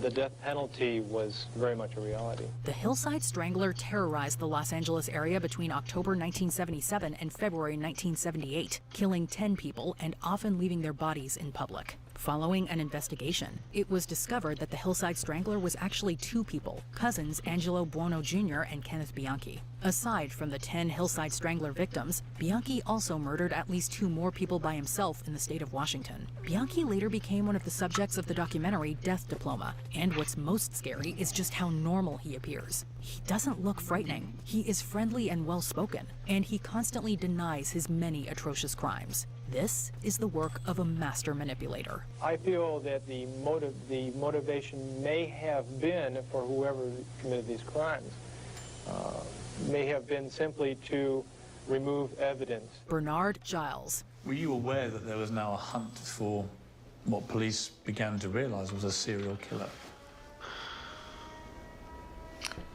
Not really until, I had known that they had found a body. In 2018 and 2019, Pierce Morgan sat down with a number of serial killers, delving into their crimes, motives, and psychologies. The creepiest interview was with Bernard Giles, a man who murdered 4 teenage girls and 1 woman throughout 1973. Giles would pick up his young victims as they were hitchhiking, murder them, and ditch their bodies in the wooded areas around Brevard County, Florida. He was finally caught when 2 potential victims escaped and called the police, and he was given life in prison. Unlike the others so far, Giles's interview is surprisingly candid and open, with the killer outwardly admitting his crimes and recounting them in extensive, albeit highly disturbing detail. We don't know what's creepier, the lying and manipulation or the truth. What was your criteria for a victim? Access. To any woman? Yes, sir. Did it matter how old they were or what they looked like? Or? Generally speaking, no. Arthur Shawcross. More or less after they just relax. The body relax, doesn't fight no more. It only takes about 4 minutes, probably. Known as the Genesee River Killer, Arthur Shawcross killed 2 people in Watertown, New York in 1972. But under the terms of a controversial plea bargain, he only served 14 years in prison. He was considered no longer dangerous and released in 1987. Unfortunately, Shawcross almost immediately began killing again, and throughout 88 and 89, he murdered at least 11 more victims. He served his life sentence in New York's Sullivan Correctional Facility, which is where this interview was conducted. Shawcross looks like a lovable grandfather, but his appearance betrays his nightmarish speech, in which he recounts his crimes in a clinical manner, without a single ounce of passion or remorse. He appears normal, but there is nothing behind those eyes. Do you have any comprehension of the suffering that you've brought the families of the people that you've killed? I don't have any remorse, for some reason. Gary Hilton. At what point did you spot the 2 octogenarians? When they got out of their car at the trailhead. In the parking lot? Yeah. There was just a little parking lot. And why then? Were there no lone girls out there that day to pick on? Court TV has a great series on YouTube called Interview with a Killer, in which a journalist sits down with various murderers and, well, interviews them. In one notable episode, David Scott sits down with Gary Hilton, one of the oldest serial killers in America. Hilton murdered at least 4 people between 2007 and 2008, when he was in his early 60s. Hilton comes across as annoyingly boastful, showing a huge degree of pride and amusement in his murders. It's truly sickening watching his eyes glint every time he recounts taking a life. However, Scott proves a commendable interviewer and often pushes back on Hilton's warped stories, resulting in a fantastic and highly entertaining game of mental cat and mouse. And she just proceeded to grab the dog and took that out of my hand. So now you're getting your ass kicked by a girl in the woods? No. Sounds like it. Not at all. Christopher Porco. Right, it's a personal thing. As somebody who hated your parents so much, they wanted to obliterate them. I agree. I'm not sure about hate. I don't know. But I know anger. There's no doubt there was anger in what happened. On November 15, 2004, Christopher Porco entered the home of his parents, Peter and Joan, in Del Mar, New York. He then attacked his parents with a fireman's axe as they slept. Joan suffered extensive injuries to her head, but somehow managed to survive. Peter was also bludgeoned, but he got up in the morning and went about his daily routine before collapsing and dying in the foyer. While Porco was found guilty, some ambiguity still surrounds the case, and Porco pounces on it in this interview with Piers Morgan. In fact, Porco is so manipulative and believable that Morgan himself seems to fall for it. It's scenes like this that remind us of how persuasive and likable the average psychopath can be. I'm finding it very difficult to reconcile what you're here for with the person that I'm talking to. Are you a mad axe killer? No, I had nothing to do with this. Ian Huntley. How do we know they were here at 6:15? Well, we have an eyewitness. Ian Huntley here is a familiar figure. Evening, Ian. On October 4th, 2002, two school children, Holly Wells and Jessica Chapman, disappeared from Soham, Cambridgeshire. An extensive search effort was undertaken to find the missing girls, and news crews came out to Soham to interview locals and follow the search. Jeremy Thompson of Sky News found the school caretaker, Ian Huntley. Huntley reports that the girls walked by his house and that they briefly shared words about his girlfriend, Maxine Carr, who was the girls' teaching assistant. On August 17th, their bodies were found in a ditch in nearby Suffolk. Following an investigation, it was discovered that the perpetrator was Ian Huntley, who lured the girls into his house, the same house he's standing in front of throughout the interview. They just came across and asked how Miss Carr was, as she used to teach them at St Andrews. I just said she weren't very good, as she hadn't got the job. And they just says, please tell her that we're very sorry. And off they walked in the direction of the library over there. Mark David Chapman. I was standing there with a gun in my pocket. Knew you were going to shoot him? Sorry? Knew you were going to shoot him? Absolutely. When someone kills a major celebrity, they themselves become something of a celebrity, such is the case with Mark David Chapman, one of the most famous killers in American history. On the night of December 8th, 1980, Chapman shot John Lennon as he was entering his apartment complex, then calmly sat and waited for the police to arrive. It must have been a very surreal sight. Perhaps even more surreal was seeing Chapman on primetime TV, interviewed by none other than Larry King. Chapman comes across as both calm and articulate, a killer hiding in plain sight. He almost sounds bored, recalling one of the most pivotal moments in modern history. And he walked past me. I took 5 steps toward the street, turned, withdrew my Charter Arms 38, and fired 5 shots into his back.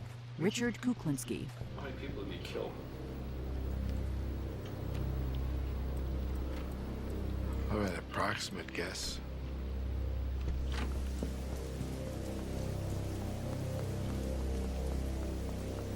Approximate, we'll go with more than 100. Richard Kuklinski, aka the Iceman, has been the subject of multiple documentaries over the years, and even a feature film.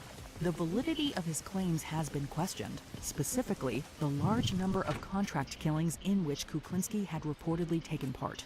Are there any murders that you committed that haunt you, that you just sort of, you feel and